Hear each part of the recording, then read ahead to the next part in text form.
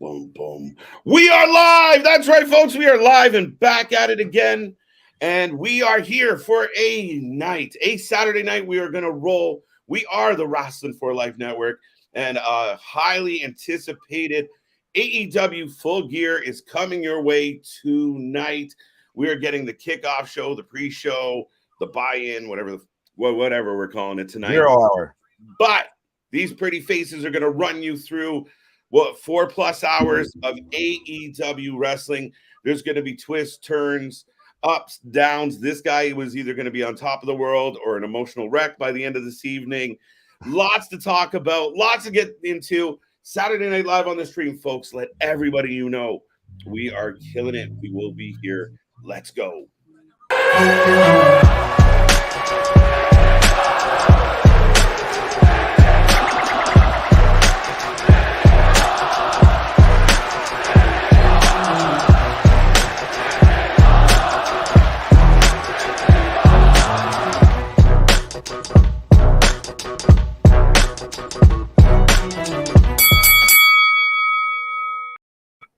Ding, ding, ding. We are live. We are live. We are live and back at it again. Of course, we are the Wrasslin for Life Network.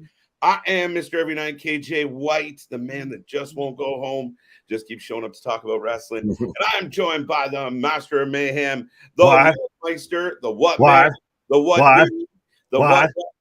Of course, I stop on my own intro and everything. But no, how you doing, sir? I'm honestly, I know we talked about, how this might be the kind of weakest built AEW pay-per-view. I watched the countdown earlier while we were getting ready for the show and everything, and it's hooked me in. I'm excited for tonight.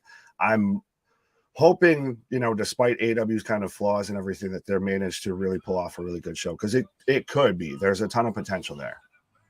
Well, I mean, and we've seen it in the past where Toni and AEW, to their credit, have had really good pay-per-views and shows. And I mean, it does. He is good at, we've seen him spot book really well, right? But I think a lot of our criticism stems from extending things or following through properly on storylines or following people that, get over and need a push or a rub and you're not really quite doing it. However, we've had some big moments. I mean, for the longest time, AEW pay-per-views were the only thing I've ever rated as a 10 on streams. Now that's changed over time, but there was a long stretch where it was just the AEW pay-per-views were banging it out. So lots of matches, lots of intrigue on some of this. But yeah, that buy-in show, I mean, or the road to Full Gear, whatever it is, outstanding. Yeah, I'll give them credit. They do manage to do the video packages really well and everything. I just wish they actually did that on their weekly television show. I do still feel like there's a fair amount of these matches that could have slid to a Dynamite show or a Quake at the Lake, what have you, special edition show. That granted, it does also help that they only do like 4 or 5 pay-per-views actually a year. Yeah. So it's not a little bit like WWE if there's always a premium live event. Yeah, and I would agree with that. I mean, that takes me back to when we were just young wrestling fans and you had the 4 major shows and they were generally longer shows and they were extravaganzas, big matches, over the top. And I like that. I mean, that's the one thing about the pay-per-views. I do like that AEW doesn't have too many of them. And they try and make them special. So I know at times we're like, oh my God, 4-hour pay-per-view. But yeah, they haven't had one in 3 months. Yeah, that's very true. Well, the thing about it, the last one that they had was, the Fallout at All Out. So everything else has been kind of just still weekly television. Now, I have the Factory coming out to the ring. Yes, we're kicking off 0 hour right now with the Factory versus the Best Friends. Right, yay. Well, again, I don't mind this. Like, if this was a pre-show, a match for your actual big pay-per-view, I don't mind it. It's fine. Okay, Camarado doesn't have his big hat and stuff tonight, so maybe they've toned him down a little bit, but the Factory looking uniform, if nothing else. Well, so did the Spirit Squad. Speaking of looking uniform, we've got all of the tie-dye right now with the Best Friends, Rocky Romero and Orange Cassidy coming out right now. All of the tie-dye. Right. So folks, if you give us your prediction for this match right now, because we're kicking off Full Gear 0 hour. Full Thank you, Tony Gear. Khan, for so many words to say. Full Gear. We've got the Best Friends versus the Factory. Who you taking? Best Friends. Factory goes under. That's what they do. That's very true. You can agree with me on this one. Yeah, I as much as I don't want to pick Orange Cassidy because Orange Cassidy, I feel like I kind of have to because it's QT Marshall. The stage looking pretty cool. Big screens, different vibe for AEW. Right. But yeah, I mean, so how do you feel? What do you think about the the AEW Golden Boy being on the pre-show? They couldn't have found a compelling match for him to be, No, I think it fits. It fits with his gimmick of that's where he should be. We talked about how it feels almost like Rampage has their own kind of roster. That's fair. Him and Danhausen, what have you, they all kind of feel like they fit there. If this was a Ring of Honor match right now, if this was Ring of Honor did the pre-shows for AEW pay-per-views, I'd be fine with this. It's not a main event. It's not a main eventing a pay-per-view. It's not for a title. I'm fine with it. Yeah, I don't disagree. Actually, that was a good way to look at it. You kind of had my opinion changed of like, you know what? Fucking A.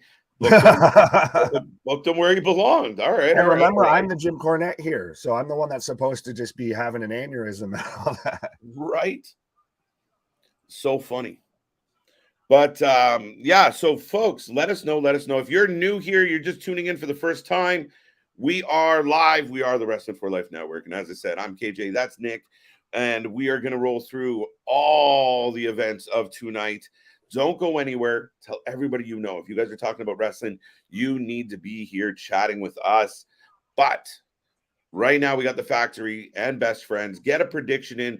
We take a prediction for every match. And at the end of the night, we will take a rating on the show. So stick around. We want to know what you think. And light this chat up tonight.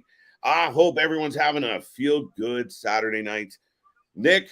Well, and I was about to say, well, trust me, if anything, at least, if MJF doesn't win, tune in because you might see me, Elizabeth, you're going to see me have a nuclear meltdown if MJF does not leave Full Gear tonight with the AEW World Championship.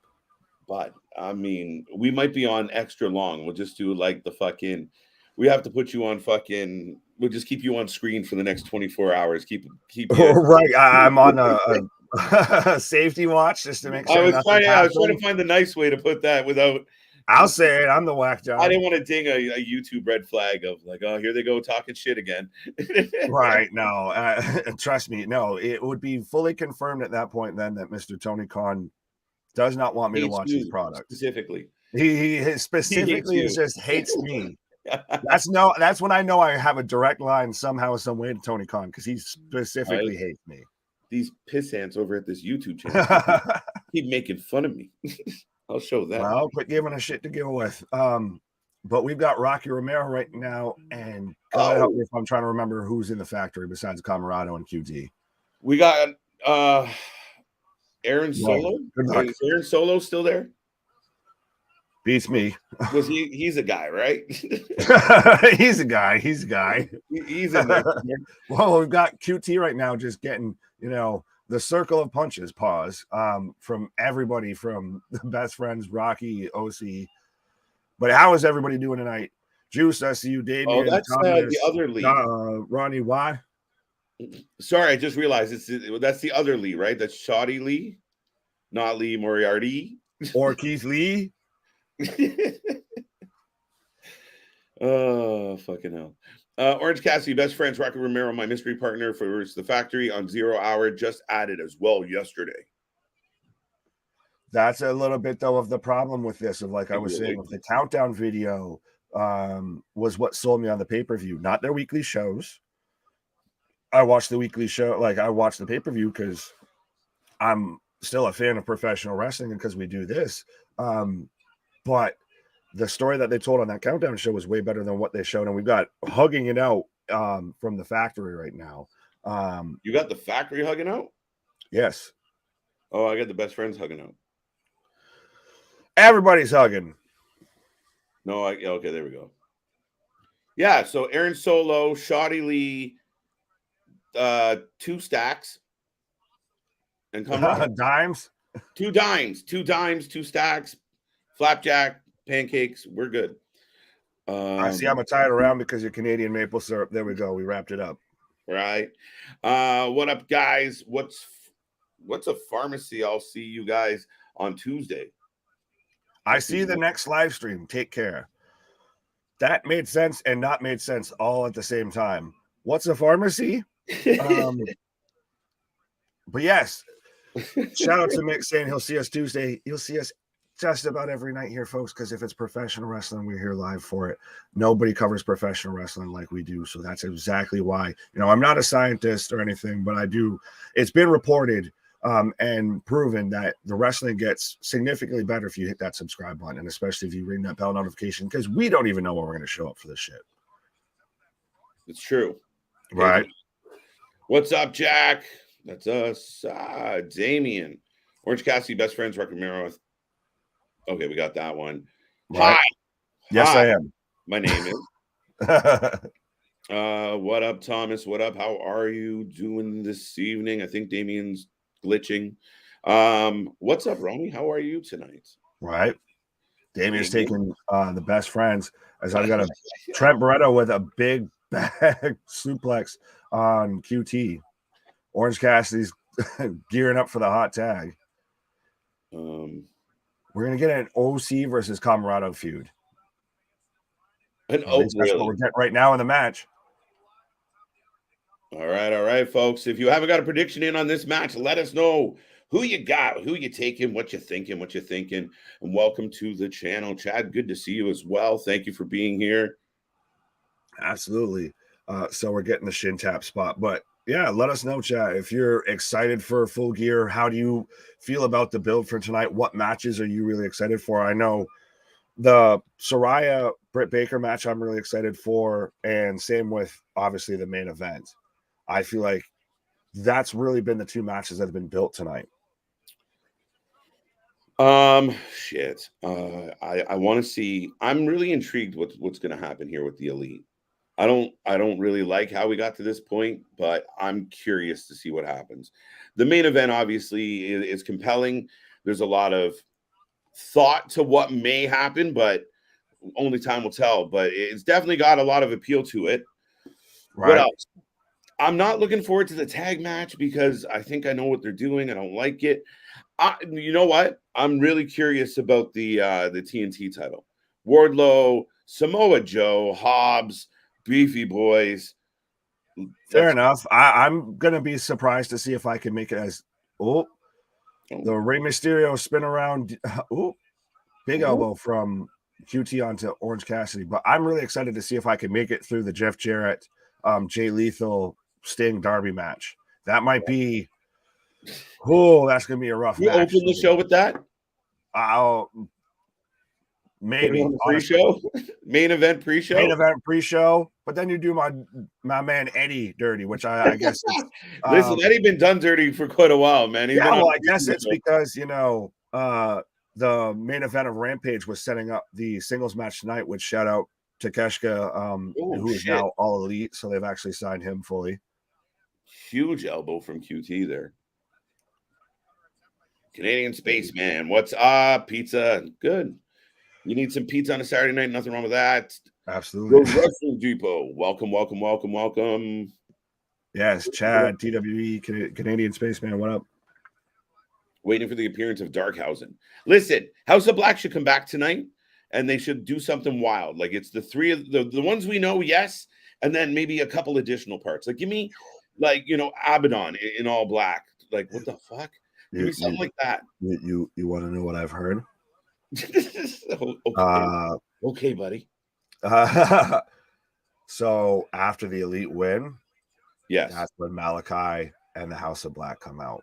Yeah, I've seen that theorized, dude, and their backs. It's been, at least from what I've seen, it's been reported that they are in New Jersey right now. So they are at the show. Yes, I saw that reported as well. Which I mean, it's so funny now. We're at the point of like we've seen them at the airport. Like, just fucking shut up. Who cares? But it's nice to get that point. We talked about even with SmackDown of if they were going to do something newsworthy than they did with KO coming back. But now this is this whole weekend's been built around Full Gear. For the longest time, this has been all built around Full Gear. This is AEW's chance to kind of take that mouthwash and knock that stink off from All Out. Shit. Trio Topes! What? Oh, no, you got Topes. Son of a bitch. Am I ahead of you as... How are you ahead of me on my show? No, see, Tony just hates me that much. He wants me to watch it even before everybody else. You Connor from UT. Pause up for 10 Mississippis. We're about even. Bleacher's an interesting situation, folks. See, I'm watching it through YouTube, so I'm good. Oh, that's why. Okay. I'm actually on Bleacher. Fair enough. Well, I'll watch it on YouTube too then. And by the way, we're on YouTube, and watch us on YouTube. Right, yeah. We'll just you can watch that, and then just put them on mute, and just word the alternative commentary you didn't know you needed. What? That's absolutely true. Just sucks. I can't afford to rent the paper. Danhausen. I curse you, QT. What? Chad, we're sorry to hear that, and we know. I mean, there are ways if you go to that Google machine and type in things like, watch and wrestling, there might be ways to work that out. But that being said, if you can't watch wrestling, if you're ever in a situation where you can't see the wrestling, this is the place to be. We'll give you a minute-by-minute live reaction, live results, live everything, live chat, live emotion. Right, we're the wrestling buddies. You need it in your life. It's your wrestling buddies coming over to hang out. Absolutely. Danhausen is the mystery partner, and goddamn, he actually looks halfway serious. Where was he the whole match? And he looks badass right now. With his makeup. But yeah, now he actually looks halfway serious. Imagine he was a little bit like the lost member of the Misfits, but he does look serious. Danhausen with a clothesline. Danhausen is just a house of fire right now. Wait, he's going to turn on Cassidy. We're going to get Danhausen OC. Oh. Oh, help me, Rhonda. Help me, Tony. You're my only hope. We've got the man has a jar of teeth. It's Johnny Depp. I've got a jar of dirt. I've got a jar of dirt. Yes, Canadian spaceman, Danhausen, Hookhausen, Asshausen, what? Spacehausen, Smellyhausen, Holy shit. Hausen, what? And Camarado just got the teeth dumped on him. What the fuck is happening here? How many total matches on Full Gear? It's 12? All of the matches? All of the matches? Danhausen with a 3 count. Oh, I feel like that last half of that match was a fever dream. Dude, listen, we've been watching Danhausen for months. He hasn't done shit. And then the couple matches he had, he jobbed out in seconds. However, tonight he's hitting fucking suplexes and axe kicks and snap Germans. Yeah. What the fuck? He was I'm fully behind this, serious Danhausen. Before he was just the comedy stick and everything. But if this is what we get for Danhausen, 100%, I believe entrance was badass. Danhausen. What? The entrance was badass. Dude, I'm telling you, he turns on Cassidy and fucking they have a program and Nick just quivers every time it comes on TV. Hey, man. Yeah, I already feel a little awkward right now if they're watching all these men and, hugging all that. Don't feel awkward. It's nothing but pause. But we have 10 matches on Full Gear, not including 0 hour. All right. 13 matches in total. What? 13. Now, here's my question about this. If the House of Black returns for the Elite, fine. I'm all for it. It's not a bad move. We'll see. Maybe the Young Bucks can handle it with professionalism and get a little more serious and be in a serious angle. All right. But then if you assume that the Bucks go over House of Black, are you disappointed that here's the resurgence of House of Black and they go under in their first program? Oh, I don't think they will. I think we get Kenny versus I still feel like they have to do something. They have to atone for their sins. What? They have to.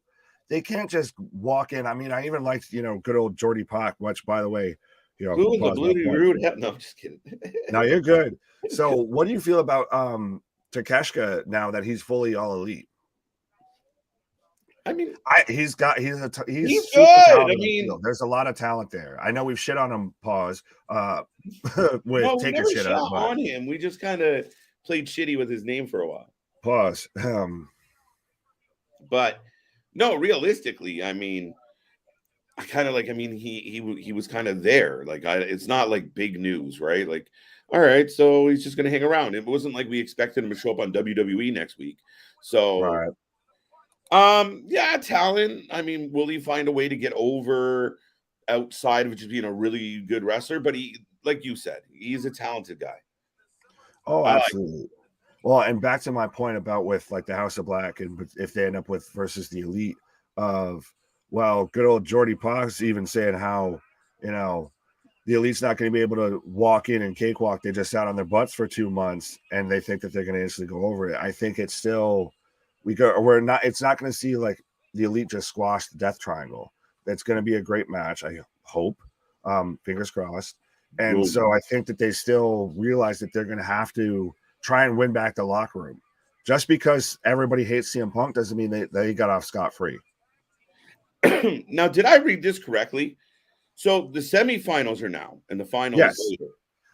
Because of Stark's injury, they had to move it to where initially we were going to get the finals tonight, but they had to move it because Starks got injured. That's why they moved his match with Archer to Rampage last night. Okay. Well, here comes Brian Cage with the Prince. Prince Nana. So we need a prediction. Ricky Starks, Brian Cage. I don't even think we talked about this yesterday. What do you got on this one? It has to be Ricky. Ooh. Yeah, it has to be Ricky Starks. I'm going to go Brian Cage just because I think he's part, I think he's a part of the new wave, his wife complaining off on Twitter. Right. But so I don't know. Starks did just have his match last night, so I worry. I just worry about the booking, but I'd love to see Starks go all the way in this. So, well, I was going to say that's my secondary follow-up question is, so who do you think wins the whole thing? I think the initial thought was that Ethan Page was going to, like, they seem to be building Ethan Page, and you talked about it as well with they're heading towards Ethan Page against MJF, which interesting. I think it would be very interesting. I've been waiting to see Ethan Page get a push. I don't know if this is the best way to do it because you're running into a buzzsaw, I feel. Right. A generational talent, to quote the man. So I don't see Page going over, but I do like the idea of we get the Firm versus maybe MJF and William Regal. What? Oh, that's a mismatch. That's a mismatch as far as like, I think I would like to see Ethan Page step up and go toe to toe with someone like MJF verbally, but as good as Bivens is, it's William Regal. Are we gonna see William Regal sucker punch a right hand Bivens? I'm down. Does he swing over him and miss because Bivens is muy pequeño? Right. You might. I mean, they can go toe to toe on this one, Nick. That's an interesting show. Maybe just fantasy booking at this moment, but it's not bad. Right. But so Cage right now posing in the center of the ring after a giant superplex on Ricky Starks. Big Damien's taking Ricky. What would happen if MJF lost tonight? It's been nice knowing y'all. I think I might be done with AEW. You probably won't see me on another AEW stream. Listen, guys, I'm legitimately worried about how this is all going to play out. I mean, this again, if you want to fucking confuse everybody, you could give it to Moxley. You could have some angle where maybe Regal screws MJF and he's like, you told me not to cheat, then you cheated. This is bullshit. And they stretch this motherfucker out for a little bit. Like I said, well, and as Brian Cage is laying boots to Ricky Starks, I'll say this though. That's the thing, is this is the chance for AEW to kind of get that CM Punk, that all out kind of stank off of them, and really take that next step, that foot forward. Especially because they only do so many pay-per-views. So to do something like that, to where they turn around and give it to Moxley after this, and we have it go on a little bit longer. It's just a little bit longer. No, you missed the boat way too much. Right now, Cage is in control of Ricky Starks, folks. If you haven't got a prediction in yet for this match, Ricky Starks and our buddy Brian Cage, let us know who you got, who you taking, who you want. And Ethan Page is on commentary as well. Yes, Ethan Page is on commentary, which is good. Give him more time. Yeah. That's why I do like the idea of, a kind of promo off between Ethan Page and MJF. Yeah, I want to see if he can hang. Well, I think he's better than most people expect. Yeah, I mean, listen, when he was doing all that stuff with Scorpio Sky and Dan Lambert, there was times where he completely stood out. Even when he was just like laying on the turnbuckle making faces, he kind of took your attention away from the dullness that was happening around him. Well, absolutely. Well, even just his time with Impact, if you follow anything of his on social media, like, the man's got a personality, and I think he's able to let it out. Unlike Brian Cage, who's right now got Ricky Starks pinned up in the corner there. Brian Cage, the Swolverine, the Tin Man of professional wrestling. Hey, if you ever need like a large group to be quiet, if it's very important that you get everyone in a large group to be quiet, just send Brian Cage into the middle of that group. The entire room will shut the fuck up. Not a That's just mean. Listen, look, dude, there was a bigger applause. I mean, we went from Danhausen, where everyone's losing their minds, to they're like, oh, there's Brian Cage. Yay. But it's so funny to me because the man looks like a mohawked Brock Lesnar. Like, he's got the man has factor. WWE, Vince McMahon, grade A, beefy boy stamped on him. And yet it's, a black hole of charisma. It seems. It's just a lack. I don't know. I don't get it. And to your point, you think, why not? But I just think I don't know. I don't know what it is. I don't know. That's the best way you can sum it up. It's a Ryback factor. It's just he's unlikable, and not in like a heel way, in like a go home way. Oh, big twisting backbreaker on a Starks for a 2 count from Cage. Oh, right. I thought there was 11 matches, but might have been more added, Damien. Oh, there you go. Rally, welcome. Usually Ricky Starks wins. I'm got Brian Cage. As much as I've been shitting all over the poor guy. Right. That's just so funny to me. Oh, big catch. And I feel like the commentary doesn't even seem interested in the match. Well, is it a little bit because it was supposed to happen at a different time? Like, this I don't know. That shouldn't matter. Wow. So is the final like during the show, or is it like on Wednesday? No, next it's like on a Rampage or a Dynamite around Thanksgiving, I believe. Oh, well, that's anticlimactic. Yeah. But no, but that's the thing, is I don't mind that. They don't need 10, 12, 13 matches on this show and everything. WWE's been getting but I'd rather have the finals of the tournament than fucking Jade and Nyla on the pay-per-view. I'd say you save them both for Dynamites. Guess what? There's your next, 2-3 weeks of main events when it comes to Dynamites, Rampages, what have you. You have weekly fucking TV. You don't need to fit, like I was saying, WWE gets away with 6 matches on a premium live event.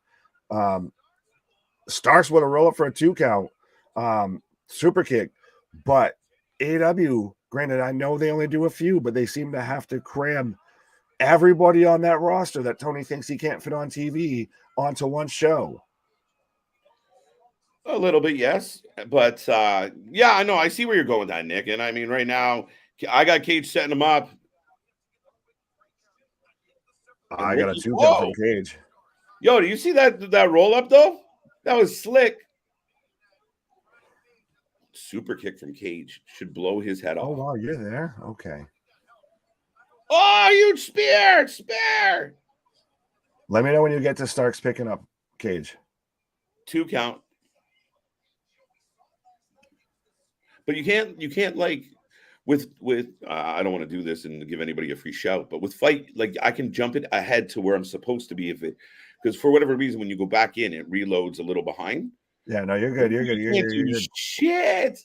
We're rolling. Ricky getting back to his feet right now, pushing on the back of Cage. I mean, yeah, we're running right there. So I got a power bomb. Now yes. Buckle bomb from Cage. There we go. See, we're all nice. Good. It's all gravy, baby. Ricky Starks do the Starks finisher to Brian Cage. Oh, it's it'll be tricky. 2 count. It'd be impressive. I don't think so though. But I mean, we didn't think that Kevin Owens was going to show up and be the 5th member for, I guess, Team Brutes at this point. And sure as shit, he showed up, super kicked, a couple people, gave Roman a stunner, and it was so funny of how they had to mute the SmackDown show for almost a solid 30 seconds because everyone was chanting "Holy shit!"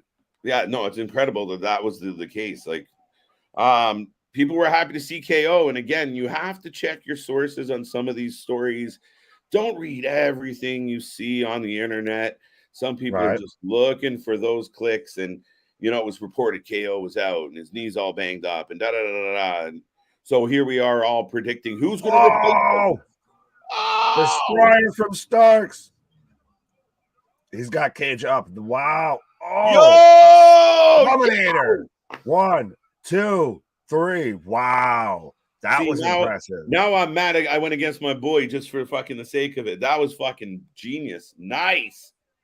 Man hit a reverse Canadian Destroyer and then hits a Dominator on Brian Cage. Commentary. What? Yeah. Commentary's like he's emotional. No, he just popped a hernia. Right. Man just pooped his pants. Pause. What? Trying to lift up all that beef up on one shoulder.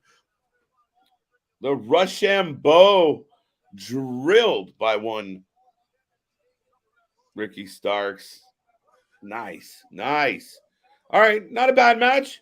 Crowd was pretty quiet during it, but it's early. Yes. It's early. But so live on Wednesday, and we'll be here, folks. Ethan Page versus Ricky Starks, World Title Eliminator Tournament Final. That's going to be a good match, though. It should be. That should main event. Like, these two could almost be a really solid fucking tag team, and I hate doing that, but they run the same vein at times, and I think they would be hell of a tag team. Like, real arrogant heel tag team.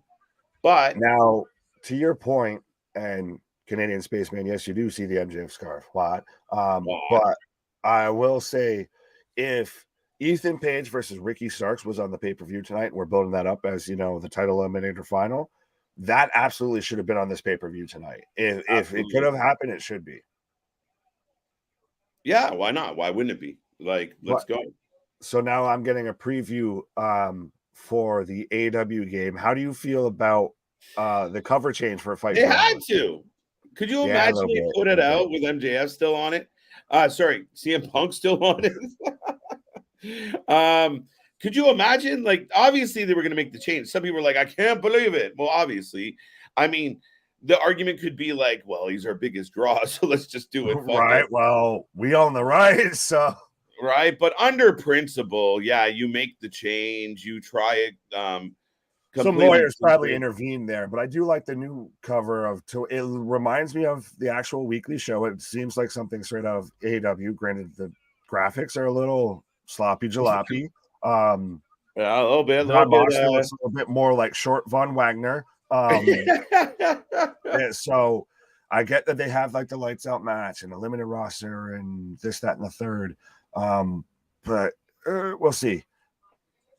Now we're getting the package for Saraya, Britt Baker. Quickly, we'll try and catch up on some of these comments in the chat, folks. Remember, right now, if you're talking to anybody, if you're having a conversation in a chat room or a text conversation, or your mom is around the corner and you're having a chat with her, whatever it is, if you're talking to another human being on this planet right now, tell them what you're doing. Tell them you're watching us right now. Tell them to come join in, share some love. hear some fun stuff, talk about some wrestling, and have a good night. Even if they're not wrestling fans, they can just come hang out, or at least click the thumb. Let's go. But that being said, we're gonna try and get to this chat because we like to chat a lot. But Scott, good to see you.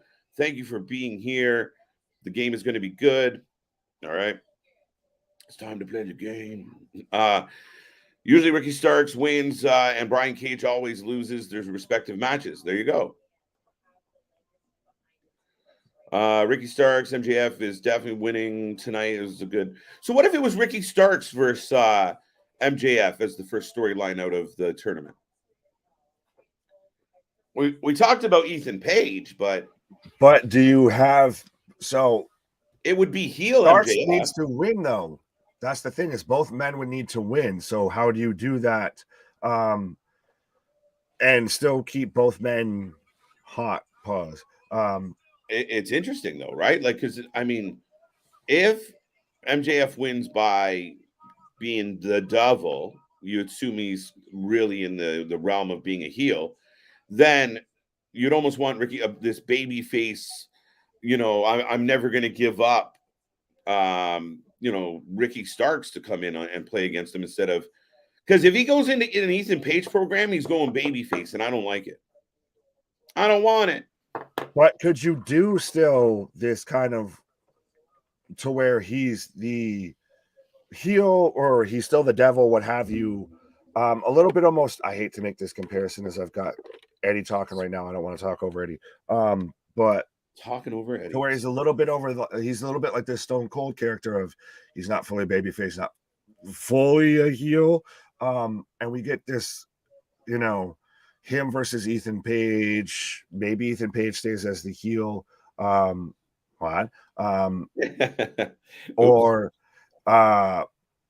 maybe we get a babyface turn from Ethan Page. I think we're at some point we're getting a the Firm versus MJF feud. So we've got to get there at some point. Yeah, but do you want it? Like, I don't really like the Firm is nothing. Like the Firm is who cares? It's not one of those of do we want it? It's what we're gonna get, though. That's the thing. You're gonna take it and you're gonna like it, right?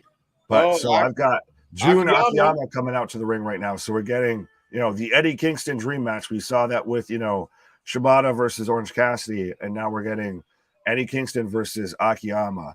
I feel like if New Japan and AEW could team up to do like with New Japan Strong and everything like that, if they could actually form their own, do a Ring of Honor versus New Japan Strong, something like that, or fucking meld the two, something, work together in the US, they could make a really strong promotion.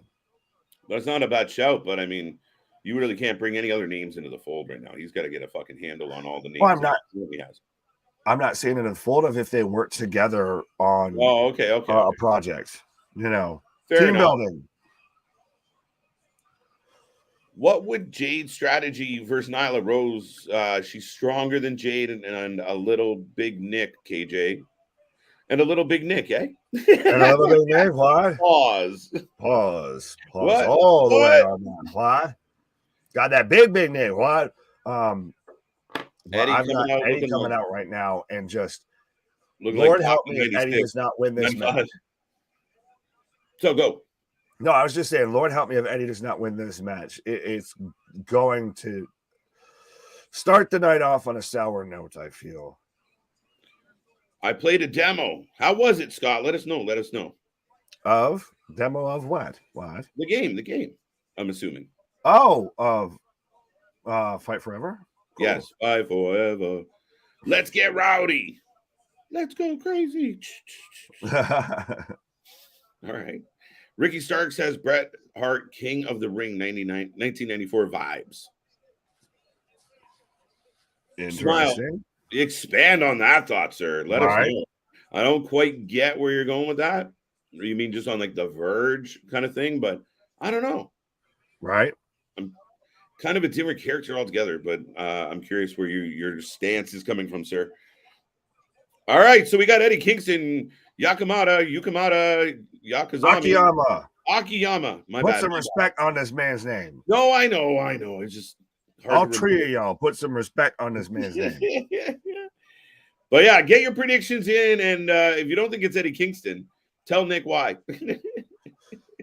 And you know, Could you imagine, like, dude, I hate to put this on you, but like Eddie goes under here, then fucking, I don't know, pick your poison all the way through the card of just not catching a break, and then MJF, fails to get that belt. Could be like I said, and I will make this declaration of you will never see me watch an AEW show until I guess hell has frozen over. I will be here for WWE shows. I'll be here for Impact. I'll be here for NWA, GCW, what, every other promotion. But Tony Khan then has a personal vendetta with me, and just I'm gonna need to call. Someone's gonna have to have 911 on speed dial. I feel. Wah, wah. Hey, Jason, how you doing, buddy? Smile mark, but yeah, no, this one's for you. Eddie loses this one. Jason, why? Pourquoi? Porque? What? Porque? Yeah, well, I hope not. I get, obviously, Akiyama's, a legend, this, that, and the other. This is a dream match. Eddie's been kind of down, what have you, but you can't keep fumbling this. This is you can't keep misusing talent. No, you can't. We joked about it earlier of Papa Paul's probably showing up at the Prudential Center there with the fucking DX tank, the Jeep, and let my people go, just trying to respect to his idol so that he's gonna just go on his back for him. I think no, please, no. Yeah. No. We're like Tracy Morgan. No. Oh. No. It plays like an update of No Mercy. Yeah, it's got No Mercy vibes for sure. Absolutely, Scott. So it's funny that you say I think that's the vibe that they were going with, though. Really? For all the they weren't going with the kind of more simulation stuff that like 2K does. Is we've got Chop City going on right now. Eddie just laying in chops to Akiyama. It's weird to see Eddie speechless. It really is. But I mean, this is a big match for him. We've seen a lot of these Eddie Kingston dream matches as of, over the last while. And I would almost argue that I wish he would do something else. But, hey. Well, they should have, but I do like that he's actually able to get through these matches and, be able. And I know we bag on AEW, but it has become that actual alternative when it comes to WWE. It was at least that spot. So where a lot of people, who aren't like you or I or whatever, the smart marks or paid attention to the indies, whatever, wouldn't know about guys like Eddie Kingston. Wouldn't know about a good chunk of this roster if it wasn't for AEW. Oh, DDT on the apron.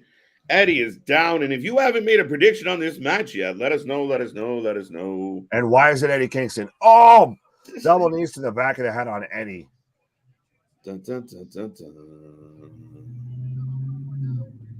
But folks, we are rolling along. I will remind everybody at the top of the hour, we're coming in hot. We're going to be hitting AEW Full Gear, the main show. Obviously, we have one more match to get through and then a little more talking before we get to the main event or the main feature of this evening. 12 matches, we said? 11? 10, because there's 3 on the pre-show, so we've got 10 matches, yes, before we get to your feature presentation, folks. Mm-hmm. We got 10 matches. We got the return of the Elite. Are they going to get served up the trios belts? Is the House of Black going to be a factor before or after they win? Because I assume they're going to win. What else is going to happen? Swerve and Keith Lee, are they going to break up tonight? I don't think the Acclaimed are going to lose this title, but we'll see. Whoa! Eddie Kingston takes a 1, 2. 2 count for Akiyama. Whoa. Did your heart stop a little there? A little bit. That's why you got me. I was like, yeah, no, I completely agree with Mark. They are building the sympathy for him, and the announcer pointing out. Oh shit! But no, I like his comment here. If I wonder if CM Punk is in Fight Forever or they'll erase him from the game. Oh, that man's been scrubbed, Mr. Clean, off all of that. Well, my understanding is, FTR is in the game, so why would Punk be? Well, that's the thing. It's like Eddie's not in the game all of that. Like I've seen Eddie's so many on the people. game. They were showing the roster of the people that could be potential for DLC, and it's longer than the fucking roster for WWE 2K games. Man, I don't know, man. I don't know enough about it. I don't want to over assume or surmise on anything, but this game has been a long awaited. It's cost a lot. He's biting the man. What? He's biting. And he was biting the man up on the top rope, superplex. Oh, both men down. Jamie Hayter. That's the other one I should have said is Toni goes over. But Scott, I knew I liked you. I think Eddie should be the one to dethrone MJF in a year. Oh, I would be hugging Toni like he does Cesaro. If that happens, you got to book that a certain way and you got to run that course. Like the entire time that MJF has the belt and is taking on all comers or whatever. Oh, machine gun disrespectful with them chops and no cells and reversals, elbows. Akiyama with elbows, just feeding them like he missed lunch, like he was late to dinner, just feeding them elbows. And Eddie's just feeding them chops. But so imagine if around WrestleMania 40, we're getting at some point, we've built up to the story and everything. Sami Zayn versus KO match at Mania, and we're getting an Eddie Kingston versus MJF match for whatever AEW pay-per-view they run around Mania. I'm in. I think if you write it properly, if the entire time that MJF's doing his thing, Eddie is just knocking off like upset victories and unexpected circumstances and keep beating him down, but he overcomes and beat him down and he overcomes. And eventually, as he gets closer to MJF, then MJF starts shitting all over and reminding him what a piece of garbage he is compared to me. I'm better than you. I'm from better than you. And right. I think it writes itself really well. It's kind of what they should have done a year ago when everybody was buzzing about him. You let him run at that title and build up that Dusty Rhodes underdog story. Right. 100%. I thought you were going to hit me with old Dusty. It's the American dream, Dusty Rhodes, baby. You should always make sure you like, share, and subscribe to the Wrestling for Life channel. 100%, baby. It's the American dream, Dusty Rhodes. Where's my pen? I'm clipping that. Where were we with the comments, sir? I think I lost track. I'm not surprised. Yeah. We got this comment over here from Smile Mark. He says, baby, he says, Wardlow loses the belt tonight. Powerhouse Hobbs pins Samoa Joe. And Wardlow will get that push towards MJF. What do you think, baby? Yeah. I think I got Hobbs. I do. Oh, then I will. Oh, we got both men just eyeing each other down like Taker and Brock. But I'm going to go, blocks the spinning back fist, exploder suplex. He's going under. He's going under. Going to win. He's pulling down the knee brace. Uh-oh. The knee pad. Got Eddie for the win, says Dale. Yes, folks, welcome to our Saturday night stream. Yeah. What? Out. Wow. Last second. At 2 and 9/8, Eddie Kingston kicks out. I like it, Greg. How you doing? Akiyama just with a pure knee right to the face. Right. Scott, I think Eddie should. Yeah, okay, that's perfect. Yes, folks, happy Saturday night. We are rolling through. That's Nick. I'm KJ. We're almost wrapping up the pre-show. Then we're going to hit the main feature of tonight. Oh! There you go. There you go. 2 count. Oh my God! This match as Eddie's going Kurt Angle and he's pulling down the straps. He's asking for the strength, saying, "Lord, let me strike this man down." Here we go. Robert, been a minute. How you doing, sir? How you doing? The 4 pillars will sweep Full Gear. Now I like it. A pillar in there. Is Britt a pillar? Yeah. Is Britt a pillar? Spinning back fist. 1, 2, 3. Huge sell by. Thank you. I can breathe easy now. Thank you. Eddie Kingston wins over Akiyama. Thank you. There you go. You can breathe a little easier, Nick. Mm-hmm. Take a breath. I'm getting the good vibes, the good feelings about tonight. Is Eddie Kingston's winner on the pre-show? Eddie's emotional. Look at you, emotional. I'm here. I mean, he's beaten. He just got to pin his, his hero. Absolutely, right? He is emotional. Good back and forth. Some false finishes. They should have built to this goddamn thing instead of it being built from a main event on Rampage. Akiyama. This could have been on the actual show if they would have built to it.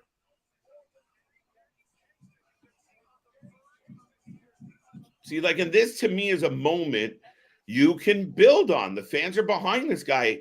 This is truly something he wanted in it. Like, you know, people say that fake word all the time, but this is real to him right now. Oh, 100%. I mean, I even got the shaved head like Eddie, so I'll do what he's doing right now. If you know, just the right. Well, you don't have anything, but he's doing.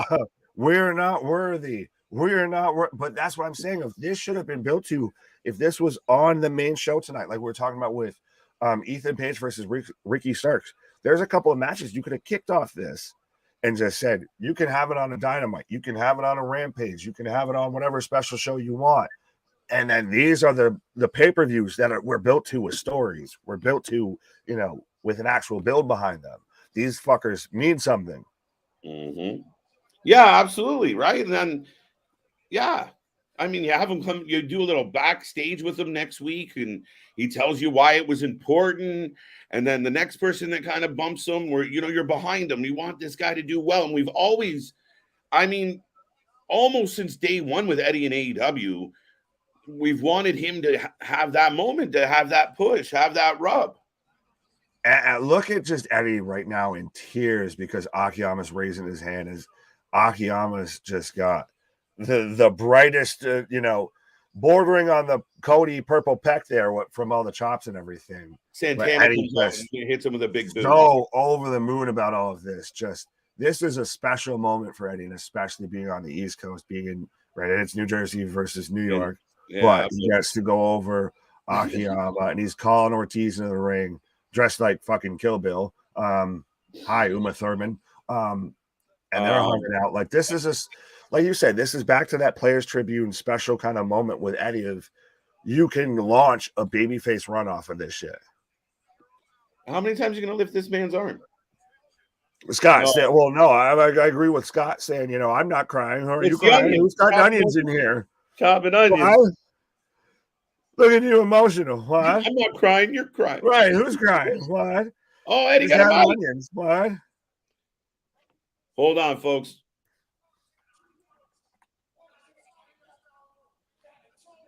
I love Eddie Kingston. Sorry. That's funny as hell. How long do I got? 2 minutes? Oh, because they got to hype up. Okay. Right. He's saying, don't thank me. And this is why Eddie's a man of the people. He's saying, don't thank me. Thank all of you for coming. Yeah, there's no pictures coming out of, you know, blocked off, tarped off, you know, sections or anything. He just said, I'm going to be talking to Doc Sampson later because his arm, he might have actually hurt his shoulder or arm there. Maybe. Oh, no, he switched hands. Never mind. I'm good. Right. No, just God bless Eddie Kingston. Kayfabe busted, homie. Eddie's saying he knows who he made proud tonight. Oh, no. This is definitely what you capitalize on. Hey, everybody at home. It's 7:53 and 3/4 seconds. Order the goddamn pay-per-view. This guy, this is why you push this guy up your roster. You push him through and give him moments like this. He becomes your version of almost that stone cold anti-hero, stomp everybody, take no shit. Been saying this. Tony, if you're listening, look at what you've done. You listen to me about MJF. Oh, now, you know, top thing going. You listen to me about Jamie Hayter. Now, top thing going. You should have been listening to me about Eddie Kingston. God damn it. This man is a national treasure. He might have actually still legitimately hurt his shoulder. But God bless that man. Dude legit popped the commentary table. All four of them popped. Peace. Right. But yeah, no, man, again, authenticity sells. In any business, in anything, if you ever deal with any businesses, the first thing you tell people if you're going to go into business for yourself is be authentic. And I know it sounds cliche, but it's the truth. And it's no different in wrestling. The MJFs of the world, even Moxley to, who he kind of is in it, his vision of himself. But if you're authentic, if you give us that Bray Wyatt treatment and the long list of Stone Colds and the Rocks that were very much them dialed up, it's when you're authentic, people buy in, and you need more of that. Less acting, more authenticity.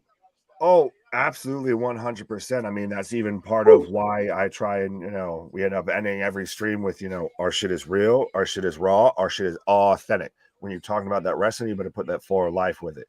That's fully what I'm me. This is just me I get to hit the button and I get to talk to people. They let me out of the box. That's really what it is. And that's what I love so much about Eddie is that's him 100%. There's no 100 which is parts of the character and which part's him. It's no, that's just fucking him. And everybody knows 10 people that are exactly like Eddie Kingston. It's really true. So that's right. Now they're giving us the one last little run through of the card tonight, folks. Light up this chat. And once again, let everybody know where you're watching your wrestling content. We are the alternative commentary that you always needed in your life. We are the wrestling friends you can't get in your real life. We are going to roll through this full pay-per-view, all 10 matches, all the twists, all the turns, swerves, returns, lights outs, whatever else we get. And we will be back all week long. We do not stop. We run like 350 days a year. That's why we do what we do and we grind on a different level. If you like wrestling and if you know anyone else out there who's a wrestling fan, you need to send them our way and be a part of this channel, be a part of this show. And Nick, I can't wait. A little curious more than anything else, but I'm looking forward to a big night of AEW action. It's going to be a lot of fun. The chat's going to be live. Oh, absolutely. I've been saying it. This is, you get that all out stank off you. You get that. Oh, breaking news. We are opening with the steel cage match tonight. Oh, opening match. Fair enough. So we're kicking it Cage off. is coming down. Cage is coming down. Danosaurus versus Jungle Boy. Oh, hey, all right, folks. Just for the usual business, we are close enough to top of the hour. The cage is on the way down. AEW Full Gear is about to kick off. We're ready to go. I hope you're ready to go. Don't leave. Stay a while. Grab some snacks. Smile. Here we go.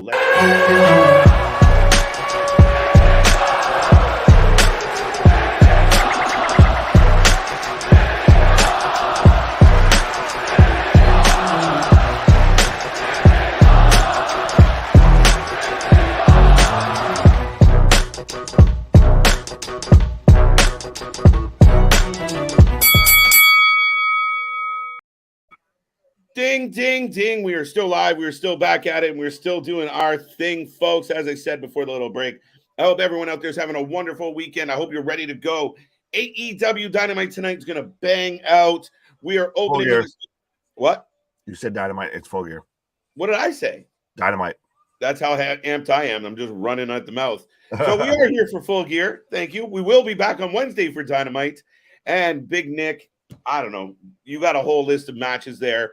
There's a lot to be excited about.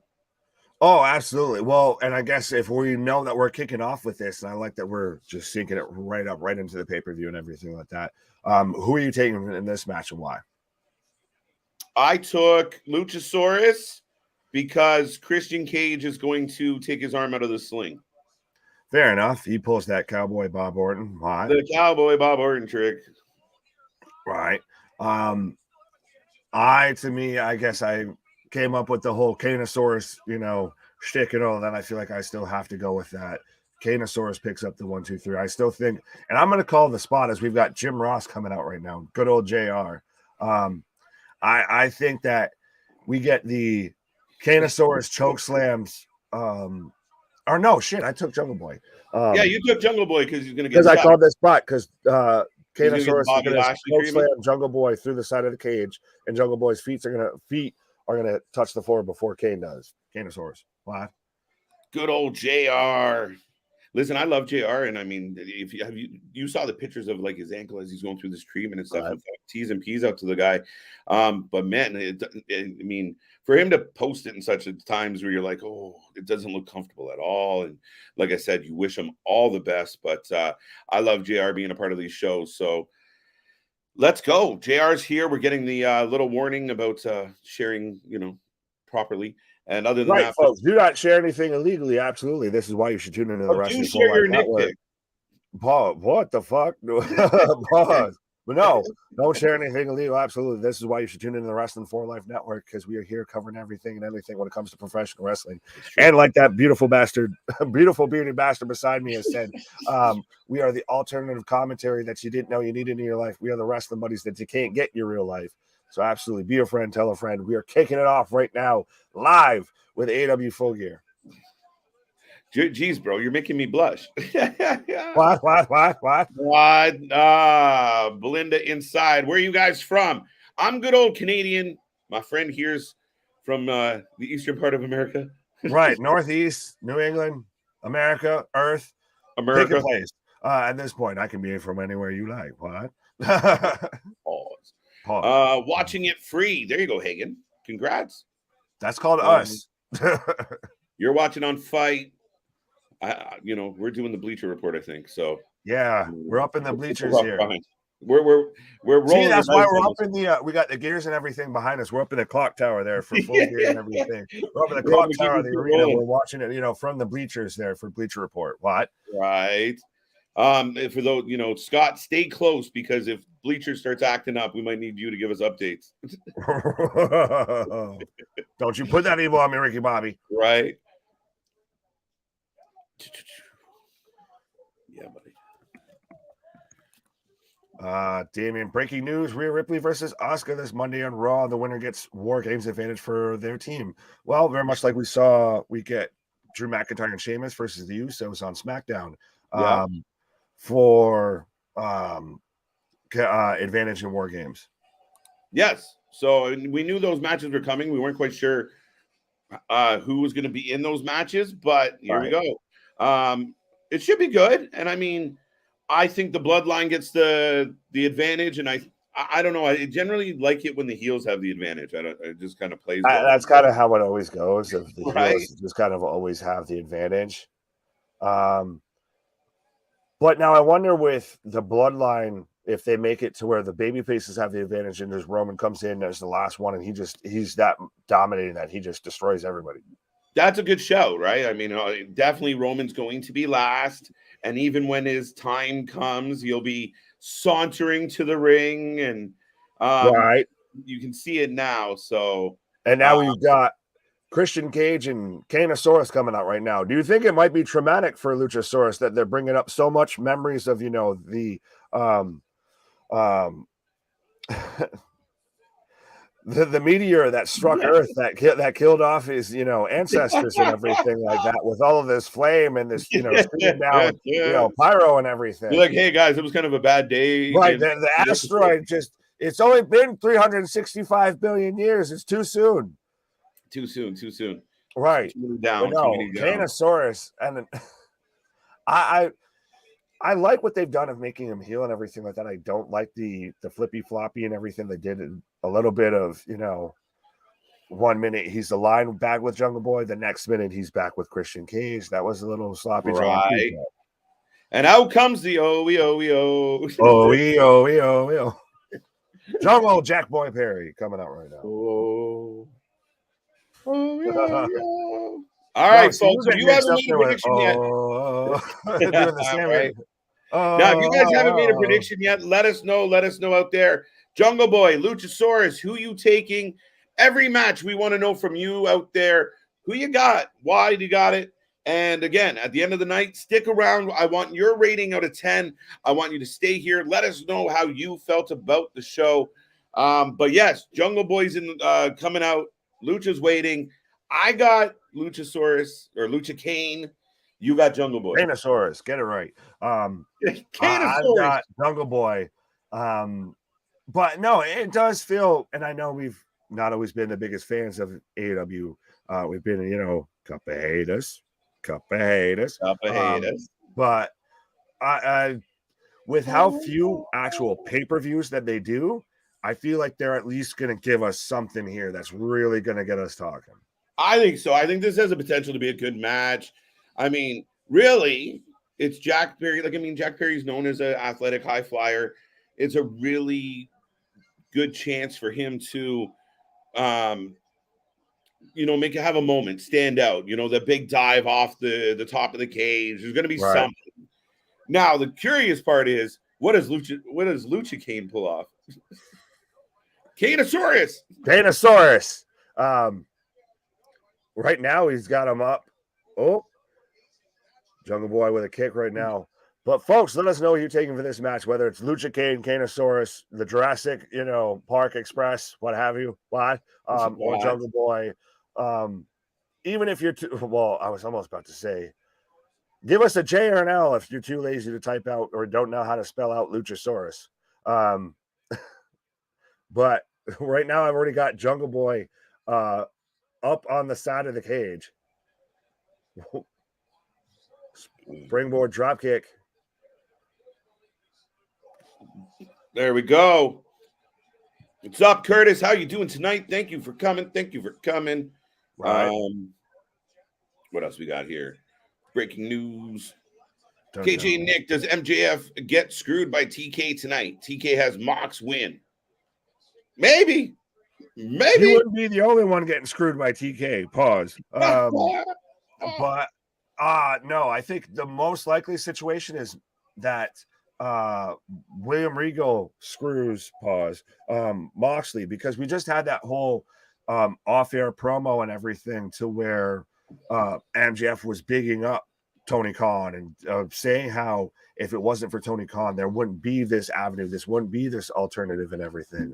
So I don't think that we're going to get that swerve that way. I think we're going to get a swerve within Blackpool Combat Club, which also might still tie into the Ring of Honor World Championship match as well. Yeah, no, absolutely got potential for that. Regal turns on Mox. That's a lot of the thought. It's possible. Right. What's up, Chris? What up? Chris, how you doing? Christopher, it's been a minute. What's up, everyone? I hope everyone's doing great. Yes, it's a Saturday night. Your weekend is kicking off. Full Gear is in full swing. If you're new here, like, subscribe, join the live chat. We are the alternative commentary that you didn't know you needed. And we got Jungle Boy. We got Luchasaurus. And they're opening tonight in a cage. I want your predictions. If I got about 44 people watching right now, I want to know 44 predictions in this box. And again, if you want to use a J or an L to simplify, fill that chat. Who's taking the W? And anything else that's on your wrestling mind, especially AEW, let's be real, drop it in the chat. Let's talk about it. Don't be shy. Oh, if you're smoking a J or an L, absolutely. You can just set that off to the side right now in the ashtray right now and just at least, give us a little bit of a comment there, give us a thumbs up, what have you, and everything. I believe I am going to take a little sponsored pause for the cause real quick. Speaking of a J and an L, there we go. Bye-bye. So, folks, you got me, KJ White, just rolling through with you. Luchasaurus has Jungle Boy up and then down. And I believe, do we got Juice? Yes, good to see you, bro. Good to see you. Thank you for being back. So, Juice, thank you for joining. Yes, we got Jungle Boy bleeding. So the first blood of the night. We're about an hour in the stream, 9 minutes into the show. It took us 9 minutes, maybe 7, because I wasn't sure. So real quick, we got some blood, but at least it's a cage match, and I think it's a good place for some blood.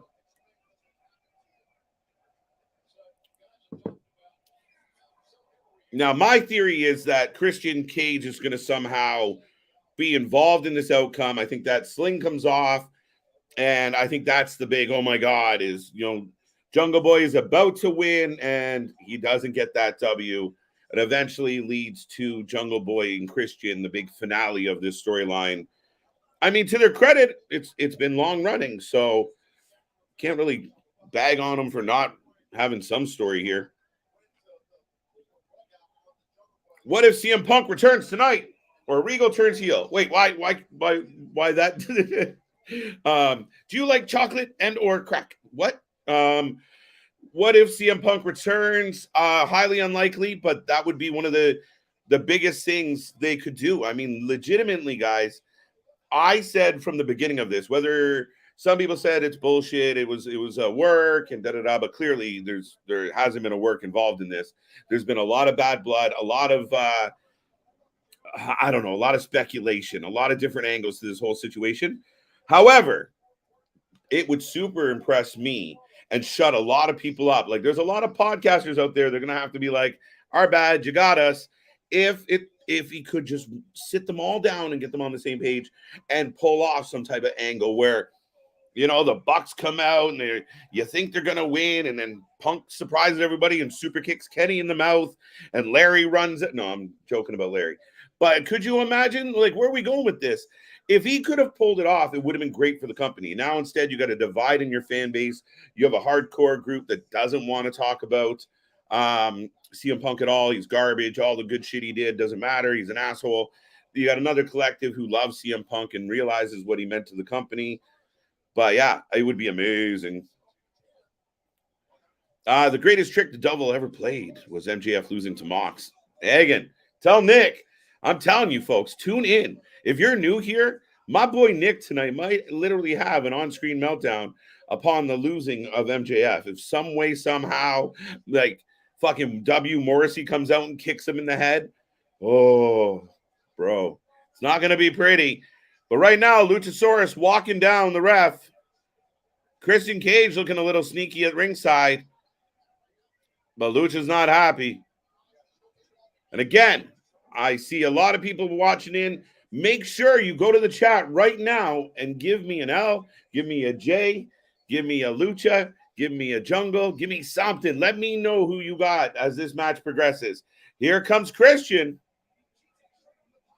The ref smacking him in the leg. They're calling for security. There you go. Scott says he's got confirmation. Who are your sources? Who are your sources? Oh, wait. Security taking away Christian. Okay, I didn't see that coming. Oh, no. Lucha says that's it. Wait.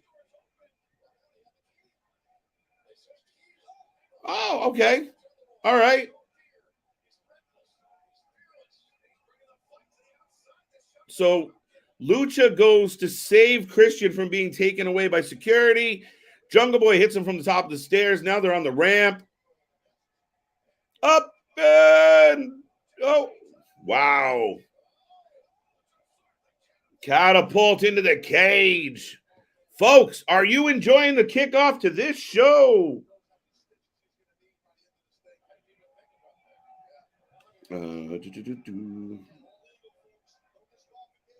But yes, folks, let us know.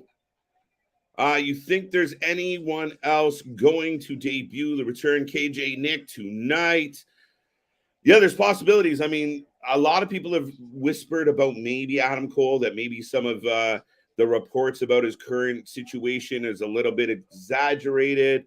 And that is a possibility. I mean, we talk about the House of Black. We know the Elite are coming back. A lot of people have linked that comeback to this one. So maybe do the Bucks come back with Kenny and they win their trios titles right back, and as they're celebrating they get jumped by the House of Black?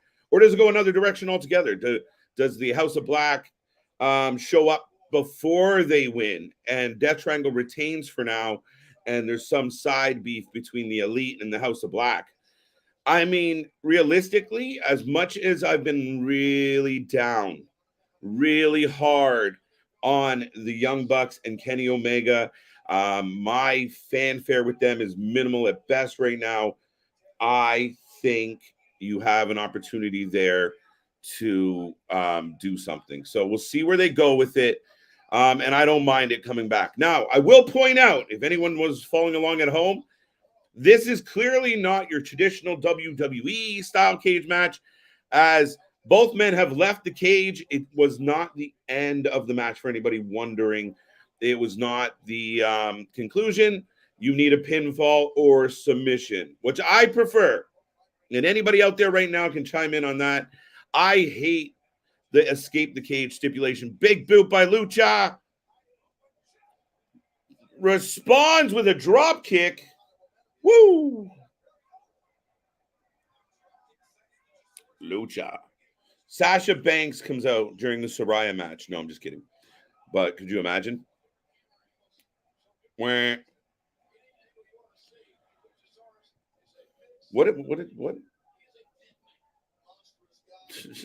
Y'all want to have a conversation elsewhere? No, I'm just kidding.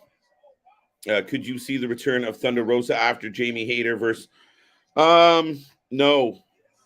Maybe. I don't know. This whole Thunder Rosa thing is quite controversial, and I mean, a lot of people are surmising or speculating, like, oh, well, she should forfeit the title, and I agree. I like the 30-day rule. If you can't defend your belt, and it's no offense, because as a wrestler, you can come back. Calling you interim champion and you can't wrestle basically means nothing. So you might as well just let Toni Storm be the full-out champion, and when Thunder Rosa comes back, she can go after the belt that she never lost. I'm perfectly fine with that. However, I don't know. It's this interesting situation, and there has seemed to be a tumultuous relationship between AEW, the women's locker room, Thunder Rosa, Britt Baker. There's been a lot of buzz, a lot of talk, a lot of rumors, a lot of public interactions in both directions. So I don't know. I really don't know. Arcade Fella, Mercedes Vernado tonight, or winter is coming. Yeah, apparently she's been cleared now. We did see her again, but do they hold her off until, obviously we hope they're going to build something for what you would imagine would be December 10th with Ring of Honor. Oh, Jungle Boy throwing the chair. But yes, Mercedes Martinez returning. There we go. I've never seen ever Mercedes going to AEW, aka Sasha Banks. She's under contract with WWE still. Yeah, I was just fucking around about Sasha. Could you imagine? No, she's still on their active roster with Vince and Shane, which is hilarious. The only way to win is pinball. Pinball? Right. All right. Pinfall. Follow along, folks. But hopefully everyone out there is having a wonderful Saturday night. Right now, Jungle Boy putting all that weight on the back of Luchasaurus. Pulling down on the rope.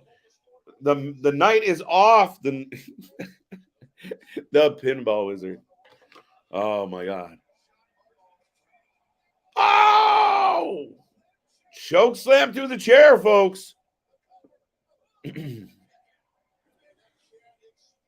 Big blue cage. No, well, that should be the way it is, but it's still not that case in the WWE. We recently saw McIntyre and Karrion Kross go through that, right? And I hate that finish of one guy's climbing over and the other one's crawling out. Like, it's a cage match. We built the cage so you couldn't run away from each other. That was the point. We can't contain you guys. We're going to contain you. However, if one gets away from the containment, you win. You should be DQ'd if you leave the cage. The only way to win is pinball. I like it. There we go. Pinball Mike Bailey. Nice smile, Mark. Selena Del Sol from the top rope. Running up the cage. Both men down. Let me know how you guys feeling about this match right now. Ladies and gentlemen, Full Gear is kicked off. Are you enjoying the first 20 minutes?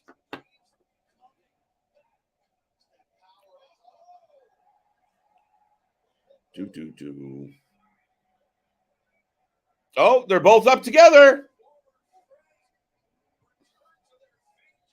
Hagen what? Yeah, they're. I don't know. Oh. Dun, dun, dun.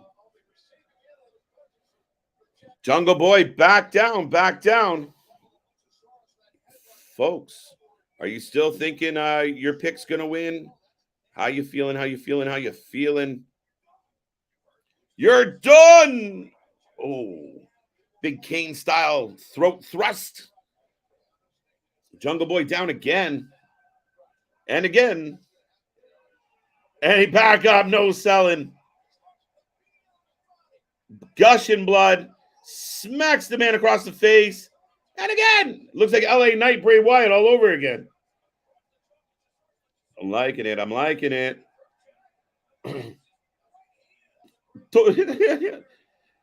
Jungle Boy just beating down the dinosaur.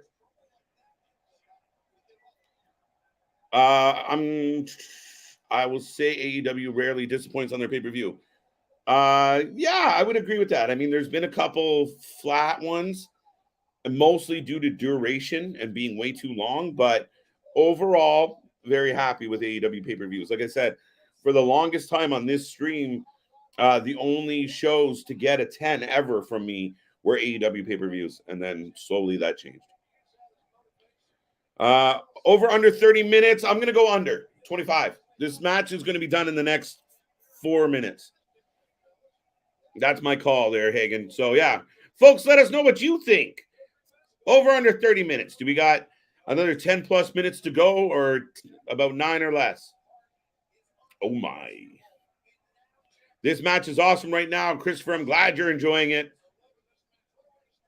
What's the difference between Kane and Luchasaurus, KJ and Nick? Scales. That's about it. Oh, Luchasaurus flips over the table, so Jungle Boy can't use it, but he's holding on for dear life. Uh-oh. No! Tombstone pile driver stands up. And then flapjack on his face. No, see, listen, you guys will say I'm crazy. To me, that tombstone pile driver is respected. You do not hit a tombstone fucking pile driver and have somebody kick out.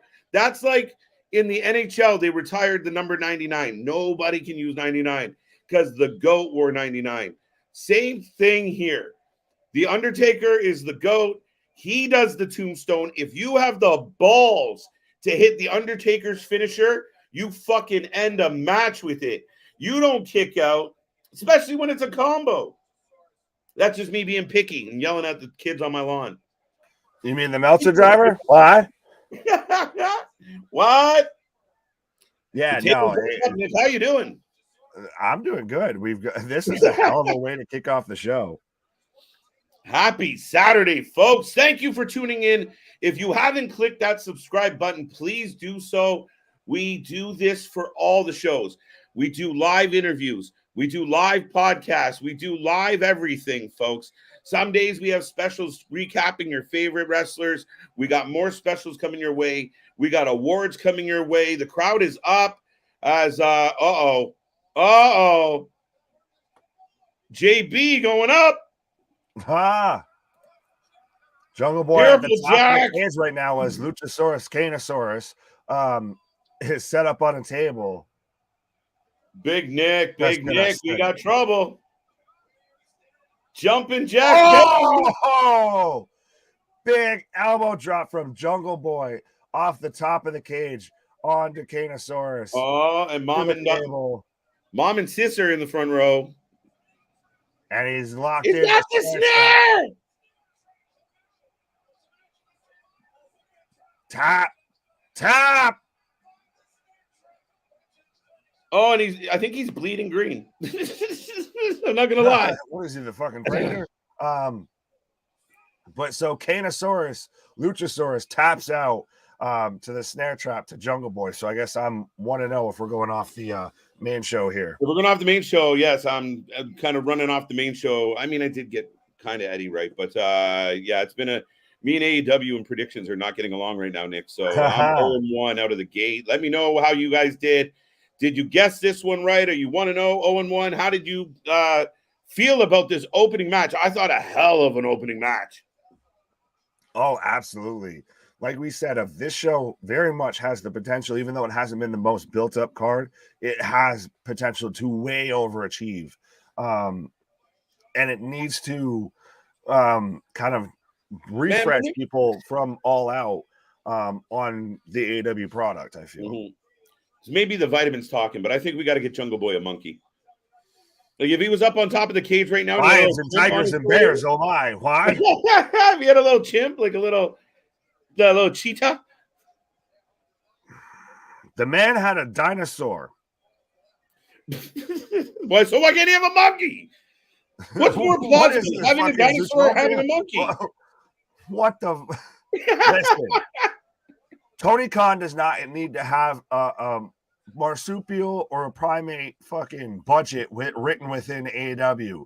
Don't give this man any ideas. Now Discovery, Warner. You have wrestlers out there beating their monkey on TV. Whoa! Wait, what? Monkey. Monkey versus Little Jimmy. Book it.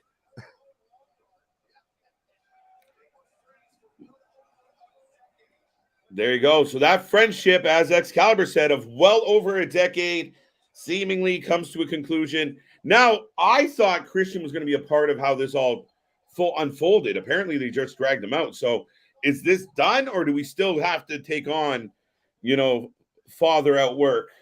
Oh, I think we do still have to build to that Jungle Boy versus Christian Cage match. Christian's got to do something. Otherwise, you can go ahead and sit backstage like Jeff Jarrett and so on should do.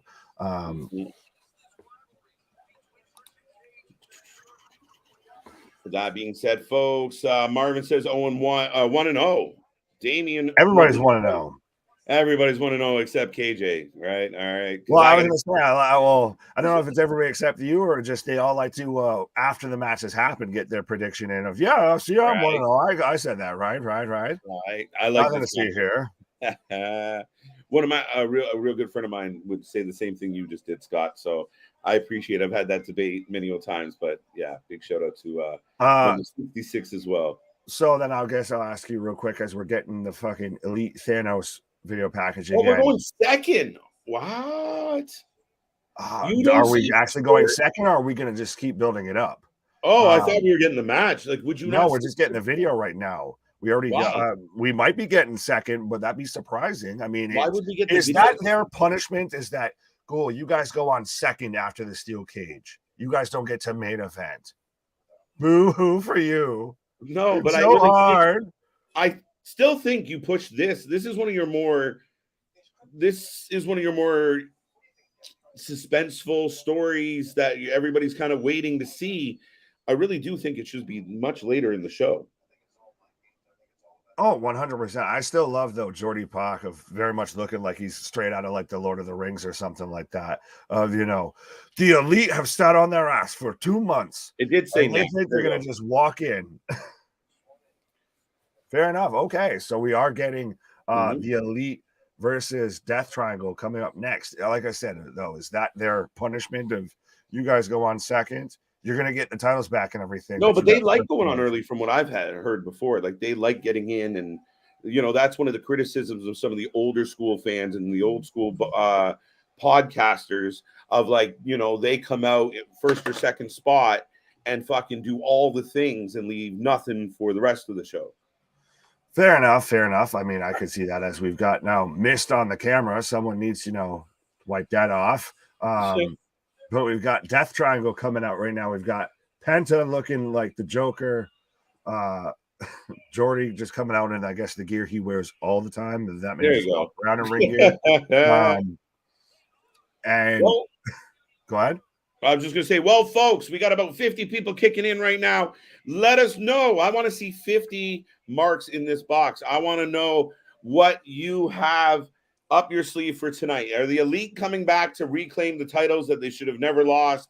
Or are Death Triangle going to find a way to get over the nepotism that is AEW and hold on to those titles. Will Death Triangle, will House of Black be involved as well? Let me know. Don't be shy. Light up this chat. Right. So who you taking? Who you taking? Who you taking? Who you taking? Who you taking? I'm D Elite. yeah. Elite. I can't listen. I'm gonna go with my buddy Earl here. Earl, this is what I'm gonna say. Death Triangle somehow shocks the world because I think maybe they're not arrogant as I think they are, and they have some sense in their fucking brain, and they know coming back and just squashing the Death Triangle is bad for business. So maybe they got a plan, but long pause. Let's go. They should come out to fucking Cult of Personality. Oh my God, could you imagine? No, they're gonna come out to some like Avengers shit. You know, we're gonna have Cutler come out there. Avengers Elite Assemble. No chance. No CM Punk. Nobody. We're Young Bucks. No chance. We're getting cheers, but no chance. Though, as we're getting the lights coming out, we are the gears of creation.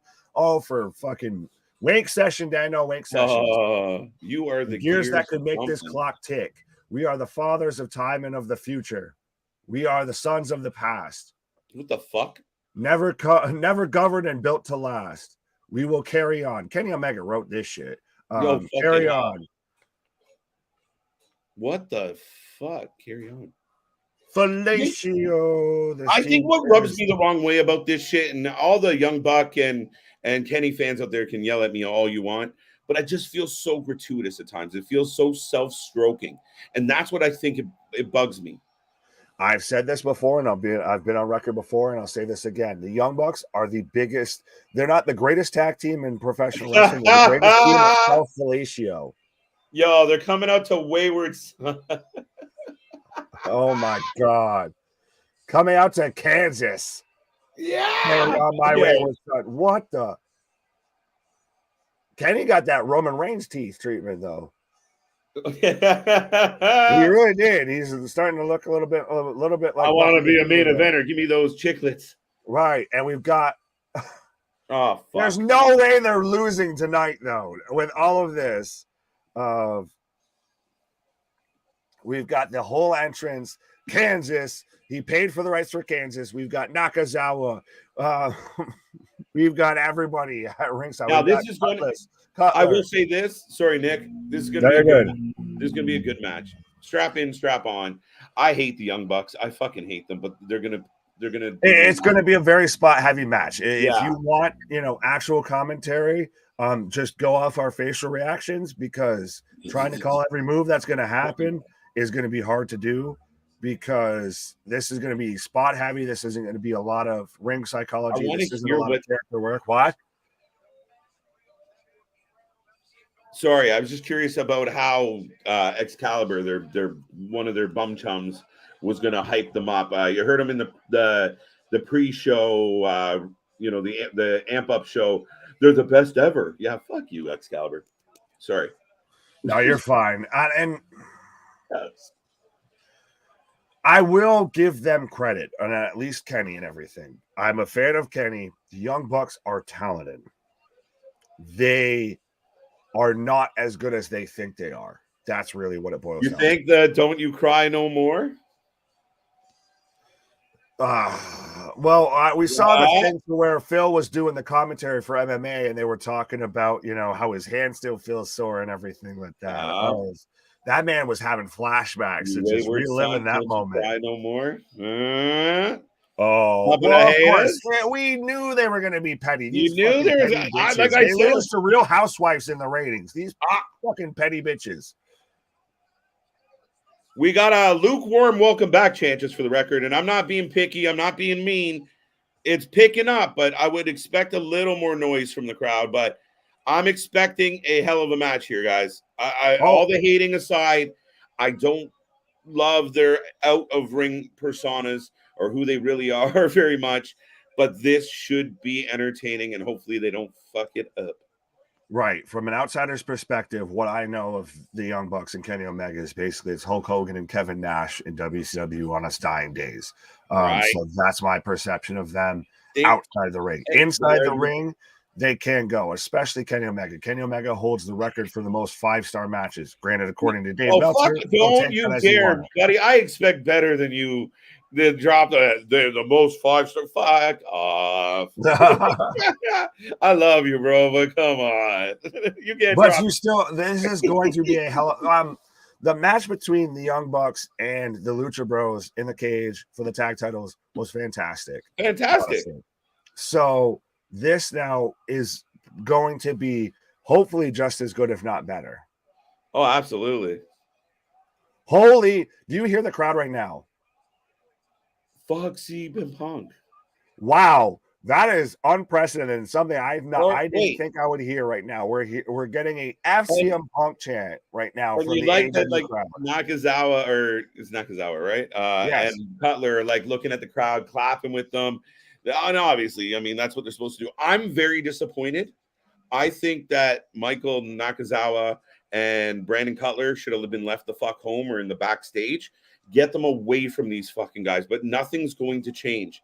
And this is where I get critical of the Bucks and Kenny. Nothing can change about them. It's the same shit. But this match is going to be good. Oh, well, 100%. But this is, again, I guess, where I get on my little kind of Jim Cornette-esque, soapbox and everything. As Pac just instantly kicks out of the move from Kenny, somersaults out of it, and then spits in his face. And we've got Macho, a man dressed up as Macho Man in the front row. Man. The Macho Man, yeah. The Bucks for the win. But I even forgot where I was going. But yeah, you don't need Cutler, Nakazawa, Sleepy Zawa, what have you, still hanging around them. Maybe even you don't need Don Callis if you just have them come out and they, like we saw with Danhausen, if they actually try and be serious and be fucking professional and everything. Granted, I was not expecting a FCM Punk chant from the AEW crowd. That shows you that real diehard AEW audience, unless I'm just old man yelling at Cloud. No. But I agree with what Punk said. Maybe not exactly the manner of what he said it, but I agree with it. Yeah, absolutely. And dude, I mean, it's the same crowd that turned on Cody just because. Well, we see how that worked out. That hardcore group, right? But we got I think Nick Phoenix goes rolling for a cutter. Oh, Phoenix, no. Hold on tight. This one's going to be spot heavy, right. Folks. And I will take this moment as I see 60 people watching in right now. Absolutely. Thank you. Be a friend, tell a friend, like, share, and subscribe. And I will take this from Victor right here. 964 subscribers. Come on, chat. Let's get to 1K before the show is over. Absolutely, Victor. I like your gusto 100%. So be a friend, tell a friend. Yeah. We're itching. We're ever so close to knocking on that door. So as we've got double head kicks, everybody going down, and we get kip ups. Again, that's my issue, is they don't fucking sell shit. But anyways, absolutely. They don't, but that was good. 100%. I like that. You liked that? That was fun. They should sell something. I don't want to go and see it every fucking week. Okay, those ones got sold. Those ones got sold. Right. Let us know, folks. Super kick party. Oh!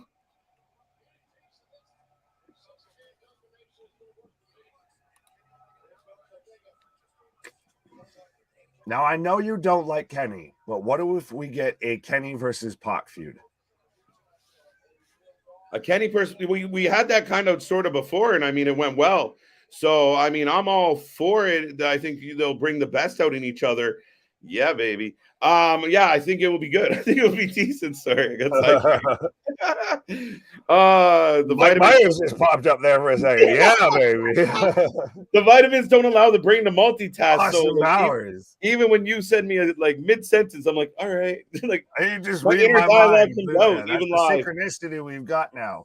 The Elite going for the win. Who else has the Elite? I got Death Triangle by some surprise means. You got Bucks in the Elite? I feel like you kind of have to, as much as I don't want to. You kind of have to. Right. It's one of those, if it's so obvious as we get the corkscrew through Nick Jackson's leg, and he even sits there, or through Matt Jackson's leg, he even sits there and waves Oh, I was gonna say, why you trusting drinking out of a fan's cup right there? You Yeah, don't know that's what was bold. gonna I think happen. he was like, was it diet? Did he just go, is it diet? I'm pretty sure that's what he said. Is it diet? That's that Okay. liquid encouragement. That's what he needed when he went to go and see CM Punk in that locker room. No, I mean, listen, I'm not going to take away from the athleticism of the Bucks. I'm not going to take. Look, I liked the Bucks and the Elite until they started telling me that they were the best tag team ever, and then I turned on them because I just didn't like it. I didn't like this self-stroking bravado, and not from a kayfabe standpoint. I expect every team to tell me they're the best ever, but from a legit, we're going to read our own fucking history or write our own fucking history. It was just annoying, but nonetheless, spots everywhere. Oh, absolutely. It became one of those of right, cool. Well, if you were actually that good, you don't need to tell me. 100%. But I do feel like it's got to be the Elite stuff. Do we get the House of Black to show? I want to see that. I'm curious. But then, to me, that would show signs of growth, and I would compliment it. If this match somehow comes to an end with Death Triangle winning and keeping the belts, I will give them credit because it would be the antithesis of a lot of the decisions that have been made. 100%. As I believe Hawk's actually busted open right now. I don't know. I think he's got a broken nose because he keeps touching at it and everything. And they cut to him and he's got blood all over the front of his face and everything. Bastards. Just got back and you fucked up my nose. But I like that we're having to talk about the Elite and the Young Bucks and everything of like they went through therapy. If that would show signs of growth, that's a big step for you. Yeah, I'm proud of you. Show us. Right. Show us. You're not fully douchebags. You've been criticized by your own fan base for putting your self-wants and desires over the company's. But have they? Because we just had the crowd chanting F you CM Punk. I think that it gets that problem of it's an echo chamber. It might be. Phoenix. Oh, nice. Northern Light suplex. Rolling into another right now. And Matt Jackson hitting Northern Light suplexes on both men right now. Wow. Big pop, big pop. This is how you win a crowd over. Like I said, they're good if you like a spot fest, if you like, every moment, everything you have to pay attention to as far as in-ring storyline, what have you. Mm-hmm. Don't even look for it. It ain't going to be there. Right. Yes, Richard, I 100% agree with that. The Elite's taking the trios belts. They were like the spoiled rich kid that got put in timeout, very much like what Tony Khan's, used to. Cool, well, you get put in timeout where you can still have everything you left before when you come back. Yeah, it kind of feels like that, and you get to play with all your toys while you're in your room punished. Right. Right. You can only watch TV between the hour. That's what he got. Right. So, but a good match, lots of energy, lots of pace. Let me know what you're thinking, folks. Again, if you're new here, we take predictions for every match. Stay till the end. We take a rating out of 10 on the entire show. We want to know what you think. We want to hear from the real fans. If you love wrestling, speak up. Join the chat. We are the alternative commentary to wrestling. We are the alternative commentary to Kevin Patrick. We are the alternative commentary to all the wrestling commentary. Excalibur, goddammit. If you're going to hate Kevin Patrick, Excalibur. Listen, at least Excalibur's fucking yelling. Right. Well, because that's all he knows how to do. And his fucking throat's cut off because of the goddamn mask that he's wearing to tuck in that, nice little double chin that he's got. No offense. Pause. Yeah, well, no, when you watch the fucking countdown shit and everything, you watch this every week just like I do and everything. This man's sitting there like a shirt and everything, trying to look like he's halfway serious. I look more professional than that motherfucker, and I'm over here in an MJF scarf. Oh, it's so fucking true, man. They're like, they get JR and he's like, it's going to be our technical match. And they go to fucking Tony. He's like, there's a lot of heat here. And then they go to this guy with a fucking mask on, like, yeah, they've, lots of big. I didn't know the tick was here. Listen, is it just, look, I want to know, like, is it like the real life Kane? Like he's disfigured and he doesn't want us to know. He's disfigured just mentally. What? This match is going well. We got a lot of heat out of the gate. Wow, Pac sold that boot. Snapdragon suplex from Omega. Did you see Pac sell that oops boot? Oh, Oh, look. MJF scarf. Yes, what?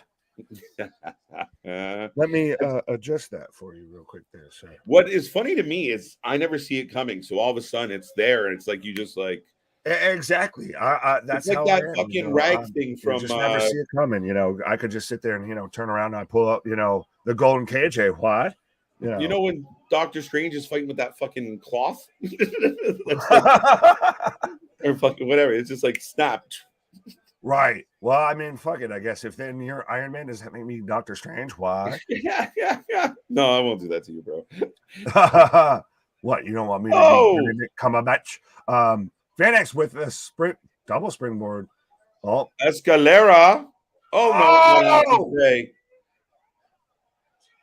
Matt What Jackson with a say? DT on the Phoenix onto the ring apron off the top rope.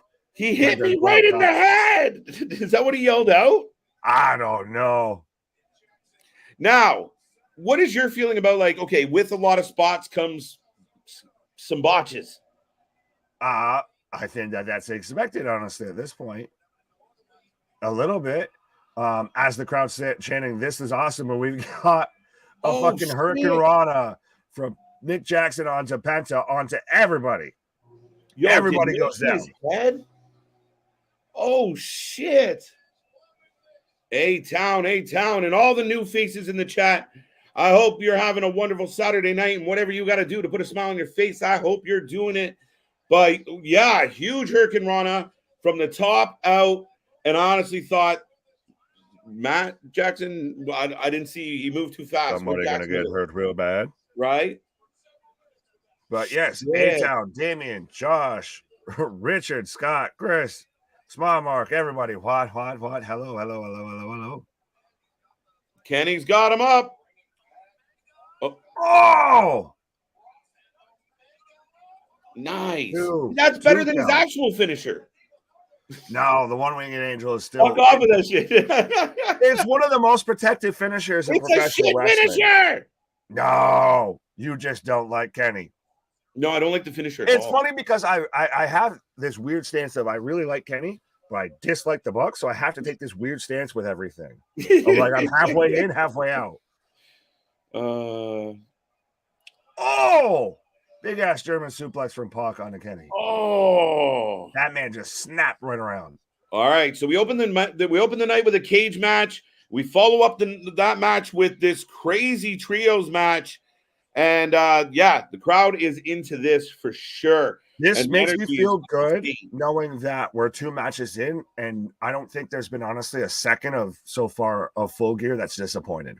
That's very true. Look! Trios tombstones. Yes. You were talking about they're protected. Well, you just saw trios. We had 4 so far tonight. So, like I said, Meltzer driver. Not one pin. Not even anyone selling it down for 10 seconds or more. Listen, I know it's like I said, it's old man kicking kids off his lawn, but that is the one fucking move you should protect. Holy shit.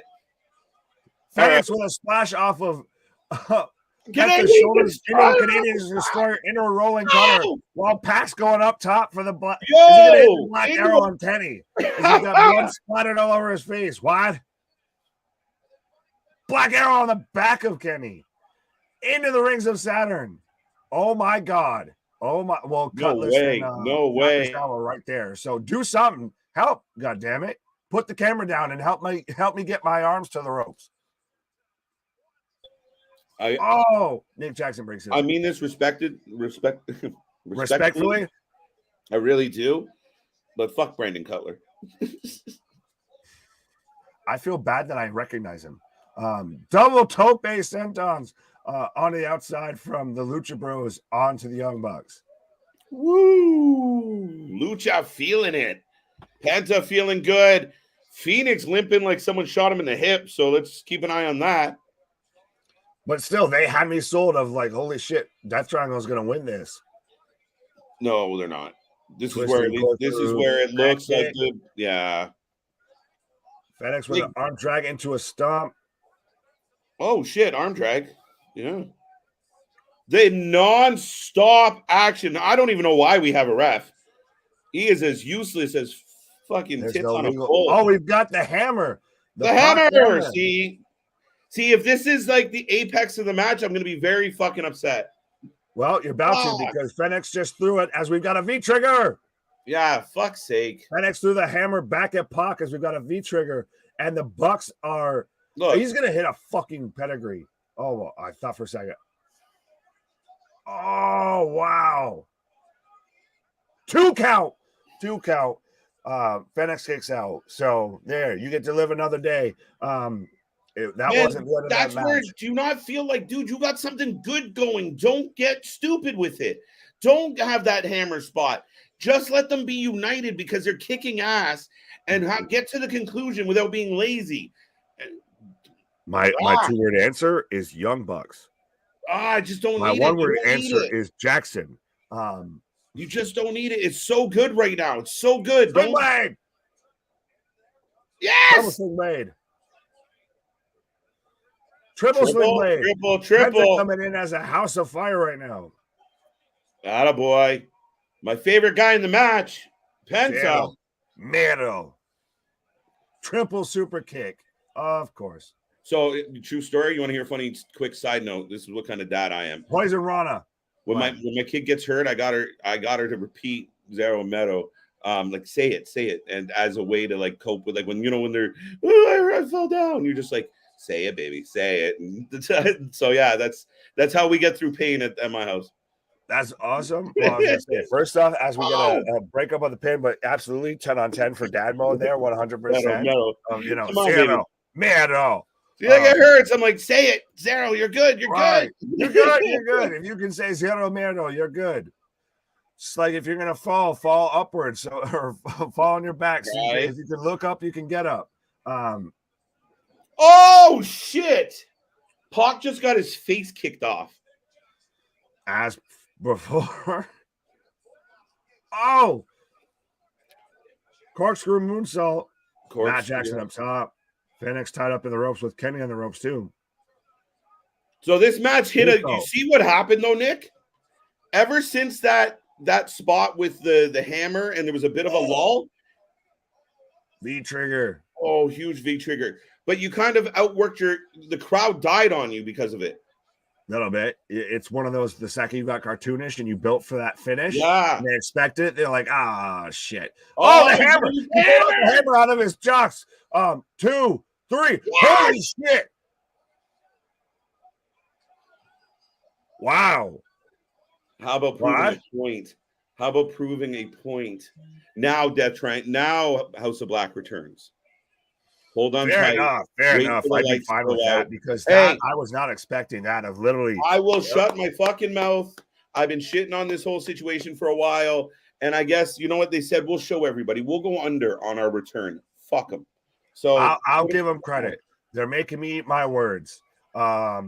Because I thought it was signed, sealed, and delivered. This is just going to be a spot heavy match, what have you. And the Elite go over, lull. Kenny wins, the Bucks win, what have you. And just for an update, breaking news. And speaking of breaking news, Pac's nose is 100% broken. I'm not wrong about that. It's close if it's not actually broken. Oh, absolutely. But that's the aggression and everything on that man's face of 100% of he felt that of just like, fuck you. Like, yep, we won. And especially for it to be, like you said, we thought it was going to happen initially with that hammer spot. And I like that now that was ended up being the little callback to the finish of all of a sudden Phoenix plays magician, pulls it out of his fucking jocks and just boom. What? So, two things. One, I actually got one right. So I kind of fluked into a W on that one. Right. But up next, Jade and Nyla. But the other part of that is they kind of flipped where we kind of felt like the Elite kind of played that schmarmy heel for quite a bit. We weren't sure how they were going to angle it. But now, based on this, the Death Triangle cheats to go over. The Bucks are upset. I'm shocked that's all we got. No lights out, no House of Black, no just straight up hammer spot. but you saw it. They had the crowd riding on such a high. What a great match. And the minute they started fucking around with the hammer and stuff, the crowd got quiet. And the match slowed down. They gapped out.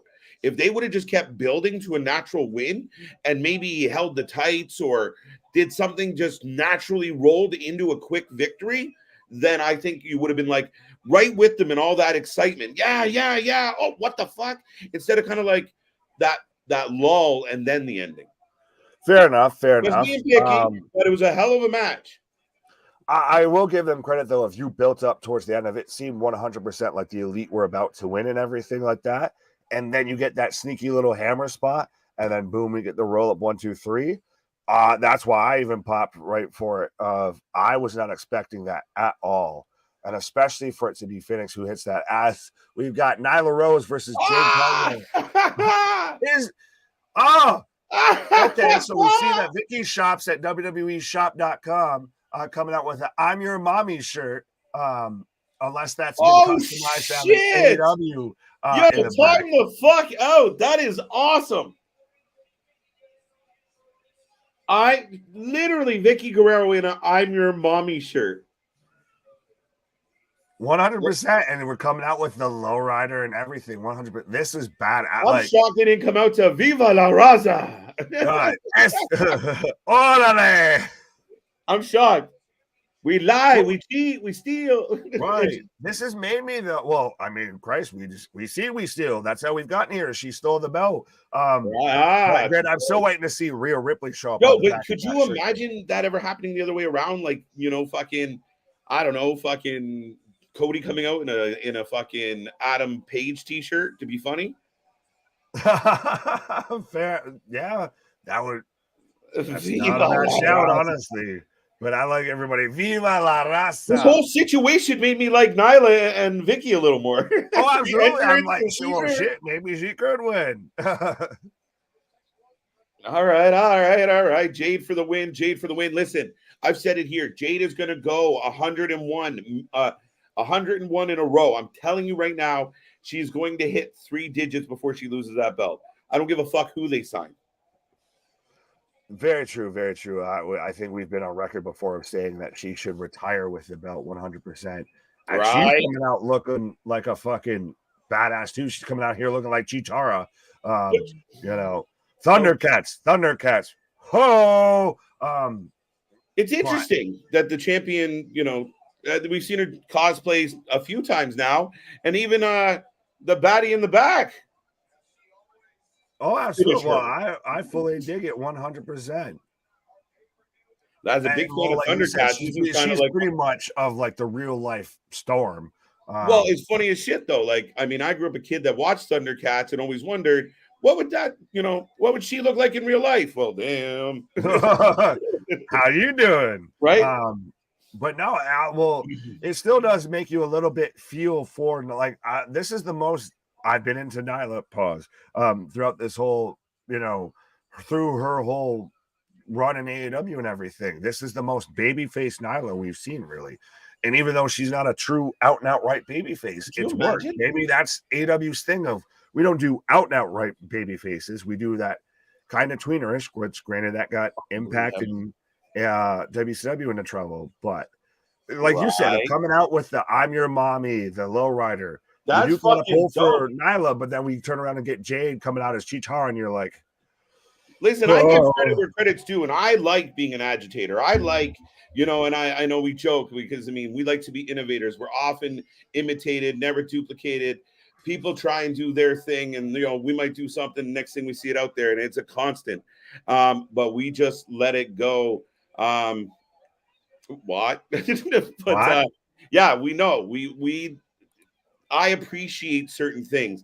And when you start doing little things like that, I love when you're taking little pokes. Like some of the fans get on fucking Twitter and whatever, and it's like, oh, can you believe they called them out or they, took a dig? Yes, you're fucking mad at them. They're not your friends. Fucking be difficult. Yes, 100%. Absolutely. Let's go. Now, folks, I got about 60 people in the chat right now. Let us know. Do you got Jade? Do you have Nyla Rose? If you're lazy and you want to give us a J or an N, let us know. Who do you got in this match? Who's going home with the TBS title? I got Jade. I think, did you agree with me on this one? Yeah, as I've got Jade with a bicycle kick into Nyla over the barricade. It's hard to go against Chitara. I mean, dude. I don't want to be a hoe with a Thundercat. So I don't know if she's just painted or has tights on. I'm trying to figure this out. Is that tights? Jade for the win. We're men in tights. We'll put out your lights. Right. We may look but like no, this has gotten me, and it's the one thing I guess that I dislike. Go ahead. No. Oh, that I, to me as a retractment, an issue that I have with AEW of I'm super built right now because I'm watching the goddamn show. Cool. You had about a month, 2 months, what have you, to build up. Oh, now you go. For this whole pay-per-view, these matches, what have you. And now, like last minute, right out of the gate on the back end is when you're really starting to actually come through with these compelling storylines and really doing stuff that's going to get people invested. If Vicky would have been coming out with I'm Your Mommy shirts, 100%, you're instantly more invested in this match. But Nyla with a big splash. So, folks, let me know who you're taking for this match right now. I see about 63 people kicking around and everything like that. Well, 100%, let me know who you're taking. I see that we're kind of a little divided here. We've got Chris with Jade, Tap Out with Jade, Tap Out, what up? BT, what up? Mike, what up? Richard, what up? Scott, what up? Earl, what up? I feel like I'm shouting out everybody. Again, another Jade. But then we've got the Nyla run of Earl and Nyla. Scott taking Nyla as well. Earl again taking Nyla. Yes, Damien Viva, La Raza. Earl, what up? But this is really interesting I guess it almost slightly parallels of the Mickie James storyline that we've got an impact of who's she going to give her retirement up to, of who does Jade give the streak up to? Is it somebody like Nyla? Like, I didn't think exactly that Mickie was going to lose to Taryn Terrell, but now we've seen that she might be going against Diana Purrazzo. I feel like that's where that happens. And then we see Mickie and Nick Aldis show up on Monday Night Raw or SmackDown, what have you. But so who, if not Nyla, who do you guys think that Jade loses her streak to? Who else on the roster could beat her for the TBS title, or do we just simply retire it? Because I know that they're very much planning this Goldberg streak, but I almost feel like that's kind of a little bit become passe, and it's still, I would like to see more depth out of the character of Jade, of obviously when she's in interviews and everything like that, when she's been on The Breakfast Club, what have you, of her interviews are fantastic, but in ring wise and everything, she's super dominant, but you don't get a ton of character work outside of she comes out in cosplay. So I'd like to see her actually have a feud versus just she stomps through people. And I guess this is the closest you could say with a feud between her and Nyla. But I mean, theoretically, technically it's heel versus heel. And they still, oddly enough, haven't built up Nyla enough to where you think that she's fully going to take the title. It would be a little bit of a shock if she did take it, but it wouldn't be diving knee onto Jade, draping over the ring ropes, two count. But yeah, let me know what you guys think about this match. 100%. Death Triangle won. Yes, they did. Sorry, Jimmy, what up? Sorry, I just joined. Can someone tell me who won the trios match? Death Triangle won actually because Phoenix hit a nice little spot at the top, setting up for the V trigger, and hit Kenny Omega in the head with a hammer, the ring bell hammer, and then rolled him up for a 1-2-3. So surprisingly, the Elite go under, and we didn't get any sort of death triangle or anything like that. So pretty much just a straightforward match, a hell of a match though, but a straightforward match between the Death Triangle and the Elite. I agree. Jamie Hayter isn't going to win the world title tonight. Richard, I liked you up until then. Jamie Hayter is absolutely winning the title tonight. 100%. I don't see where we go from here if it doesn't happen. So I think that Jamie Hayter has to win the title, and we get that maybe that Britt versus Jamie feud. They very much kind kind of hyped up that whole, well, Toni Storm and Jamie used to live together or what have you. But I think Jamie Hayter right now, they had their moment. I'm still waiting for that Jamie versus Britt feud. She's more over than anybody. She's probably the most over woman in the AEW roster right now is Jamie Hayter. 100% they need to put the title on her. And especially if they're going to potentially strip it from Thunder Rosa, then you get a Thunder Rosa versus Jamie Hayter feud versus, powerbomb from Jade. 1, 2 count. Nyla kicks out after a big powerbomb from Jade. Jimmy, you're welcome. We already got there. Jade will hold the title until she wins the AEW World's title, Women's title, and is forced to relinquish the TBS. Only person I see beating her is Chris Statlander. That's not a bad shout, Smile. I do think that they were setting up Statlander. Rolls through. Roll up. 2 count. But I do think they were setting up Statlander versus Jade until Statlander got hurt.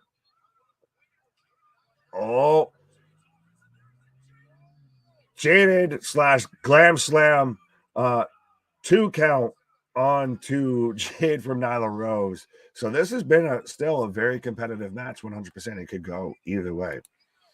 Now I think they want to build the Thunder Rosa match. Right, but do you do that? Do you do Hayter versus Toni Storm, or do you do or Hayter versus Thunder Rosa? Do you Toni Storm versus Thunder Rosa? I think Hayter versus Thunder Rosa works way better. Toni Storm doesn't do anything for me as a wrestler. Fair enough. I would liken that statement. Is winning interim title an asterisk title reign, or does it count? It counts 100%, especially when they're talking about stripping them. I still half the time catch myself having to remember it's quote unquote the interim title reign. Jade with the jaded on Nyla rolls her up into the 1, 2, 3. So Jade retains as the TBS Women's Champion. So I guess a good percentage of us, half of us, me and KHO were both right on that one. So I believe I'm 2-1 right now so far when it comes to the first 3 matches on Full Gear. But folks, let me know what you're thinking about Full Gear so far. Absolutely. If you haven't hit that, subscribe button. If you haven't, been a friend, tell a friend.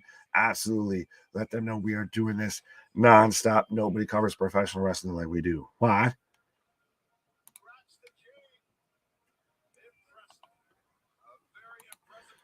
So we've got, now the baddies fanning off Jade as she retains as TBS Women's Champion. See a lot of 2-1s. Richard's 2-1. Marvin's 2-1. Chris 2-1. Juan. And right now we're setting up for Chris Jericho versus Bryan Danielson versus Claudio versus Sammy. The Ring of Honor or the Ring of Jericho Championship on the line.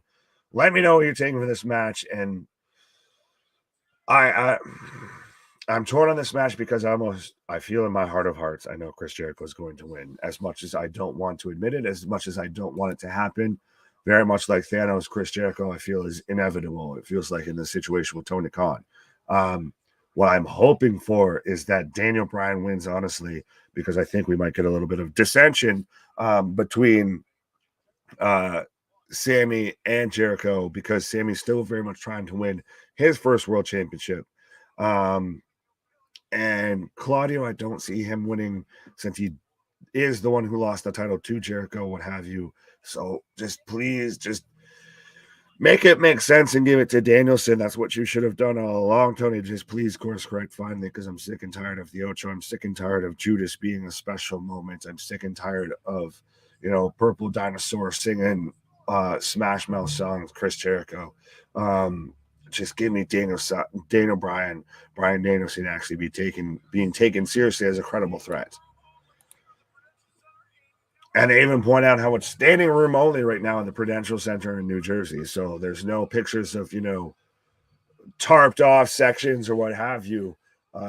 Packed house 100% when it comes to AEW Full Gear tonight. And it very much seems like we've got a packed house here when it comes to the Wrestling for Life Network. But absolutely, there's always room for more here. But I've got Claudio coming out right now. I'm waiting for Ian Riccaboni to turn around and call him Cesaro again, because he's very much coming out looking like Cesaro. I'm just waiting for Sheamus. So we are the bar. Britt Baker loses tonight against Saraya. Then what happens? She gets mad and can't concentrate when she tries to interfere. She costs Jamie Hayter to win the title against Toni Storm. That's not a bad shout, Chris. It really kind of almost depends on what order those matches fall to see maybe how they play out. But like my man KJ is saying, and like the Wrestling for Life Network is saying, let me know who you're taking for winning the Ring of Honor World Championship tonight. We've got Claudio Castagnoli, what? Bryan Danielson, what? Chris Jericho, what? Sammy Guevara, what? I can't remember exactly who KJ is taking. I think he's taking Jericho. I'm taking Danielson. I'm just hoping we don't get too much of a feud between Sammy and Jericho because we've already been there with a Jericho Appreciation Society feud, and it didn't work out so well to begin with, or so well the last time with Daniel Garcia. So let's not try and run that back again, especially with Sammy Guevara, who is a detestable human being. Jericho pins Sammy. That's interesting. Jericho for the win. Chris Jericho for the win. Jericho pins Sammy. So we've got two people saying that Jericho pins Sammy. We've got three people, BT, saying Jericho wins, pinning Sammy. So I guess we're going with the dissension amongst the Jericho Appreciation Society. Again, Scott taking Jericho, Chris taking Jericho, Marvin taking Jericho, everybody taking Jericho. Sammy about to win. Jericho shags him. Pause. So KJ's taking Sammy coming out here just straight looking like an anime villain right now. He's basically got the Dragon Ball Z video package or entrance video playing behind him. But it's interesting to see a lot of people say that they think that Sammy's going to be the one getting the pinfall or getting pinned in this situation, and especially getting pinned by Jericho. I could see it being Sammy's the one that gets the pin and costs Jericho the title, and we get Jericho pissed about that, versus Jericho screws over Sammy for the pinfall, and that's how he wins the match. I could see maybe he taps out to the labella lock, what have you, and that's, or even Christ, he taps out in the sharpshooter from Claudio, and that's what cost Jericho the title. Jericho realizes the numbers advantage didn't work against him, but it would be interesting to see if Jericho pins Sammy, and that's where we really get that dissension. We get that everybody breaking up, because it already looks like we're getting the Blackpool Combat Club breaking up, which we could get later tonight if William Regal turns on Moxley. But we 100% got the crowd singing along with Judas right now. And I almost want to challenge this of what's the more sing-songy moment right now in professional wrestling? Is it Chris Jericho coming out to Judas, or is it Seth Rollins' entrance music? Because I feel like both are extremely sing-songy. And I feel like Grin and Jericho's has gone on for longer, but he very much plays into it and works it as, oh, I know this is a special moment. It can't go away. Rollins just happened naturally. But anyways, Jericho and Sammy definitely will have a beef during this match. Interesting. Curtis even taking Jericho. Curtis, what up? Sammy pins Jericho, turns against him. Jericho turns face. Jimmy, is it possible for Chris Jericho to turn face at this point? I don't know if there's anything left to be salvaged of that man. I think he really just, how can I miss you if he doesn't go away? He needs to take some time off. Yes, the Masked Singer is here. Barney the Dinosaur in a wedding dress is here. Mike saying that Seth's sing-song is over more, as I've got the whole crowd saying, Judas in my mind. Jericho holds title till Ring of Honor pay-per-view, needs him to sell, so use him to sell pay-per-views.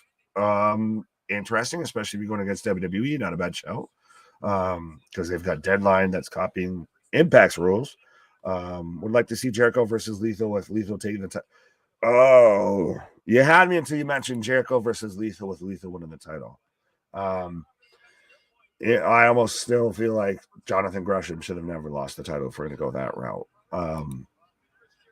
Marvin saying Seth, Chris saying Seth, Richard saying no. What? Damian, would you mind Chris Jericho versus Jay Lethal for the Ring of Honor World Championship at Final Battle? Chris Jericho wins. Yes, I wouldn't mind. 100%. I've got Jay Lethal in the match later tonight, teaming with Jeff Jarrett. And what seems like just a replay of Ric Flair's last match. So I 100% would mind that. Chris Jericho should have never even had the Ring of Honor title. We would have never crossed this bridge, would have never been here.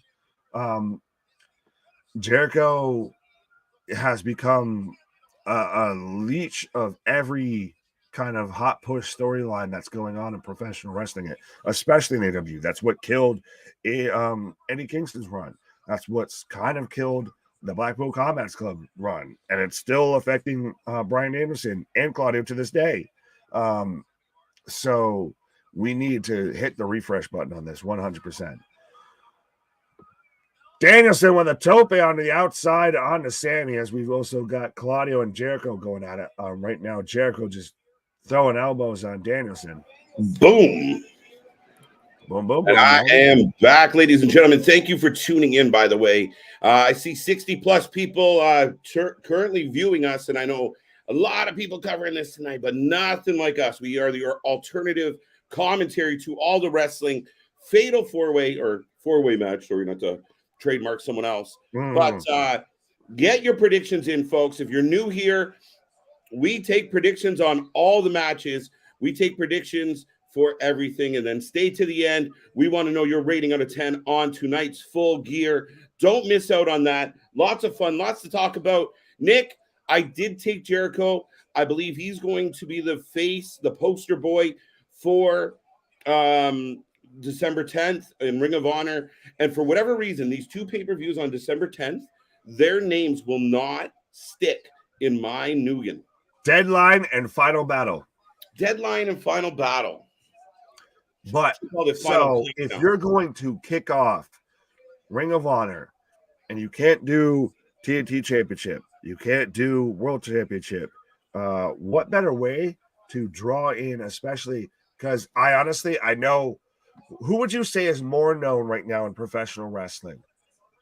Bryan Daniels or Daniel Bryan, Bryan Danielson, or Chris Jericho? Jericho. He was just on Masked Singer. That's why he's going to keep that belt. I think, especially if you're starting something with Ring of Honor, you want to still pay homage to that. And I get that Jericho's doing the Ring of Jericho, and very much trying to be sacrilege to the promotion built on honor. Oh, wait a minute. Sorry, Nick. Sorry.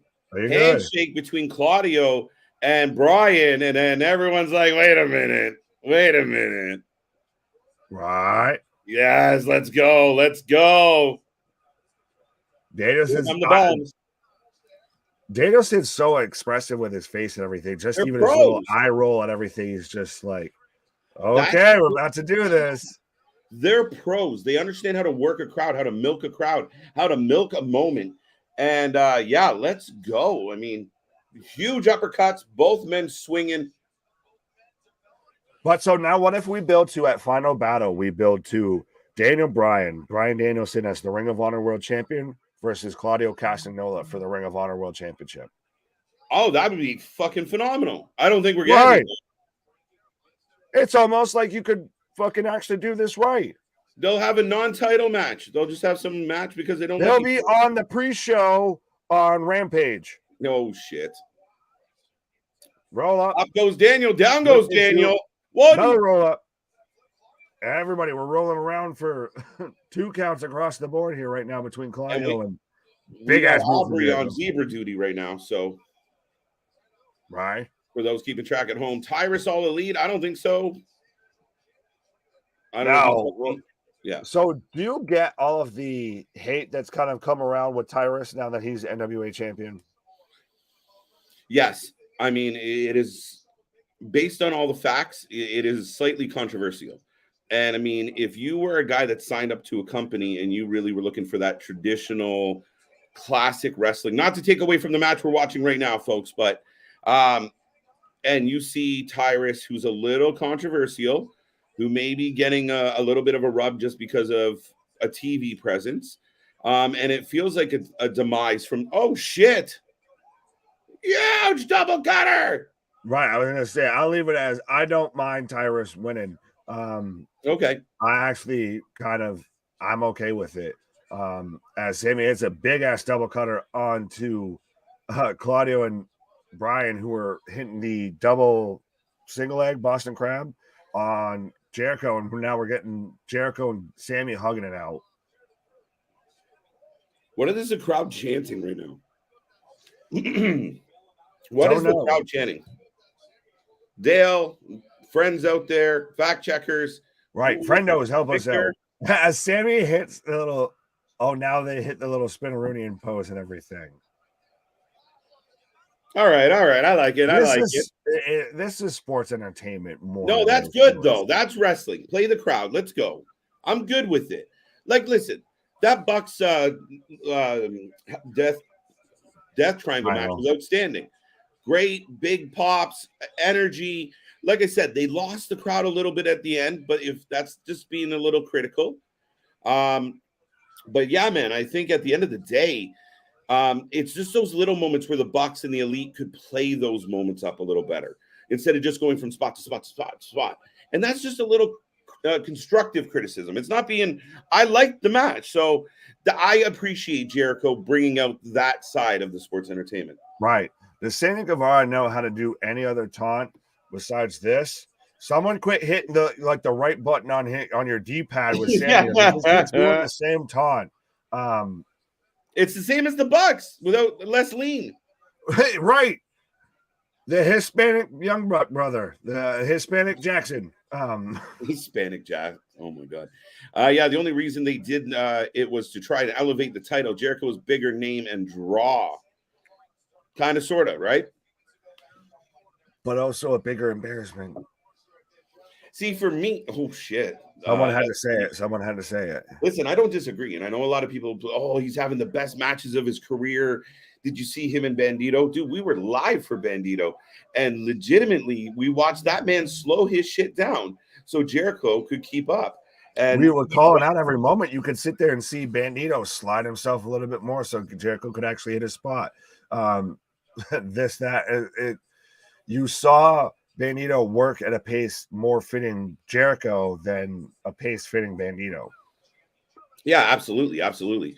So, and I mean, listen, I'll give credit. I like this match. Good pace. The heels are teaming up on Bryan right now. Cesaro's been incapacitated on the outside. So, yeah, we have the Inner Circle, the Spanish God, Chris Jericho, the Purple Dinosaur. Jericho appreciates his society. Yeah, I was about to get there. Yeah, all of the above in control. Folks, and by the way, if you are just tuning in, like, subscribe. Look, Jimmy did it. So like, subscribe, join this channel. It's a crazy Saturday night. We bring you all the streams. We bring you exclusive interviews. We got more exclusives on your way. We just actually got an agreement on a pretty big interview we're going to do in December. So stay tuned for that. We cover all the wrestling. Last night, we covered 3 shows in one night. We're coming up through a great time. We'll be back for Survivor Series. We'll be here all week long for all your favorite shows, plus our weekly podcast. Like, subscribe, join. This is a channel for fans, by fans, folks. And we give you that alternative commentary, live reaction, live results, and live chat every single night. Bryan with a 2 count, by the way. Who'd you got? Anybody taking Sammy or Cesaro to win this? Anybody? Welcome to the channel, Jimmy. Yes, welcome. Thank you. Deadline is a ripoff, King of the Mountain, to be honest. Yeah, you know what? We laughed. I mean, the minute they announced the penalty box and we were live and he was like, and you'll go in the penalty box. We were like, oh shit, Impact Wrestling. What the fuck? Like, what are we doing? Wow. Sammy lands on his feet off the Hurricane Rana. Leapfrog, flip, Spanish fly. Oh, Jericho! Lion salt on both men. Bryan at the 2, folks. So I hope you guys are enjoying your Saturday night. Listen, Full Gear has been just that, in full gear since the opening match tonight. Of course, we had a cage match. Then we had the Bucks and Kenny return and fall short of getting those trios titles. And now, of course, we're getting this match. Don't forget, we had Jade in there. It kind of went as expected. As I've been saying, Jade Cargill will go 100-0. I don't care who you put in front of her. She is going to dominate or retire that title, period.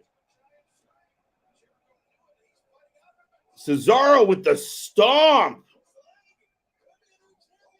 2 count on Jericho. 2 count on Jericho. I just found this channel. Yes, I just like bringing it up again, but thank you, Jimmy. Welcome. Yeah, see? Jericho has a longer resume and has done everything Daniel Bryan has done and more. Jericho is definitely a bigger star. Yeah, listen. Oh, wait. Sammy breaks up the count. And the crowd gives the old, oh.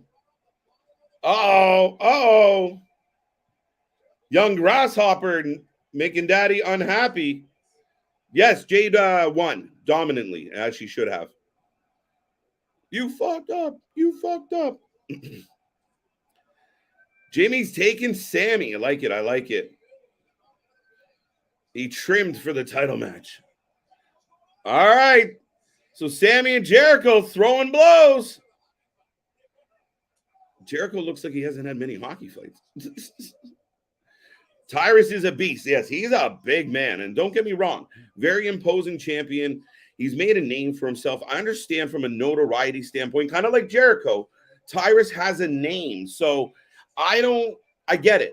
But there's also, if you feel a certain way about the pro wrestling you want to present, you might feel like the company's getting away from that if you're somebody like Nick Aldis. So listen, time will tell. Rumor is, listen, you heard it here first. My buddy Big Nick, who's currently on a break and will be back, he told everybody, Mickey and Nick will be back in the WWE. So stay tuned.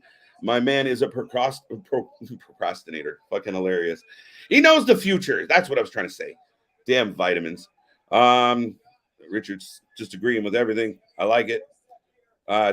Yeah. Tyrus is a beast. Juice, how you doing tonight, buddy?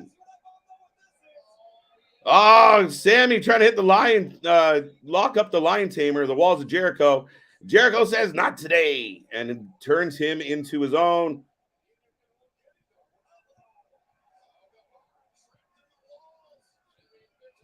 Boom, boom, boom. There you go. Now, right now, Bryan and Claudio have been out for a while. Jericho's got him locked in the submission. Bryan goes up to the top. Oh, he catches him.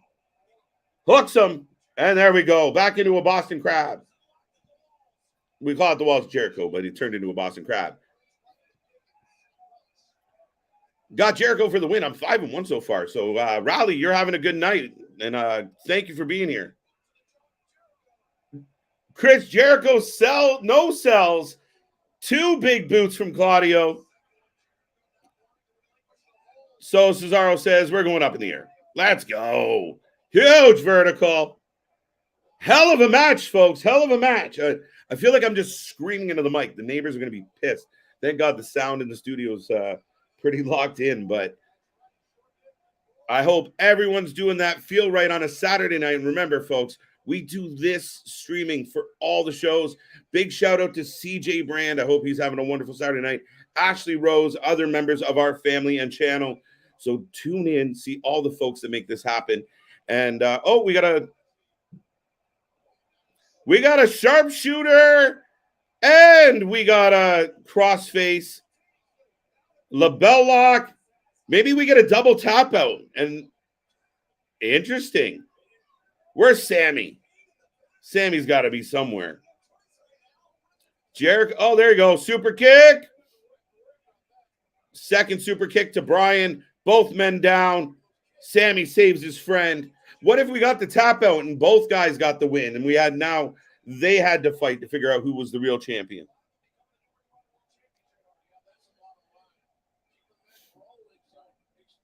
Danielson for the win. Chris confirming. Thank you, Chris. Thank you.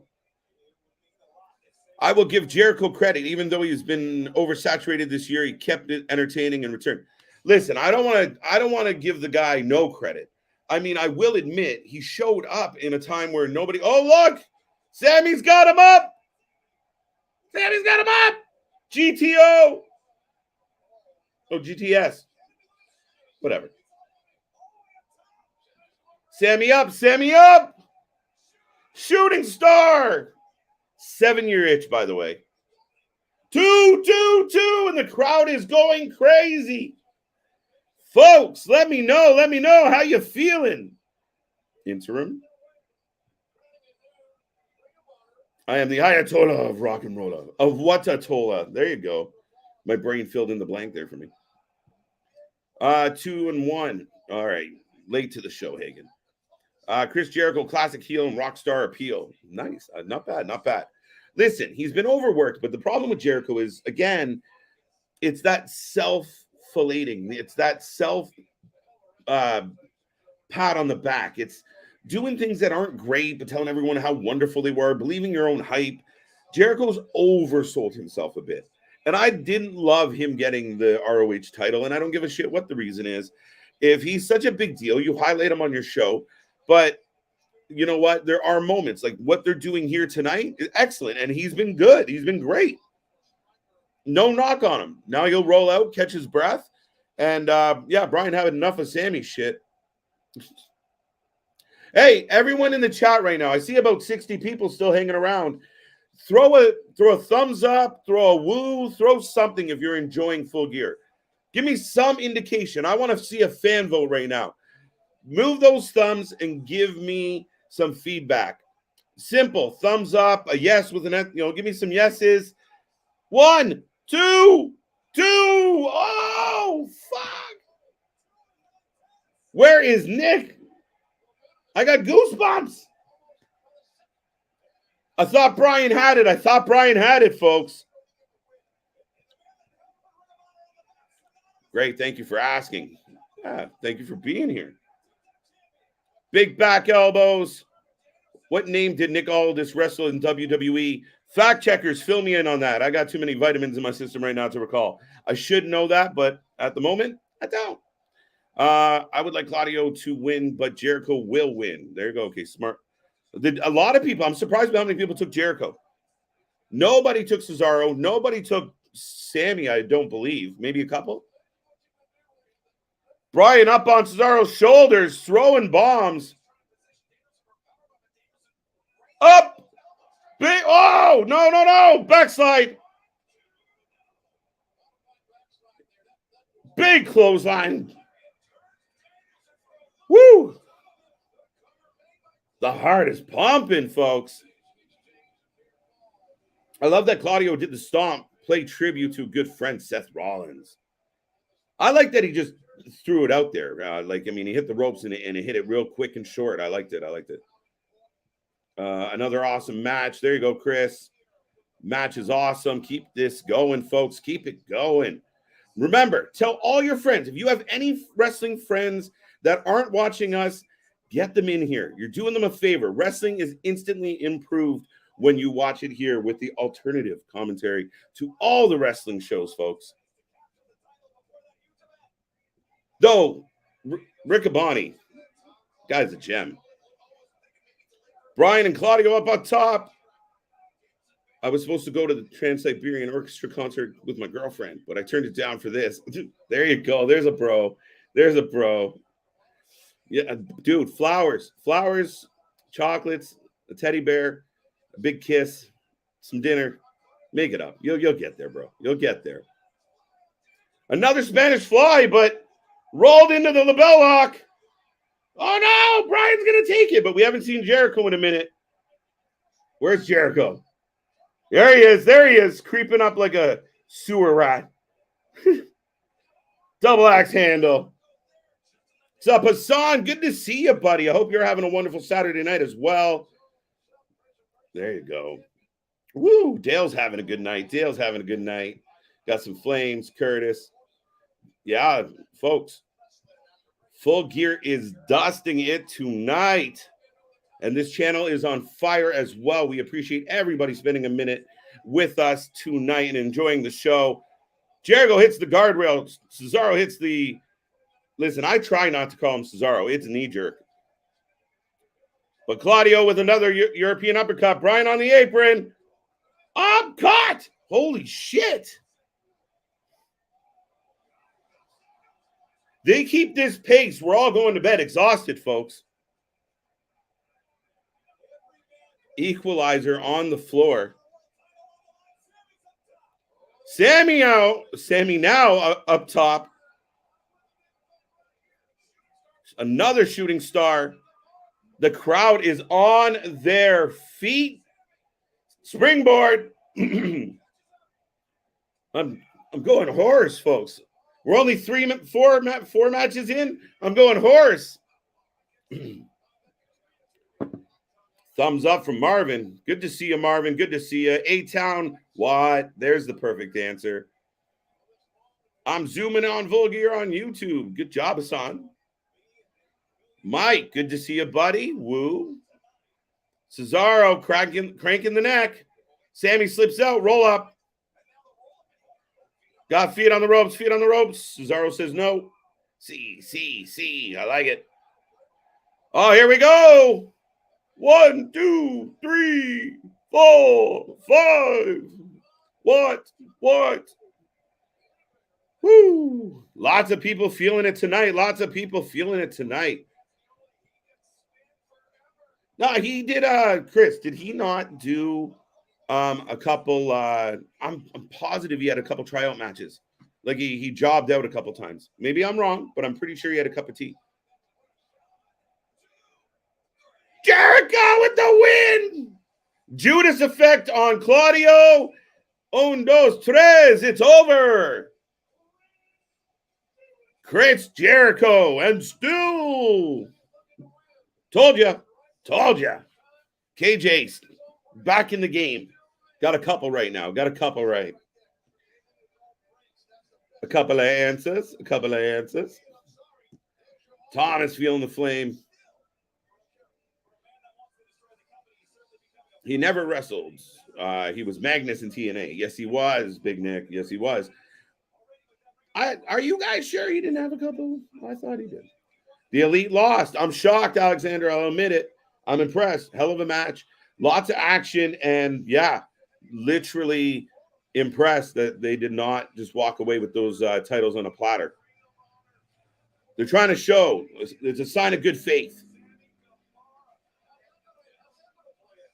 So Jericho walking up the ramp.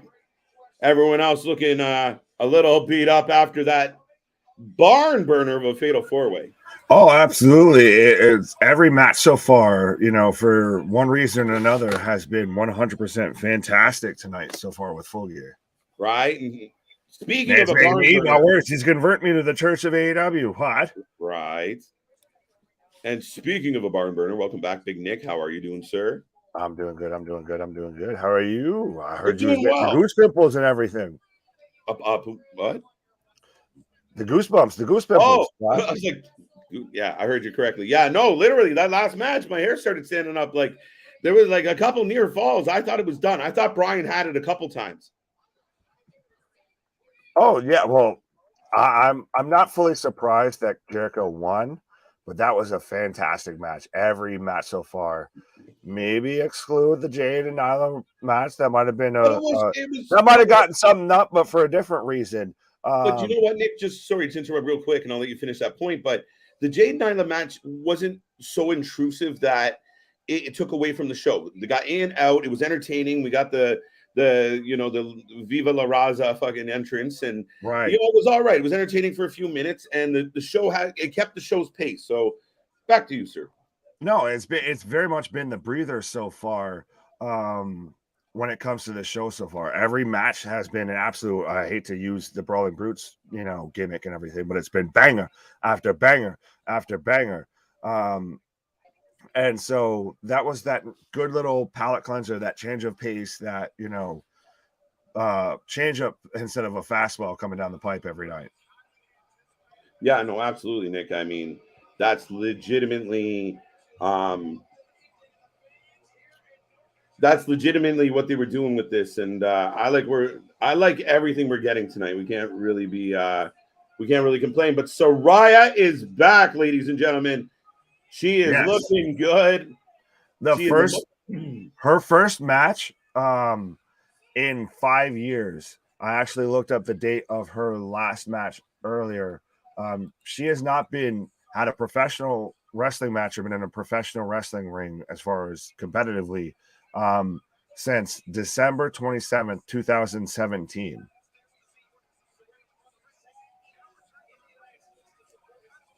Oh, You good? yeah. Give me a second. I'm just gonna answer.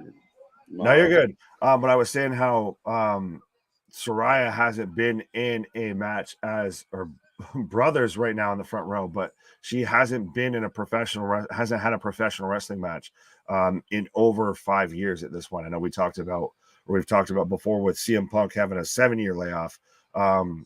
Saraya's had now a 5-year layoff.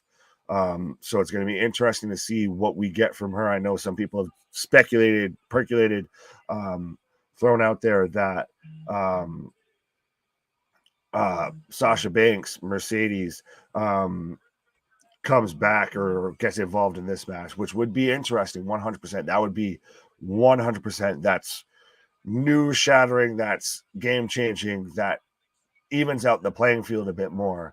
I don't think exactly we're going to have that. I think we're going to have a hell of a match between Saraya and Britt Baker. But let me know who you have for this match, folks. I believe I'm taking Saraya. I think KJ's taking Britt, just to be the contrarian, what have you. I think Saraya has to get this win after such a big layoff. Both women have cut amazing promos, 100%.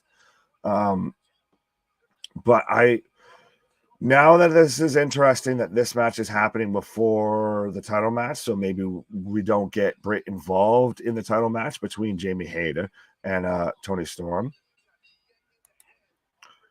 Mike's taking Britt. Marvin's answering Alexander. Nope.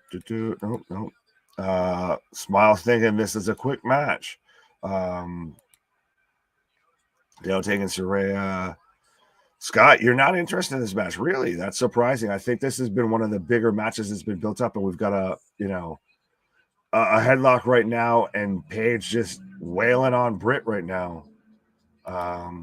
Christopher taking Saraya. The real rated R superstar, Paige. Yes, well, and she didn't even address that. Marvin again taking Saraya. Smile taking Britt. Hagen taking Paige. Jason taking Paige. What? Hagen, WWE versus AEW. We'll get there. We'll get there eventually, I feel.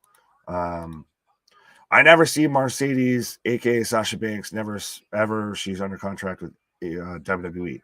Allegedly, supposedly, and also allegedly, supposedly, reportedly, respectfully, Kevin Owens was injured, and then he turned around and showed up and was hitting the stunner on Roman Reigns and super kicking the Usos. So we'll see. I think right now, either way, regardless of if she shows up, what have you, this is going to be a hell of a match. So far, we're a little slower pace. We're kind of drawing some stuff out here, but it is. Hello, sir. Hello, I have returned. Right. Oh, sorry. Goddamn you. After you. But yeah, so am I correct in saying that you took Britt for this match? I took Britt Baker. You know what? I like this match. I like a bit of the build-up. I felt like the fans kind of were behind Britt a little bit more over the last couple promos. And I thought maybe, just maybe, you know what? You have an out by Saraya saying I was rusty. It's been a long time. And it would really, really put Britt over to get the win, even if it's a really solid match, ends in, some type of, Britt handedly gets the advantage to get the W. And you build the rivalry. Look, she elbowing the back of that neck, right? Big DDT on Saraya. Woo! But yes, we are rolling on, folks. Get your predictions in the chat now. I want to see 60 predictions. And if you don't want to type it all out, give me an S for Saraya. Give me a B for Britt. And there's maybe this was part of the contract that Paige got, was that her brother got TV time. Maybe. Allegedly, supposedly. Alexander taking Saraya. Right. Now, Britt talking shit to the brother. Does the brother get involved? Is the brother, the one that gets Saraya the win? Sorry, say that again. I was saying, is the brother the one that gets Saraya the win? Maybe.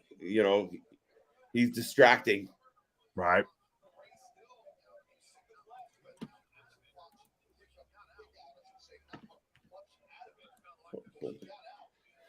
But yes, we are rolling along, folks. Thank you again for being here. Saraya making her big return. You said 5 years, Nick? Yes, she hasn't wrestled since 2017. That's crazy. Well, who was her last opponent? It was actually at a house show. It was Absolution, Manny Rose, Paige, and Sonya Deville versus Bayley, Mickie James, and Sasha Banks. Because remember, that's why she messaged Sasha Banks once she was fully medically cleared of like, you didn't cost me my career, or this, that, and whatever. Right. Big boo by Saraya. But yeah, no, that was a hard moment. Right. Pause. 2 count. So Britt with a 2 count right now. And I'm at least of the mindset of this match could go either way, 100%. Of this is honestly probably the biggest match of Britt's career. Does this instantly kind of legitimize the AEW women's division? Oh, yes, it does. It helps put it over. And again, this is why I think maybe Britt gets this W, but some way. And again, you have the out where it's not terrible. You don't instantly shit on Saraya's big return because she has reasons not to be dominant. Right. But it does legitimize Britt Baker in a big way to get the W on Saraya. Oh, 100%. They better not do Britt. Adam versus Paige and brother. Oh, shit. I don't know about the brother. Right. Yeah. I don't know. Well, if you look at, Paige's history with mentioning brothers and all of that, when we talk about, Reed Flair and all of that, it might not be the best thing to involve brothers in storylines when it comes to professional wrestling. Yes, right. So Britt's got the glove on, Nick. She's going for it, but now she's out on the apron. And, Saraya got her on the shoulders. Oh, on the apron, folks. Hey, listen, Saraya looking good. Right. Cross body.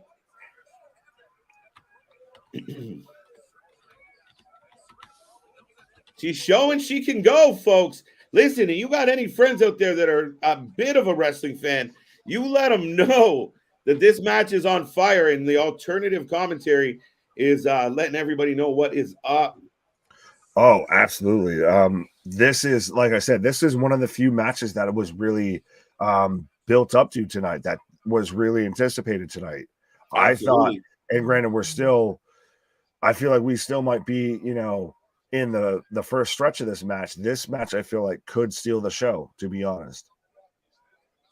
Yeah, absolutely. It really could surprise us. And I mean, I'm impressed so far, Nick. Oh, well, there hasn't been a lull really throughout the show. Of the most that there's really been of, like I said, was Jade versus Nyla, which was more of just a change of pace than anything. But I'm happy to see her back. I was a huge fan of her before, Nick. And folks, give me a thumbs up in the chat if you're happy to see Paige Saraya return to wrestling. Flames, give me an emoji. Give me something. Let me know. Right, why? What? Now, where does Saraya go from here if she goes over on Britt, being that you picked Saraya? Jamie Hayter, eh? Oh, and Jamie Hayter. I could see that still getting involved, and we still get that.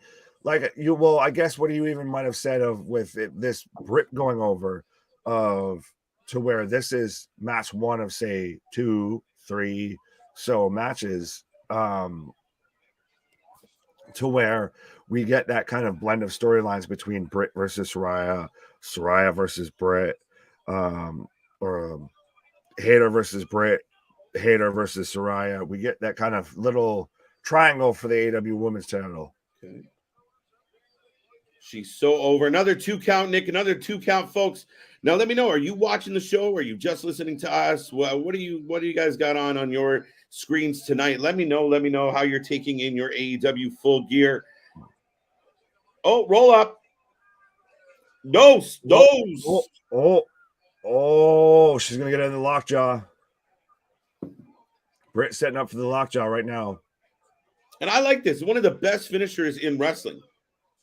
Oh, and it's such a, you get to little pose for the shot and everything. Yeah, it's perfect. Daydreamer, welcome to the stream. Welcome to the channel. Don't forget, if you're new here, like, subscribe, and get your prediction on this match in as well. If you haven't told us who you think is going to win, we do like to keep track. And you know what? If this keeps up at this pace, we might have to start dishing out some prizes and some swag for these predictions. Right. We're getting there, folks. We're getting there. Thumbs up. Big things popping, little things stopping. Both. Well, see, no, everybody's answering you. Both. What? So see, that's everybody's got, you know, Excalibur on mute and is just listening to me over here. What?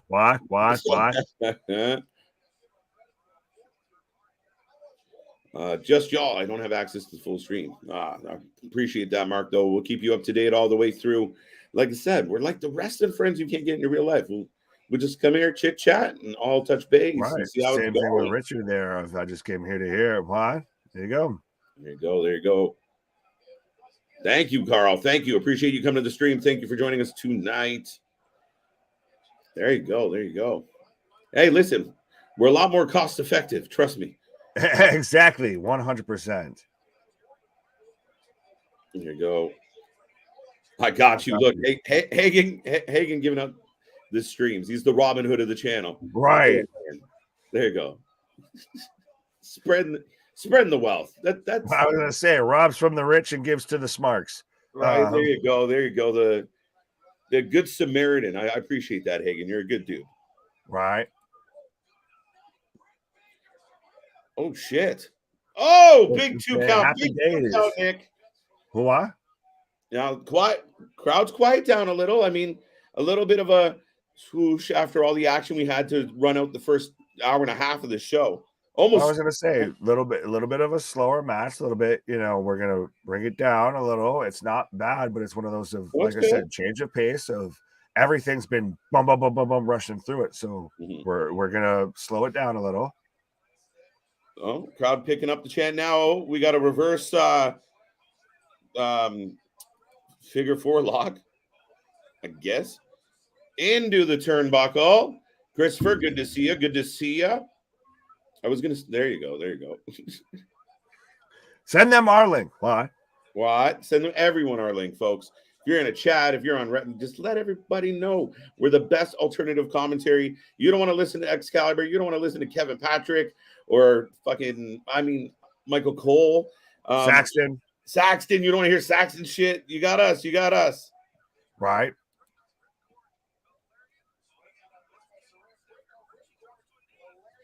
Oh, running knee from Saraya. I keep wanting to call her Paige.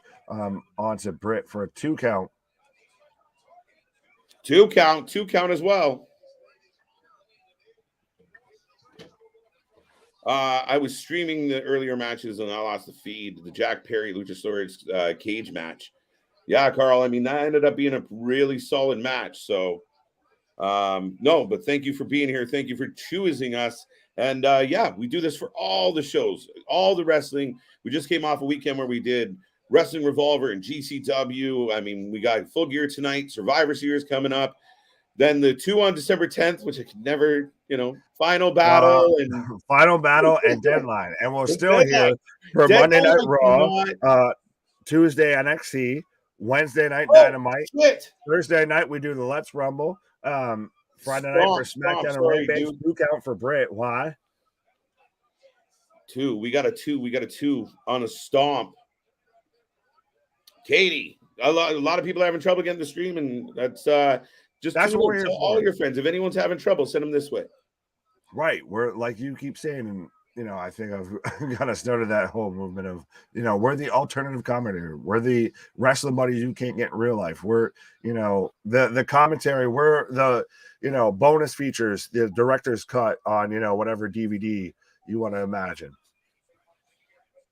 Right. Big knee strike by Saraya. Actually, I was on a different page first. I didn't like the cover. Well, like I said, we do, try and humbly brag that we are the most entertaining stream out here. A lot of people do watch alongs, watch parties, live streams. I mean, I think we were one of the first to call them live streams and run with that, but that's just me being biased. But yeah, enjoy the show. You give us 30 seconds of your time, folks. We'll turn you into a fan, as my buddy Big Nick always says.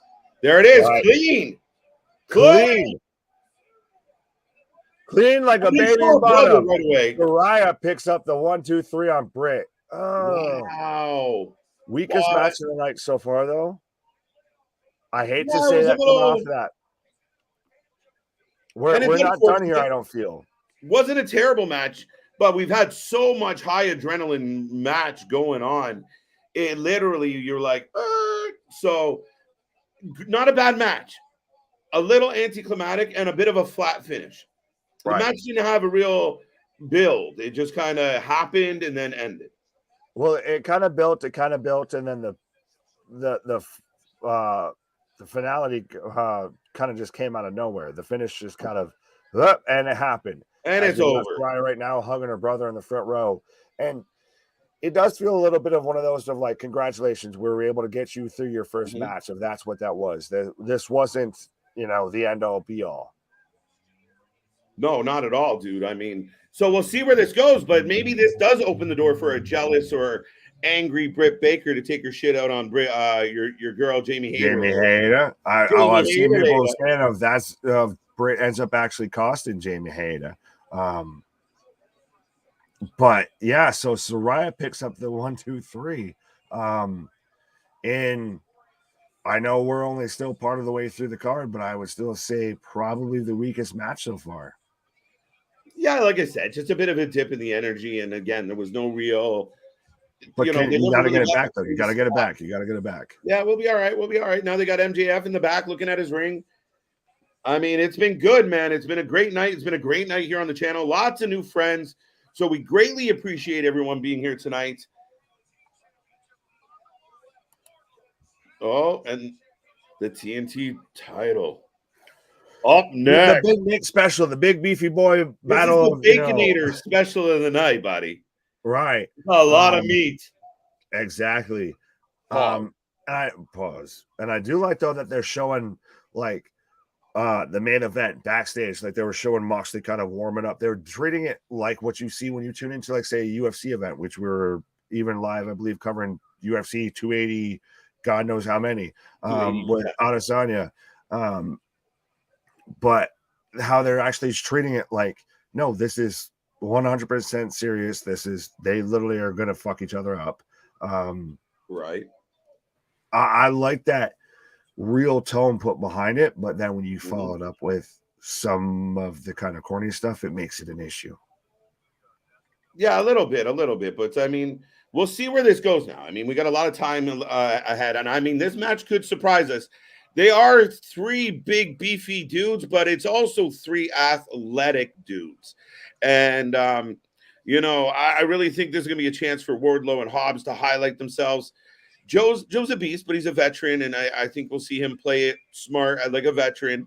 But I really think this could be a surprise match of the night. All right. Fuck off. But so who are you taking? I took Hobbs. I'll take Joe just for the sake of it, because there's got to be a Samoa Joe push coming somewhere at some point. Right. Powerhouse. Right. Daydreamer, 4-1. There you go. That's only 5.5 matches. Wait, 5 out of 12 matches. 5 out of 12. I know. There's only 13 total, I thought. Hold on. I will refresh for an update here. So we've still got, after this match, we've still got the Acclaimed versus Swerve and Glory. We've still got Toni Storm versus Jamie Hayter. We've still got, which could be the co-main event, I feel, at this point, is Jeff Jarrett and Jay Lethal versus Sting and Darby Allin. Mm-hmm. Now, are you worried about burnout? Are you worried about them holding the pace they set in the first hour and change? A little bit. Well, that's why I was worried with what happened with Saraya and Britt Baker, of how it was kind of a quicker match, the finish kind of came out of nowhere of that it needs to, snap back into what it was going at. Otherwise, you're going to start to lose the audience. You're going to start to wean out here. Yeah, no, and I mean, this match I think will deliver. So I'm optimistic. Let us know in the chat, folks. I see about 50 plus hanging around right now. If you have a prediction for this match, if you just want to put an S for Samoa Joe, an H for Hobbs, or a W for Wardlow, drop it in the chat. I want to see a lot of predictions. Let us know who you got for this one. Oh, no, I was going to say, it looks like we've got our own, Usi connection going on right now. Because since my twin brother Marvin is in the kitchen, he left his phone. And he says, Wardlow is going to win. And then Marvin comes back with, Wardlow is going to win. Followed by Chris with, never mind, he is here. So we've got our own Usi connection going on. Feeling Usi on a Saturday night. Right. Well, see, I see a lot of people taking Wardlow. To me, Wardlow is, oddly enough, the least likely to come out of here retaining. Yeah, I think so too. I don't know why that is, but I feel like Wardlow is least likely, even though Carl, Johnny, welcome back, Johnny, by the way. War Dog from Richard, welcome. Joe Two Belts, there you go. A-Town going with me. There you go. So at least all three participants have been selected in some way, shape, or form. Right. Wardlow for the win. Yeah. It's the big beefy boy battle. Oh, we got Ness. I'm in the minority here because I'm literally one of the few that said Hobbs. Well, no, see, I almost wanted to go with you and everything like that, but I just didn't want to be that agreeable. Because I do think that they are going to give Hobbs some type of push here. They're setting up something. Obviously, Starks is getting a push, so Hobbs is going to get a push as well, I feel. I wasn't listening. Maybe they announced it, but anybody want to give me a shot at what the combined weight of this match is? Are we at 9? Oh. Are we pushing, 950? I was going to say, are you getting to, which had the more of the combined weight of Omos versus Strowman or this match? I think this match might edge it out slightly. Right. I think we got Omos and Braun sitting about 700. I think there's a little more beef in this one. Told you, this is the Baconator of wrestling matches. Yes, the big beefy boy slapping meat. What? Hobbs with a big knee. Hobbs just throws Wardlow into the ring steps as he's tuning up, the Powerbomb Symphony. I don't see Wardlow losing. KJ and Nick are funny. We try. It's kind of natural. I try. Right? It's more of just, they just let me out sometimes. This is our therapy, folks. They just let me out of the box. I don't want to go in the box. They don't know. Turn into Brave. I don't want to go in the circle. This is part of our recovery program, and they're just they don't even know. Cut to Jeff Hardy walking in. Oh shit, no, bro. Gotcha.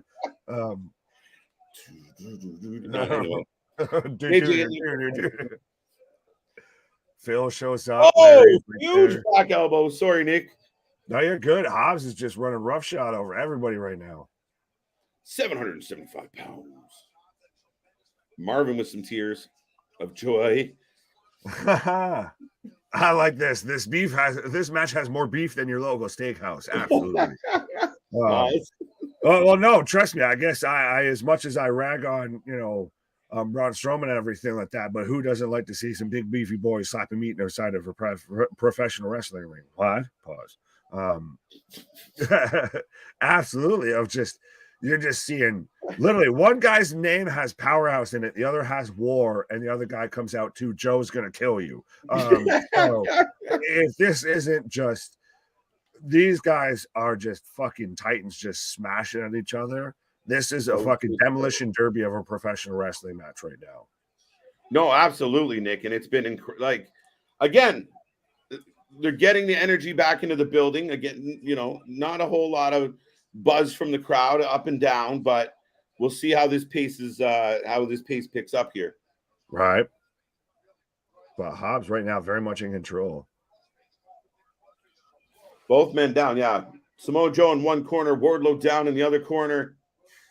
AEW, we got the beef. Labra, what up? Right. The old lady from the Where's the Beef commercial was busy throwing a drink on Scarlett, so she couldn't be there to ask where the beef is.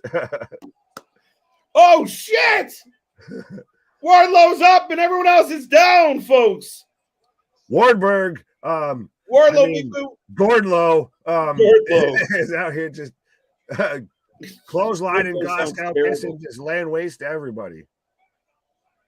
Oh, huge lariat. Wardlow going up to the top, looking like Brock Lesnar. I'm Joe missed all of that though. But I am a sucker for any time a big boys out there hitting a swanton. Reminds me of Sean O'Hare. My favorite wrestler of all time. Right? And Samoa Joe just took Wardlow's head off to break up that cover. Samoa Joe very much looks like he just got his gear from WWE and just like shit.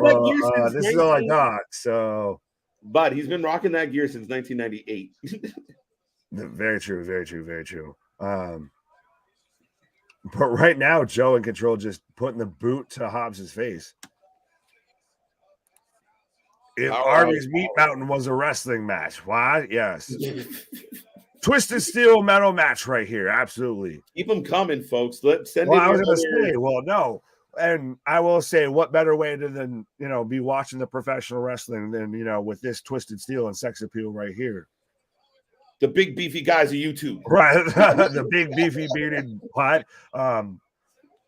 I was going to say, I was trying to think of 8 million other B words. The double boisterous, bountiful, Christ. Now we're just getting on hand. Right. So all three men down trying to compose themselves, Nick. How you feeling? Folks, in the chat, give me a thumbs up if you're enjoying this match. And how are you not? And why do I now want a Baconator from Wendy's? I got munchies like I swear I'm not Jim Cornette here wanting fucking Wendy's, but right. Right now, Joe with a front face lock on Powerhouse Hobbs. Do. I like this one. It's like a Brazilian steakhouse. Flip the card when you're full. Then I ain't got no deck. I ain't flipping no cars because I can't get enough of this shit. I can't apparently get enough of this professional wrestling. Right. And that's what we do, folks. That's why we keep coming back every night. Jerry, good to see you. Welcome to the stream. Welcome to the channel. Yeah. Are you Jerry Garcia? What if Ric Flair shows up tossing his brass knuckles to MJF with Regal 1-year deal coming to an end? Is his 1-year deal? So you think Regal goes back to WWE? Yo, yeah, I just got goose pimples about the thought. That's fucking A. Let's do that. At War Games, and he shows up and he announces, "This is War Games." War Games. Right? Can't do this without me. Well, they tried to get the discount there with Pete Dunne announcing it. Pete Dunne did pretty good though. He hung in there. Oh yeah, all you got to do is just put some goddamn bass in your voice. Yeah, I don't know what we're gonna do with Ric Flair, but he's just right off into the sunset, smoking that Ric Flair drip, and just not happening. I don't want to see that man in a professional wrestling ring ever again because I don't want to see an ambulance called. Well, speaking of that, we still have the wee woo match of the night coming up. Yeah, the wee woo special. Jeff Jarrett and Jay Lethal versus Sting and Darby Allin of the Impact 2007 match, the flashback. And trust me, it's not a rewind. You didn't time travel, through the quantum realm back to Impact in the Vince Russo, Dixie Carter era. No, this is still happening. Goddamn, Powerhouse Hobbs laying waste to Samoa Joe into the barricade. But no, you didn't time travel back to 2007 Impact to where we've got Jay Lethal, Sanjay Dutt, and Jeff Jarrett in a prominent match. Yeah, no, I mean, it's going to be, I don't know how I feel about it. We'll see how this turns out, Nick. I want Darby Allin to do something independent, and I really want him to look better. He kind of wins some, loses some in a lot of these spot gimmicky matches, And a lot of times, listen, I love Darby, but unfortunately, Sting outshines him a lot of nights. We go home talking more about what Sting did than Darby did. Well, that's because that's a 60-year-old man fucking driving off of a stage and shit like that. No shit. Cool. Right. Accusations. I can watch the greatest dirt bike drivers out, or racers out there and everything, but if I see Evil Knievel jumping over 50 fucking cars, guess who I'm talking about more? Evil goddamn Knievel. That's what it feels like with Sting and Darby Allin. Thank you, Scott. There you go. That answers our question. Right. 875 total pounds of beef in this match. Oh, that didn't go so well. Wardlow's got Powerhouse Hobbs up right now. Dude, we're starting to get like those one-off random chants of like you can hear one dude like Wardlow, Wardlow. But everything's pretty quiet right now on the AEW front. This match is been a bit of a grinder. Well, no, it's a meat grinder as we get a nice little pot for a powerbomb. We've got two power bombs right now on Powerhouse Hobbs. Is my mic guard working well? I say a theory that the devil MJF was talking about was real. William Regal, and Regal will turn on Mox. Listen, I love this, and dude, I feel like we were the first people to pop off about this and say that let's get Regal turning on this guy. So, absolutely, because we were live, so of course you're getting the instant reactions, the instant updates, the instant feel, of what's going on. So that's why we were very much like. I could see Regal turning because it's still got to be full baby face. As we've got the coquina clutch on Hobbs. He has with the title. He stole it. Two belts. Go. Let's go. We got 2 belts on Joe. Are you kidding me?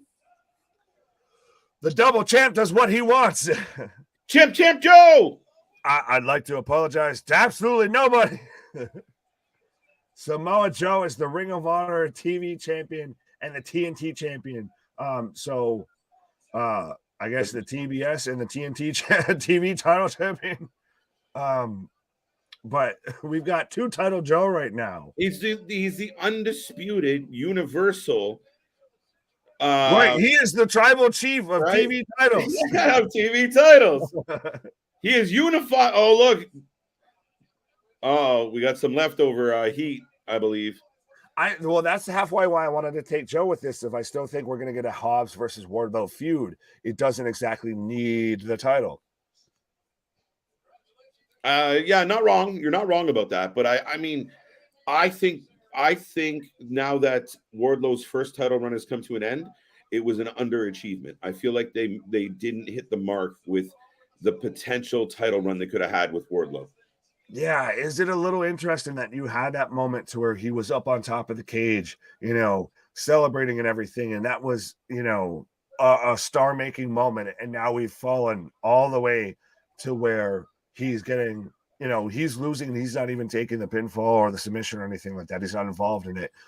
With Samoa Joe taking now the TNT title off of him. Yeah, it's crazy. So.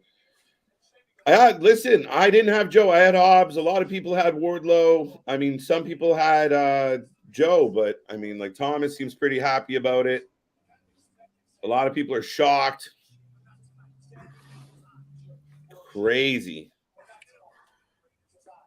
Yeah, and you go to I think that was Toni just going up to Shad Khan and being like, Dad, I want Roman Reigns. We have Roman Reigns at home. Cut to Samoa Joe now holding both titles. Oh, wow. Oh, shit. Oh, Pockets versus Pathetic with Chris. No. Ishii. My good friend Ishii will fight you on Dynamite Wednesday. Ooh. Okay, I thought we were going to get Pockets versus Pathetic, but why are we getting back to Danhausen of like he's no longer serious? Like, did he just hulk up for that match and now he's calmed down? Yeah, like his meds were off. Right, yeah. No, that was Wicked. Danhausen When he came out smash, and darker. now he's back to being normal. He's the Bruce Banner of Danhausen's. Jekyll and Hausen. I like it. Need that Right, as a come fucking on. shirt right now. Jekyll and Hausen. Jekyll and Hausen.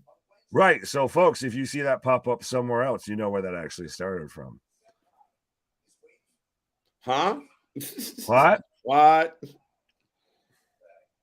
TV title, Joe, do they merge them at Ring of Honor? Jake Hager's big contribution to the show. What's in the bag? With the All Atlantic, of course, because again, who gives a shit about that title at this point? It's sitting there in a backpack, getting called out by a man in a bucket hat. What the fuck is going on in professional wrestling? What's this? Do you like it? Do you like this hat? The crowd chants, no. No, we fucking hate bucket hats. Who right now wants a bucket hat? Show of hands. Who out there is looking for a bucket hat? Nobody? Right. I thought so. All right. Fair enough. Don't worry, I'll wait. Right, exactly. My point has been made. But anyways, so we're getting now matches set up for next week's Dynamite. On top of Ethan Page versus Ricky Starks, we've got Chris Jericho defending the Ring of Honor World title against Ishii. How do you feel about that matchup? I don't know. Like, I mean, I know I love Ishii, but fuck. Yeah. What do you do with it? Honestly, they need a Ring of Honor show, and I guess we've got the Cardiac Attack right now match happening. Of we've got Jeff Jarrett and Jay Lethal versus Sting and Darby Allin coming up. Right. No, Nick. I mean, it'll be interesting. We'll see how this plays out, but a lot of mixed reviews about Double J returning. Now, I was a fan of Double J at parts of his career. But at the same time, with a company with so many young, talented wrestlers wanting TV time, I don't necessarily think we need Jeff Jarrett anywhere but backstage. 100%. It's very much WCW. But no, I'm just now surprised if we've got, one hand, two hands. Scott saying I have a bucket hat, so apparently, there's a whole 3 people in the continental U.S. Well, not even in the continental U.S., maybe in the world, maybe 4 that want a bucket hat. Man. But no, props to you. I guess you're big Jake Hager fans, but again, it shows you the disrespect that they put on the All Atlantic Championship that they built up, and it's now, no DQ with his classic Macho Man remix. Dude, should we get Black Machismo in AEW?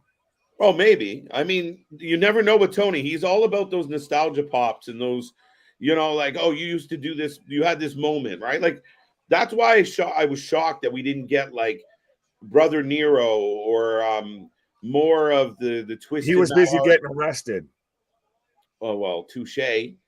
But I was going to say, when you're talking about nostalgia pops, that's 100% why we have Jeff Jarrett here. The hardest man working in professional wrestling, got a WWE, paycheck, got a GCW paycheck, got a maybe an NWA paycheck of Ric Flair's last match. And I was getting an AEW paycheck.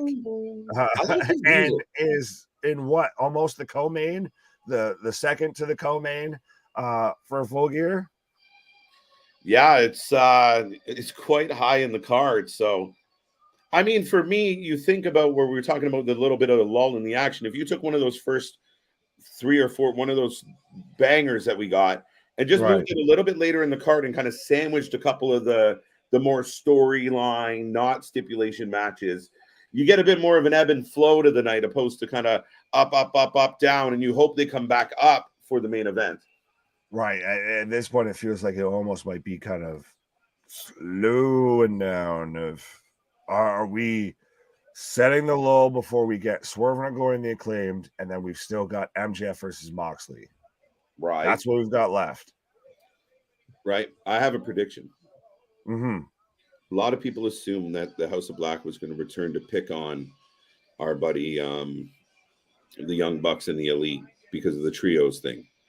Right. Well, look at this. Jeff Jarrett with his entire fan section behind him. He's got a Sting army. Right. It's Yeah. really the His asshole. only fans that Jeff could find are standing right there with him because I'm sorry, there is not a snowball's chance in hell. Is that As Coke he's and getting Diet into Coke? a man and shoving him, there's not a snowball's chance in hell. I'm picking Jeff Jarrett to win this goddamn match. Is that Coke and Diet Coke in Sting Mass? Jarrett might have paid them in that, allegedly.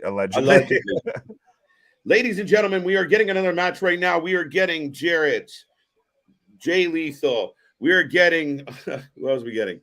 We are getting Darby Allin, Sting. There you go, Darby Allin and Sting. Why did I forget that? Mid speech. Because we're so worked up over Jeff Jarrett actually having a match in 2022 right now of just holy shit. Maybe that's why it's getting a little bit colder out right now. Is hell is officially frozen over. Jeff Jarrett has a match in professional wrestling in 2022. Yeah. Tell me who the fuck out there right now, be honest, who had Jeff Jarrett versus Ric Flair and Jeff Jarrett versus Sting on the same calendar year in 2022. Right. On the bingo card, that's impressive.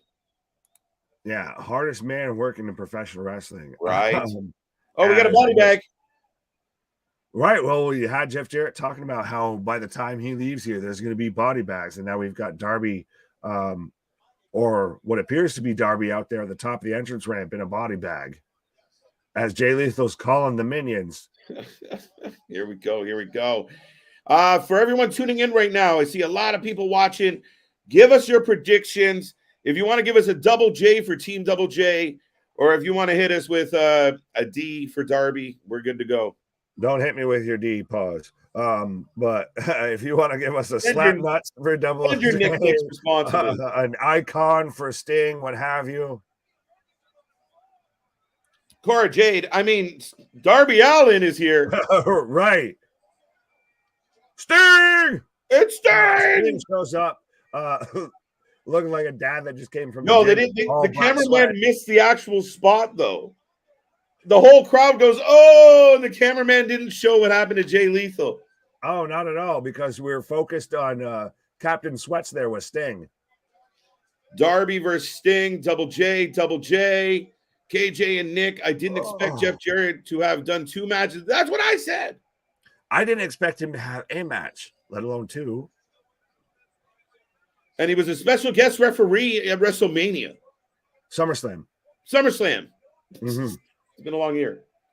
Right. And them trunks ain't holding up quite so well with that waistline.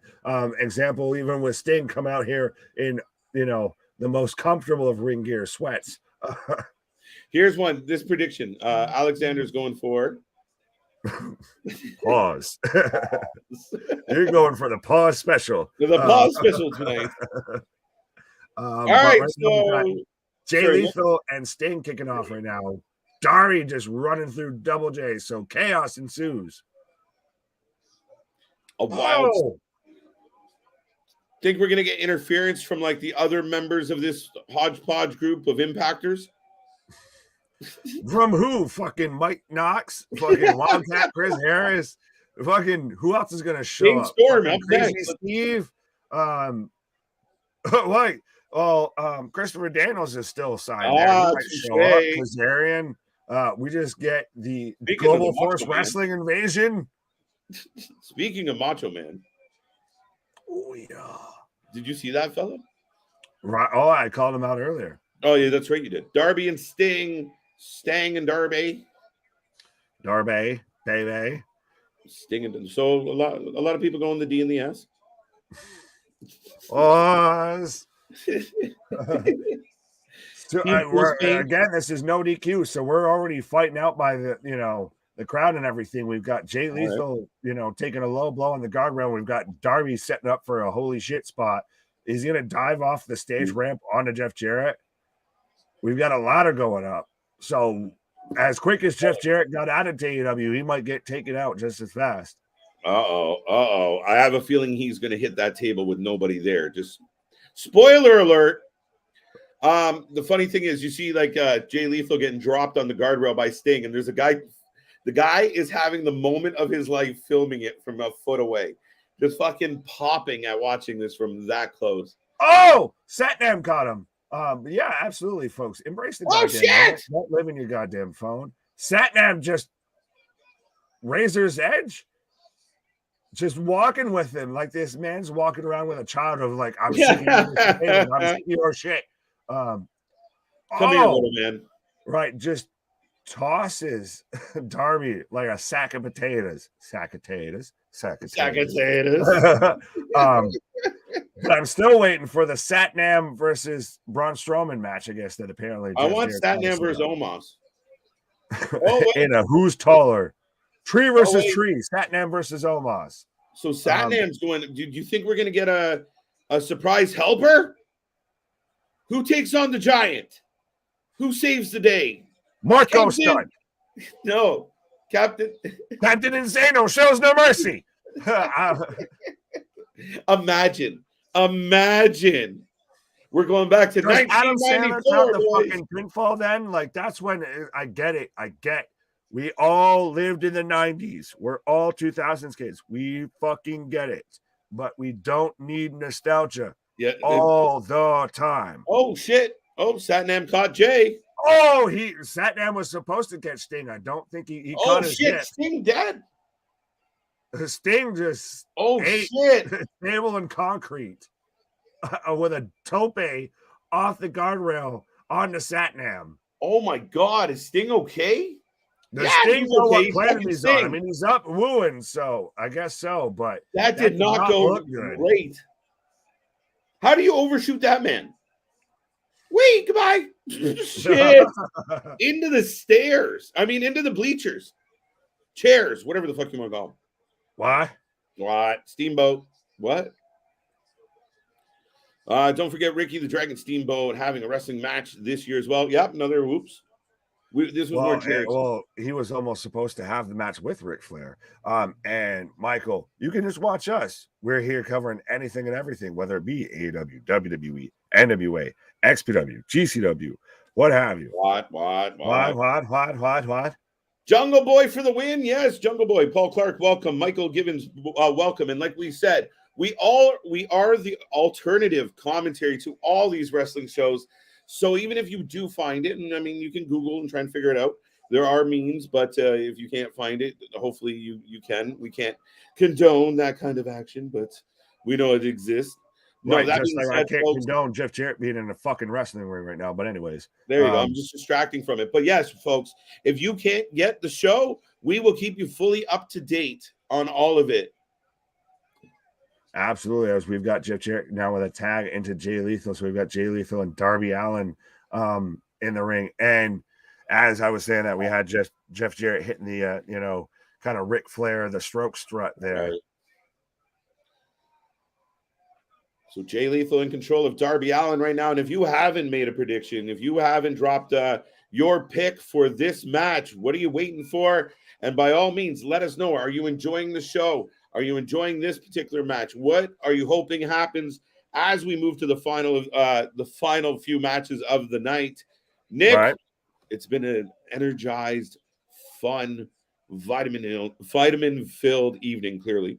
Right. How you doing? I was going to say the files might be stuck in my brain together through, with some resin and everything like that. But I feel like this might be probably, if not the best, if at least one of the best AEW pay-per-views that I can remember. This might be one of my favorite pay-per-views of the year so far, to be 100% honest with you.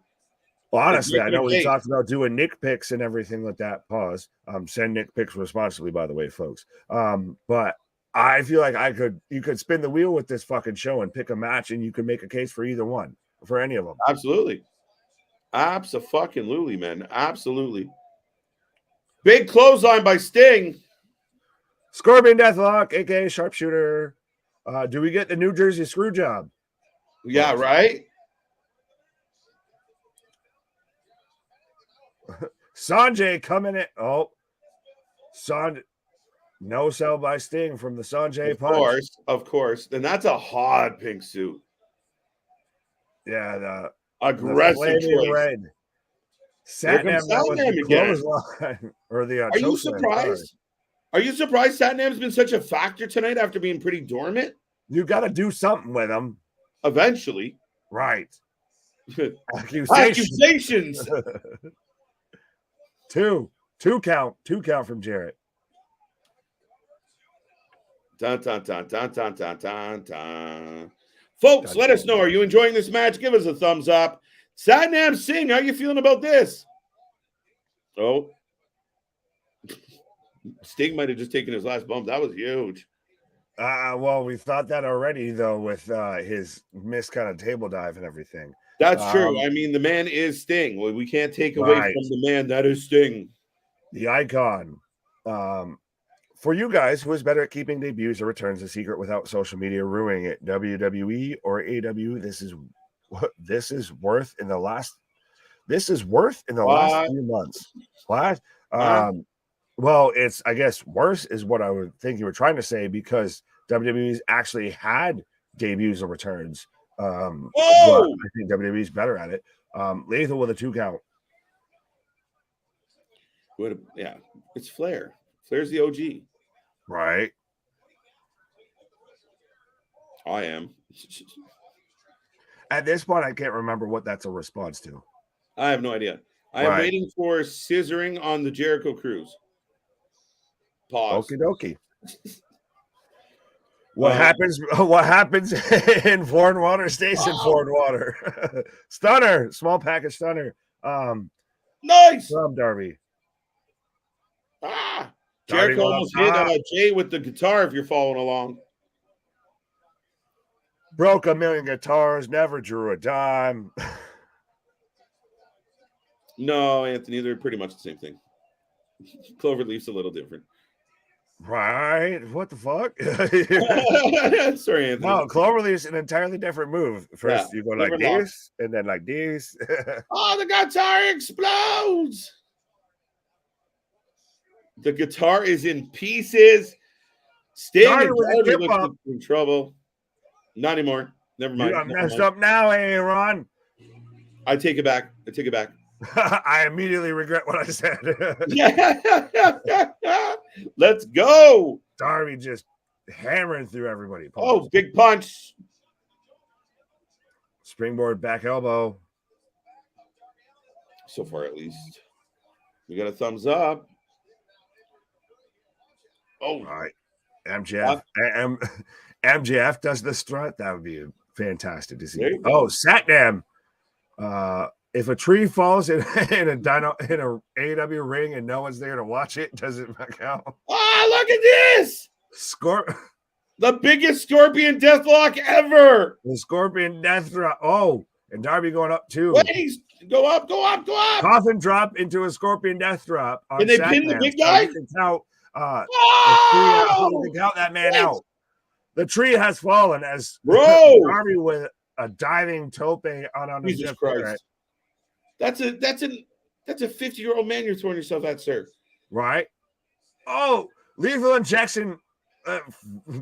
Botched the fall into a Scorpion Death drop. Hopefully Jay Lethal's okay. I can't get up. That was slippy, sloppy jalopy. Coffin drop on a Jay Lethal. 1, 2, 3. So Jay Lethal and Sting, Darby and Sting pick up the win. Hallelujah. There is a God, a merciful God. Jeff Jarrett didn't win in 2022. Alexander, don't. You know better. You say that. Fine. I will appease this. You get a 1. You get 1 shot, like Eminem and 8 Mile. My favorite pay-per-views of the year was 1, Double or Nothing, 2, WrestleMania 38, 3, SummerSlam, 4, WrestleMania Backlash, 5, Crown Jewel. Well, this one has it wrapped up, so I think it's going to be in there. Scott says, what a match. Marvin's 5-2. I've honestly, at this point, lost track of my predictions. I have no idea. More right than wrong. I'll at least say that. Richard's 4-3. We need an official counter at some point here. Yeah, but see, then we have to be smart enough or remember enough to actually change the counter. We'll have little tallies, little scoreboards of how many points we have. But then we have to remember to click those. Yeah, I don't think we should be trusted with those type of responsibilities. Right. Vitamins may intervene in that. I almost wish they would have got up and kind of did a a quick replacement spot for the finish, but that's just being picky. It was a little bit of a sloppy end of the whole situation. I don't. It wasn't as bad as I thought it could be, and I forgot we've still got Jamie Hayter. I saw your face light up. I'm like, the wagon, yeah, woohoo! Right, wagon. I like this because listen, I'm a big Toni Storm fan. You're a big Jamie Hayter fan. And here we go, toe to toe, bro. Right. Well, I've been. I was about to say beating this drum, but I don't want to sound like I'm doing anything wrong. But I've been the flag bearer for the Jamie Hayter Express for the longest time. And tonight, that comes to fruition, I feel, if she leaves Full Gear as the new AEW Women's Champion. Not fucking interim, not anything to do with Thunder Rosa, not anything even to do with Britt Baker or anything like that. Jamie Hayter, clean, 1, 2, 3, new AEW Women's Champion. What if Thunder Rosa comes back and costs Jamie Hayter? She cost Toni Storm. We set up that. Oh, you think it'll go that way? Right. Fair enough, but then she has to fight Hayter. And lose. I didn't say she was going to win. She still loses. Yeah. Okay. I don't know if Full Gear will be on my list because I'm not able to watch it. Well, you can base your opinion on what we told you. Right, but you're watching us and we're watching it and telling you what's happening. So this has definitely been a solid pay-per-view. Absolutely. Better than Hayter looking like $1 million. Better than Forbidden Door? Yes. Better than All Out. Best AEW pay-per-view of 2022. I'm gonna say it. I think I'm there. We're getting there, 100%. I think we've still got moments to. If Hayter loses, we riot. Yes. Hayter loses, we riot. If Mox wins, we riot. But now, if Hayter loses, we riot. 100%. We got some interesting things to figure out as we finish off this night, and we're about 3.5 hours into our live stream tonight, folks. Do keep in mind we do this for all the shows all week long. We do like 350 days a year, and sometimes we have a Hulk Hogan year where we do like 420 because of timeline. Right. It's a different story. Time-space continuum, folks. Absolutely. So, folks, if you like wrestling, you want to keep up to date, we have more original content coming your way. Big shout out to CJ Brand and Ashley Rose, other members of our channel, and all the fans out there for spending the Saturday night with us. We do this nonstop. We will be here for Survivor Series War Games, Monday Night Raw, NXT, Dynamite, you name it. We do a weekly podcast, exclusive interviews, and we got a big one coming up with somebody you currently see on AEW YouTube quite a bit. I'm looking forward to that one, and we got a lot more coming your way, and on main shows too. Actually, right. My bad. But yeah, so we're kicking off. I see a lot of people taking Toni Storm. I see Labras with me there with Jamie Hayter. Richard saying, I do see DMD interfering and costing Hayter again. Oh, I hope I think so too. There's two. You're all gonna be disappointed. Tony's not gonna let me down. He already got Eddie the win. You can't win them all, bro. The whole crowd is chanting Jamie Hayter right now. Shut the fuck up and tell me I'm wrong. Jamie Hayter is winning this goddamn match. I'm pumped right now. If you are new and you haven't heard me say it yet, get your predictions in. Obviously, you get to throw us an H for Hayter or a T for Toni. Let us know. Who do you think is going to win this match? That's great. If this is your first time on this stream, say hi. Give us a thumbs up. Give us some flame. Do whatever. Just tell us you're high. Fair enough. I think I spit a little there. My bad. Getting excited. Right. Well, I can't blame you. I know Damien asked do you think that this is going to be better than War Games? We'll have to wait and see. I think War Games has the potential to beat it. But this, I would say, is the best AEW show I've watched in 2022. I've been very critical of AEW's product to the point to where I know even, our buddy Big Rig and all that other people have pretty much come out there and said, oh, you're a WWE show, what have you, right? this, that, and the third. I'm in the church of AEW right now. If this is what you're going to give me week in and a week out, fucking do it. That's the thing, is that's why I guess I'm so critical, and why we're so critical on this, is we see what they can do, and then they lay a fucking turn in a punch bowl when it comes to Wednesdays and Fridays. All right, then. Right. Right. No, I mean, it's been a hell of a pay-per-view, folks, and we're enjoying each and every match for, I mean, leveling different levels, Nick, obviously, but the ladies have kicked it off. We got Toni Storm side headlock with Jamie Hayter, and Nick, we got this one's a 50-50. I think a lot of people are split. A lot of votes for Hayter, I think, but no, a lot of votes for Toni Storm. This match, to me, is the slam dunk. Jamie Hayter wins this match 100%. You are wrong. It's Toni, says Jimmy. See, I'm with. We will see. Accusation. Yeah. All right, accusation. So, Jimmy, so then what are you going to say? You acknowledge me and you acknowledge us when Jamie Hayter wins. Right. Hi. Yes, I am.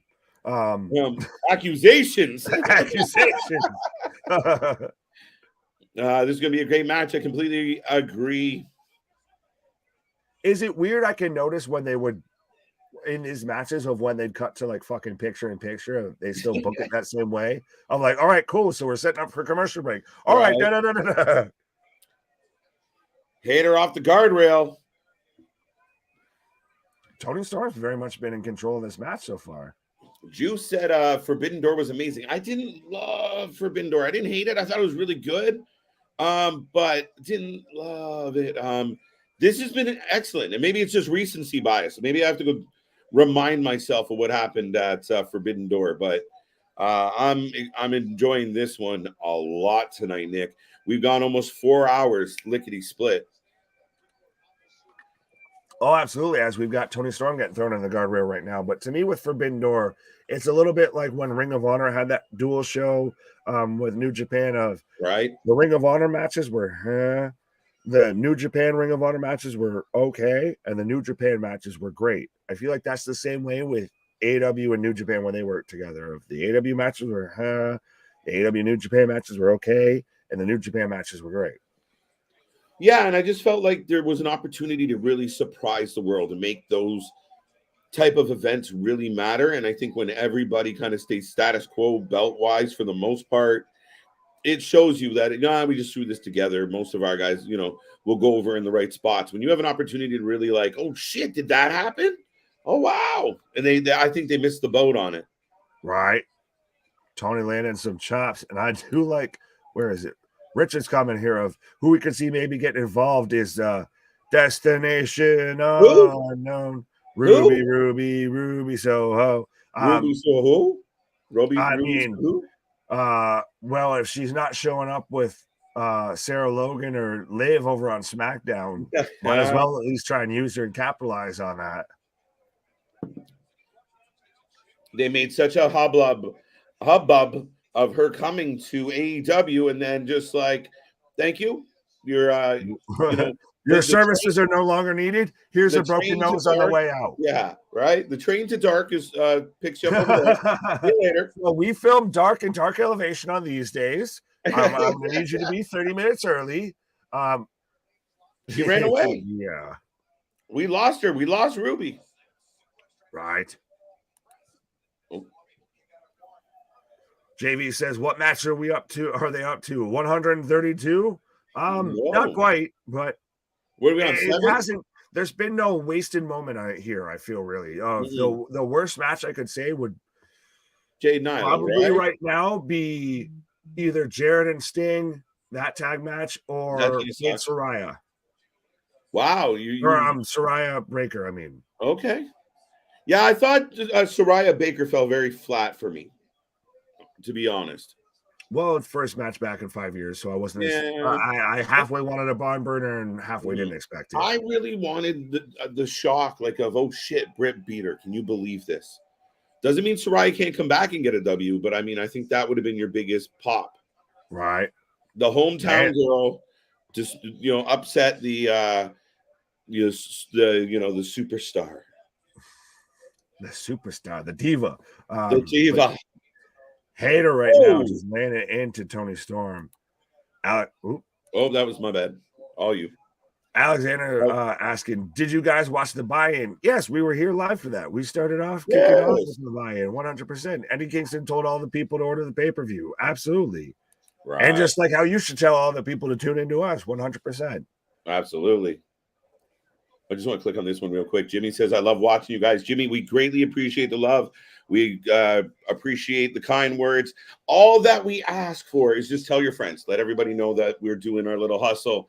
We are climbing towards 1K subscribers, a milestone for us, obviously. So we are looking forward to that huge. We just eclipsed 175,000 views.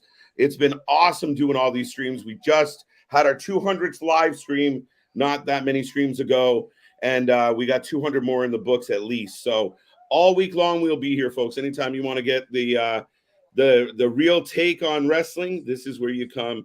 Well, and even then, I will say, sorry to piggyback off of that, we do also have a Discord that is also mentioned in, the description and then everything like that. So even if you want to chat about wrestling, everything, when we're not live, the rare times that is, and everything like that, or still want to reach out and, still kind of have the discussion, after hours, everybody, like I've said before, talks amongst yourselves, all of that.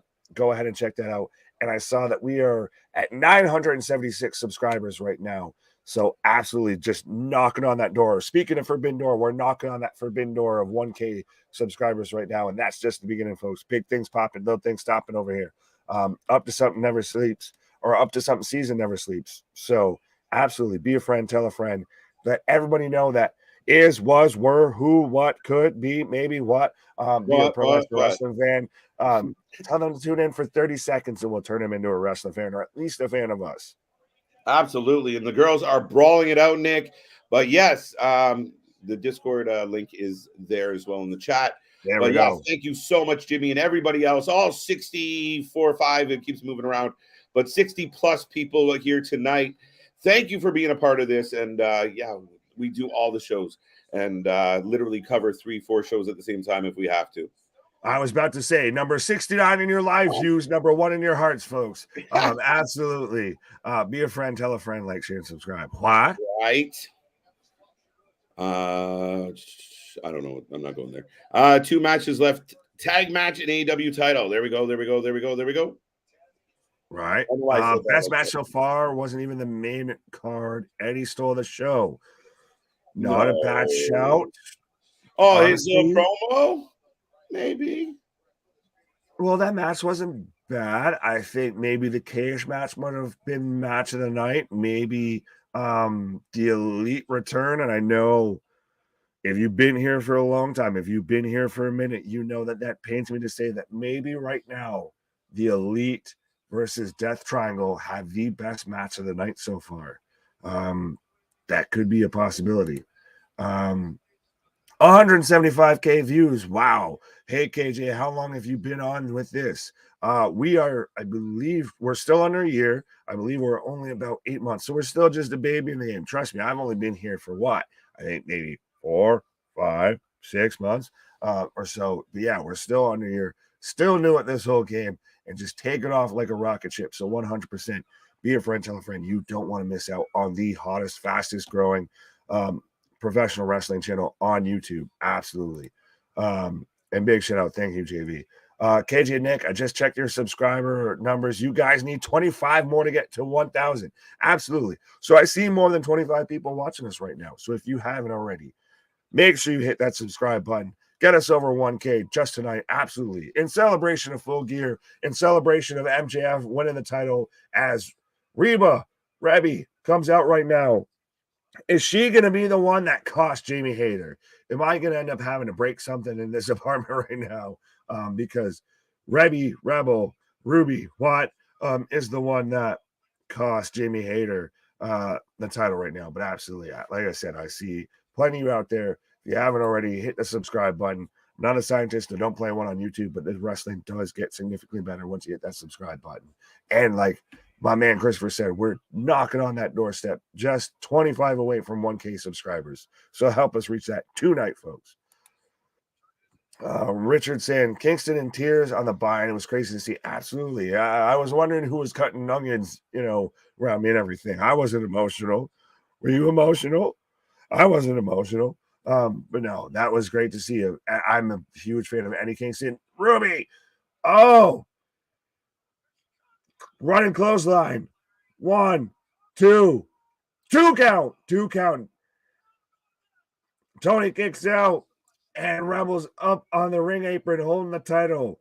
Is she going to turn and she hits Jamie Hayter with the title?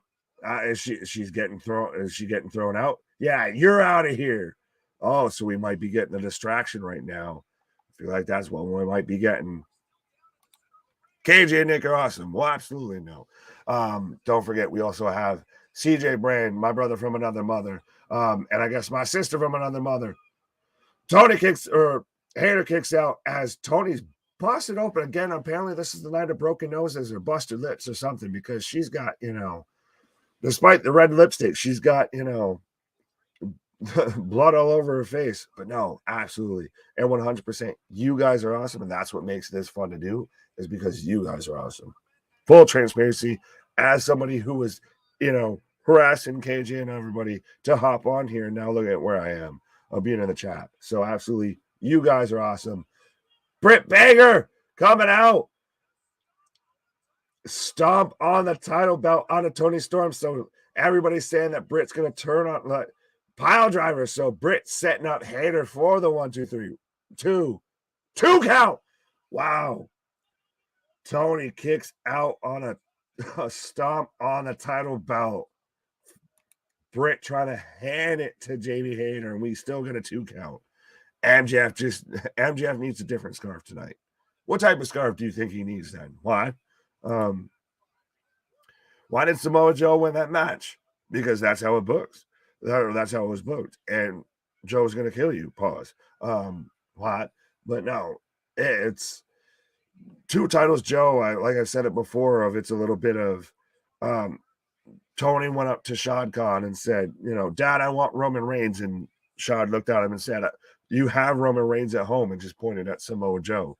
So that's why we've got the unified, undisputed rating. The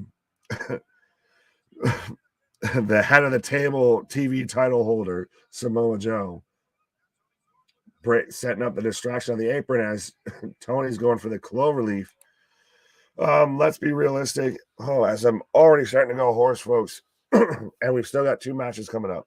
I know KJ said that earlier, but let me take a little sip of the libations as we get a 2 count. Oh, another 2 count! Sorry, you know how to be a friend. No, folks, we are grinding it out, and it's been an amazing year for this channel. And like Nick said, we are about 9 months old, so we would just be popping out of mama's belly right now. And we're just getting started, but we are knocking on that 1K. Jamie Hayter's knocking on that championship, and Toni holding on. Gaining a lot of them elbows right now. What? And I guess, funny enough, as you say, of popping out of mom's belly right now, I will at least take the time to shout out to my sister and everything. Of now I'm an uncle again, for the 5th time, and I now literally, this isn't accusations. I literally have a KJ in my family now. And it isn't that beautiful bearded bastard beside me. 1, 2, 3, new champion. I told y'all. The wagon is back up. I told y'all.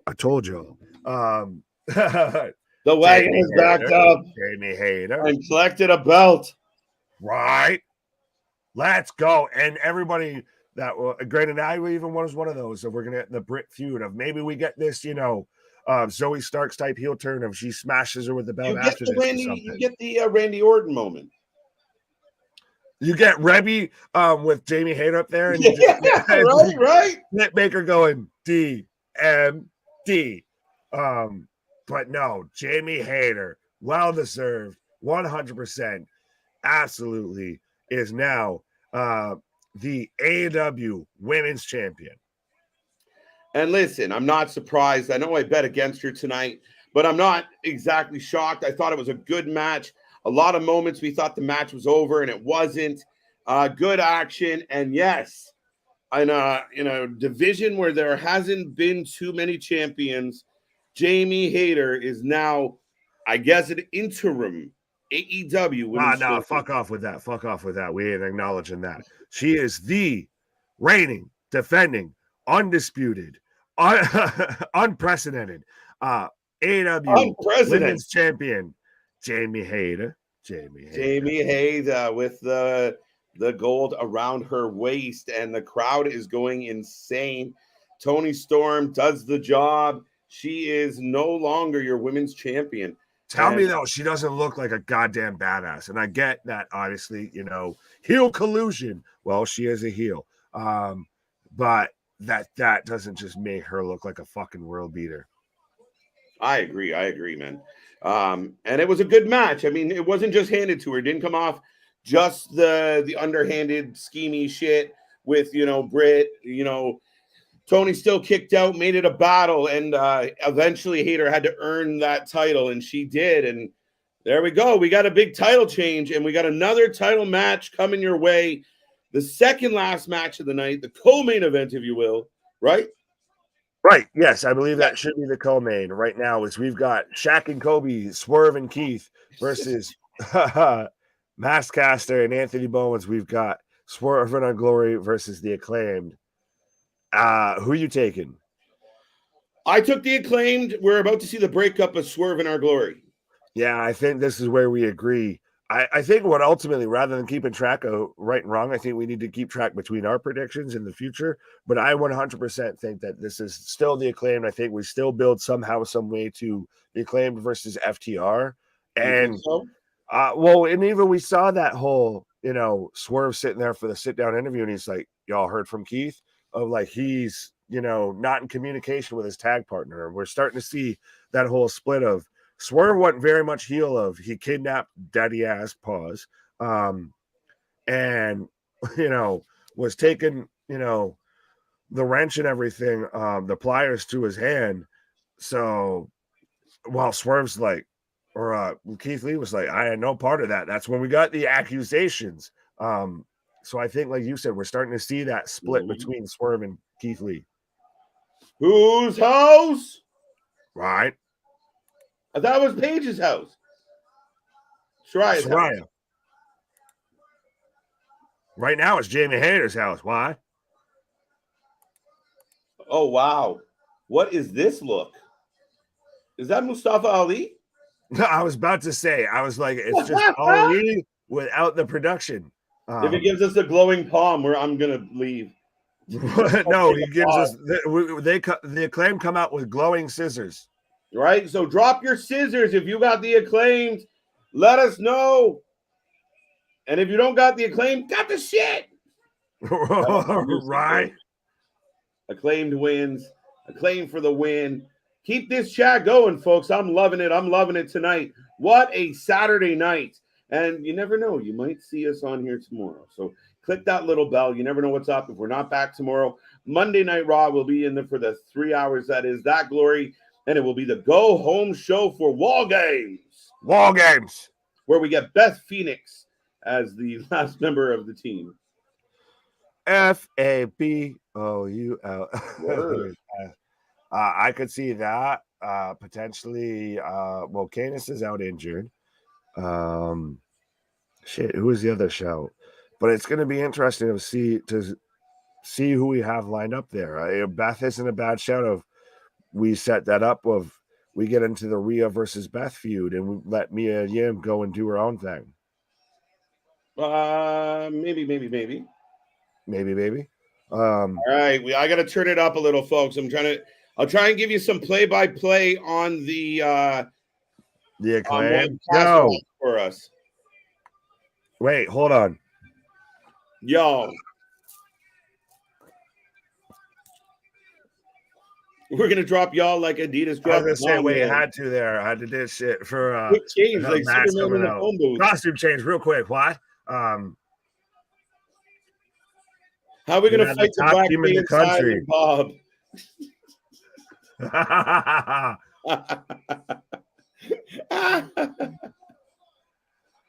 I got more. You want more? What?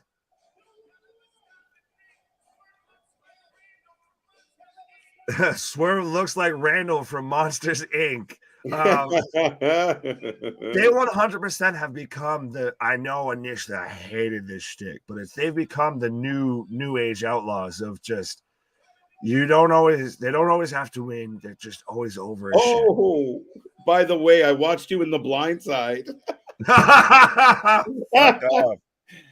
Caster bringing the heat.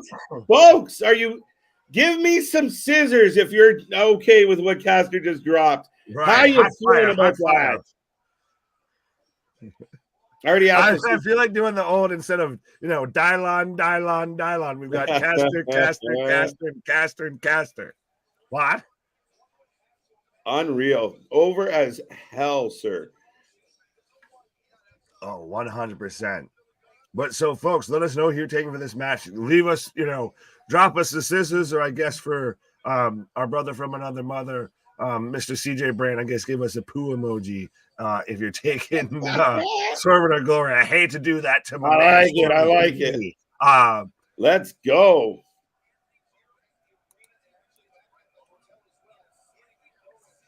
But see, we've already got VT, we've already got Alexander, we've already got Richard. Oh, we've already got the scissoring happening. What? Oh, scissor me, daddy. I was gonna say the man's been talking about popping up and everything like that. Where is this man, to be out here, conducting the chorus and everything? Well, here's the funny thing about this. How do you feel if you're Keith Lee and that used to be, Bass and now we stand there and some two assholes took his shit. Right.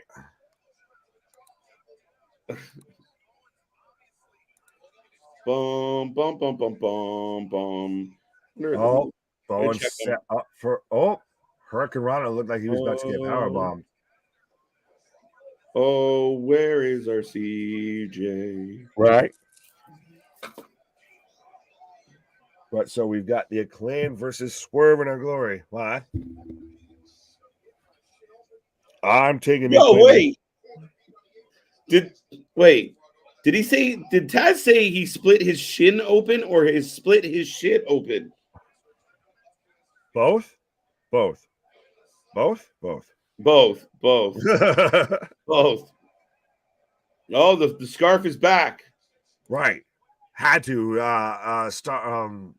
I was gonna say Caster cut through his whole rap and everything like that, so I had to go back to acknowledging the one who will be leaving AEW as the world champion, or leaving full gear. Full gear. Vitamins, folks. Vitamins. Take your vitamins. Enjoy your vitamins.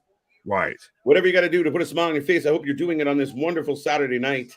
There, Mr. CJ Brand saying, welcome all to the Wrasslin for Life Network. Be sure to subscribe to the channel. Wrasslin is us. Uzi. I think he was trying to say Uzi and got cut off. Man was feeling so Uzi, he dropped his phone, type in Uzi. Dun, dun, dun, dun. Sneaky Swerve in her glory. Wow, we got a couple swerves. Lots of scissors in the chat, though. Scissors everywhere. All right. Nick's taking a sponsored pause for the cause. But, folks, keep the chat going. Keep it alive. Mr. CJ Brand, welcome to the channel. Welcome to the show tonight. That's, of course, one of our family members out there. So, big shout out to him tonight. Swerve and Lee are starting off in control. Lee takes the tag in, and right now they're taking it to Bowens as he drops him on his arm. And Swerve giving Caster a kick to the face. We are so fucking oozy. Yes. I hope everyone out there tonight is feeling oozy. You can drop us a little oozy in the chat if you'd like. And if you haven't made a prediction on who's going to win between Bowens, Caster, the Acclaimed, and Swerve in our glory, with, of course, Swerve Strickland and Keith Lee, get your predictions in the chat. And, folks, stay to the end of the live stream where we get everybody's rating out of 10. I want to know right on the spot how the fans felt about this pay-per-view. right at the end of the night, we'll hit you up. You give us a rating out of 10, and we'll talk about it. But right now, Swerve Strickland has the guardrail, and he's setting it up against the apron. Lee's telling him to knock it off. Lee's not feeling it. Bowens with kick to Lee. Oh, scissor me daddy. Oh, where is our CJ? Swerve and Lee going to split tonight. Yes, I agree with Smile Mark. Hassan, hi. How you doing? Oh, shit. Bowens hitting the bottom rope hard. And Swerve dragging him out to the side. Trying to set him up for that guardrail. And once again, Keith Lee not thrilled about it.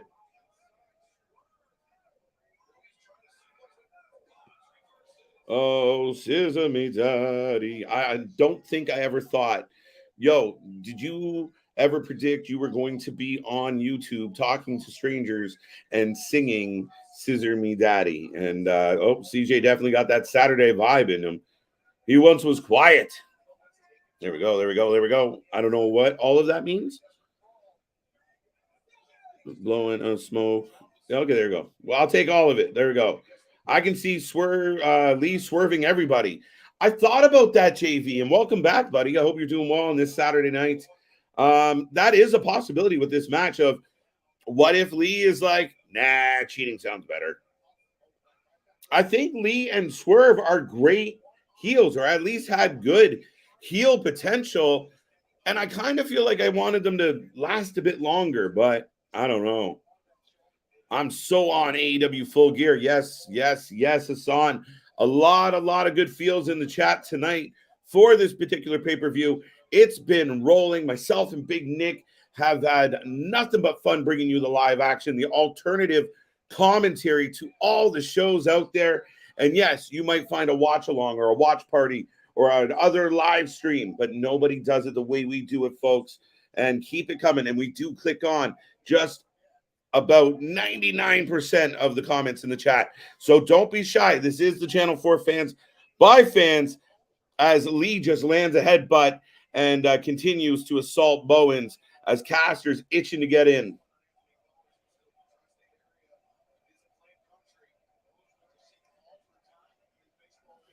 Oh, interesting. CJ just cut the shit. I think the best AEW pay-per-view of the year. Yeah, we'll see how the next two matches go. I mean, by the end of this, I find in 2022 that how this night ends is going to be super, super important. How they wrap this all up is that lasting impression. However, right now they are on an absolute heater. They have a chance to score real big with the fans with this overall night. Where there are a couple down moments, there's always going to be, especially when you have 12 matches plus a pre-show plus a pre-rampage. It's not a knock. It's just the way it is. It's the nature of the beast. And it's not even that some matches were bad. They were just kind of outshone by some of the good ones or the incredibly good ones. So the night's been outstanding. I hope this match it picks up. It will. We've seen these guys have two matches already. If it goes well, which we expect it to, we then go into the main event tonight. And that's got a lot of compelling story to it. We're all excited. Oh, no. Wow. Keith Lee takes a poison Rana. It looked a little clunky, but that's a big turkey to flip over. I'm so happy for Jamie Hayter, Chris. I'm right there with you, buddy. I'm right there with you. I completely agree. It's a big moment for Jamie Hayter. And Nick's been beating that drum. He really has. I'll give him all the credit in the world. He, this Hayter girl. And I was like, She, and to, maybe not of any fault of hers, she was in some clunky Dynamite matches with some, a couple tag matches that were a lot of, just botch heavy and sloppy. So maybe she's just guilty by association. But Nick kept saying, Hayter's going to take it. And sure enough, here they go. Jamie Hayter's going to take it. And now we'll see where this goes. I do think this does set up some jealousy, but you also just had Saraya go over Britt Baker. Maybe Saraya wants a run at the champion.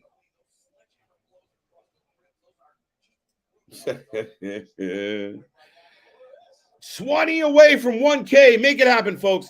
If you have anybody out there, a girlfriend, a cousin, a pet, if they have any ability with their thumbs, get them in here, get them to hit the like, get them to hit the subscribe, get us over that hump. We greatly appreciate it.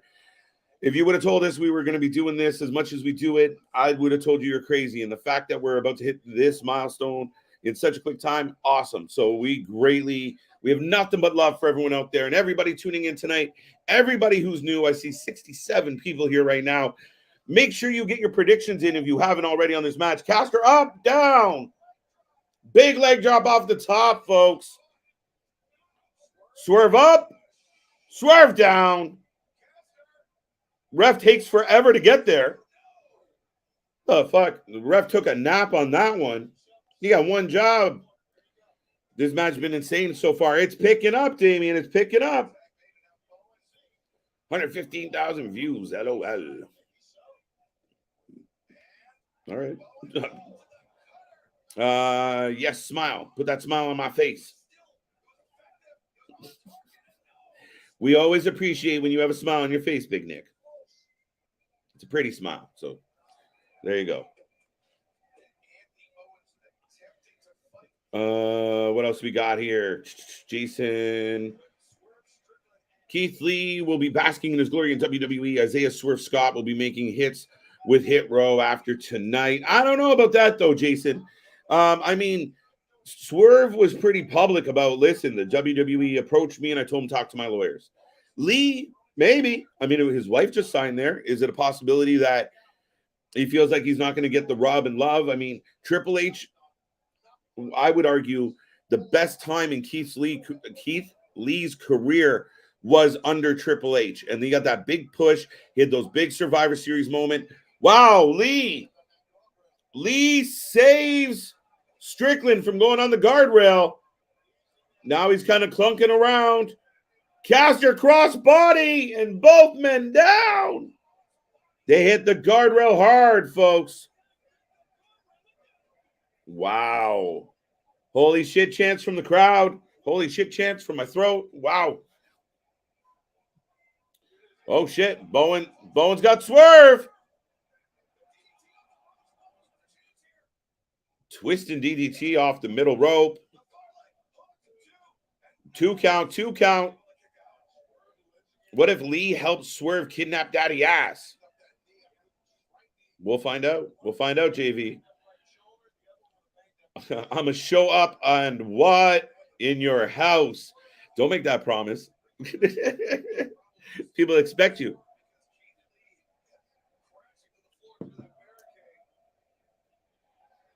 The crowd breaks out in a scissor me daddy chair. Swerve! Flatliner. Ladies and gentlemen, the match is going. Keith Lee's down on the outside. Caster's down on the outside. Bowens takes the sidekick to the side of the head. Kick out by Bowens. Kick out on 2. I've been a Keith Lee fan for a long time. This big man can move. He's a super heavyweight.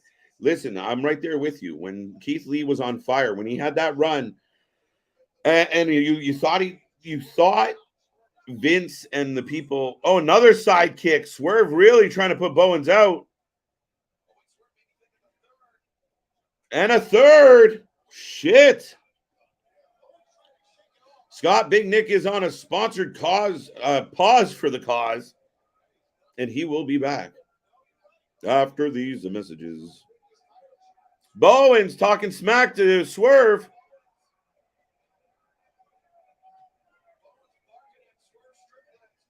All right. I've been a Keith Lee fan for a long time. The big man can move. He said, yes. So I was saying that, yeah, I thought that another kick. Another kick out. Holy shit. Now this part of the match is slowing down a little bit. And we've had 4 kicks. And Bowens refuses to stay down. Swerve up top. Oh, he's wobbling a little. Bowens gets his hand smacked for trying. Yeah, Chris, not bad, not bad. The pace is picking back up. Swerve looking at the crowd. Misses the stomp. Oh, what a move. What a move. Caster. Mic drop, mic drop. Keith is back. Bear claw. Not having it. Bear cat, but it was a bear claw. Get it? BBC for Keith Lee. Then the leader of the BCC gets MJF the 1, 2, 3. All right. Okay. Of a swerve. Wait, what did I miss the first part? They would make him watch the video of the ring and denying it, then a swerve. Interesting. Maybe. That's the whole conclusion to this. Daddy ass is tied up on the screen. And it was Lee the whole time. Big clothesline. Back elbow. Jesus, folks. Sorry. Oh. Lee chucking Caster like a bag of potatoes. Bowens down. A-hole chance being chucked at Keith Lee. Oh, no, they're talking about somebody who got ejected from the show. That's hilarious. Oh, shit. Oh, wow. Another two. The crowd looks completely distracted by something that's happening in the audience. And we were getting an asshole chant, which I assume was for Keith Lee. As it turns out, not the case.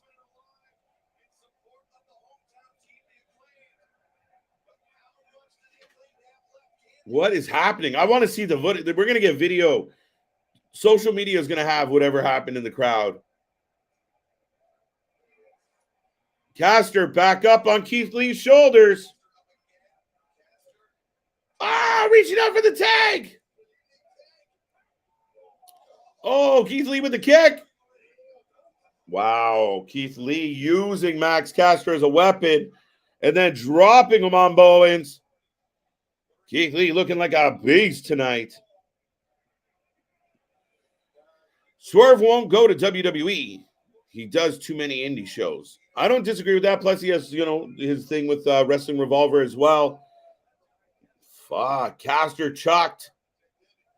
Up over the table. Grabbing at his head. And Swerve got the pliers.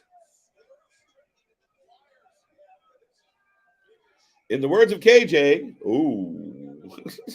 Oh.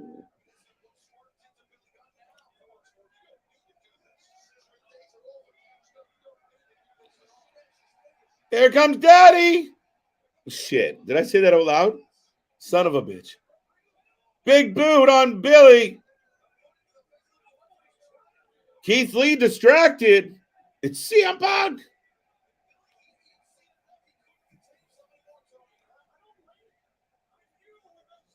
All right, this match is broken down a little bit here. Keith Lee just in the ring. They roll Bowens back in. And here we go. This might be the demise of Swerve in our glory.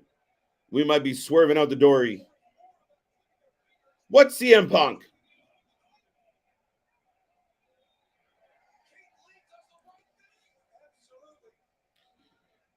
I saw Swerve in New Japan as well. Yeah, Swerve's been around. I mean, he was even in Lucha Underground for a bit. Oh, he slaps him. What's a lot of slapping going on? LA Knight, Bray Wyatt all over again. There you go. Exactly what I said. No, Swerve's out. Swerve's outstanding. This match is incredible. Here we get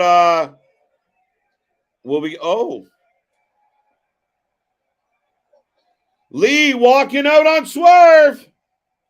So anybody thought that anybody that thought Lee was going to go to the dark side? Not today, but Swerve kicks out on the roll-up. Woo! Action, folks. Super kick. Bowens. Oh, shit. Swerve not done. Oh, he might be now. Another kick out. Tag to Caster. Roll up by Swerve. Not the legal man. Drop kick. It's going to be over now, folks. Oh, in the crowd. Right? Yeah, CM Punk showed up. He had been drinking, finally. He had enough. Get out of here, Punk. No, that allegations. Oh! And still, AEW Tag Team Champions of the World. We have a winner, folks. We have a winner. If you took the Acclaimed, if you have the Acclaimed on your bingo card, the W is yours tonight. Winner, winner, chicken dinner. How we doing? Winner, chicken dinner. Absolutely. Well, bro, it's been a night. Oh, absolutely. Again, it's been good match after good match. We've still got MJF versus Moxley for the main event. Yes, scissor me, daddy. Pause. But it's interesting that Swerve or Keith Lee walked out on Swerve. So I think we can cement that that's broken up. Yeah. No, that's done deal. I mean, some people kind of hope that like that moment. Best of 7 series between Death Triangle and the Elite. Match 1, November 19th. Match 2, November 23rd. Match 3, November 30th. Match 4. January 11th. Fuck all. January 11th. This is going to go till Jan 11. Is that the way that the Young Bucks don't have to work with anybody but just the people they like? Apparently. And we've got Orange Cassidy versus Jake Hager set up for the All-Atlantic title. We've got Chris Jericho versus Tomohiro Ishii. But again, it's still why are we having a best of 7 series? Do you think they're gonna keep us hooked for 7 matches? I don't. They had a hard time keeping us hooked for 1. True, fair enough. What are they gonna do? They kind of went all like with that style of match. Fans, let me know out there. We got a lot of people watching.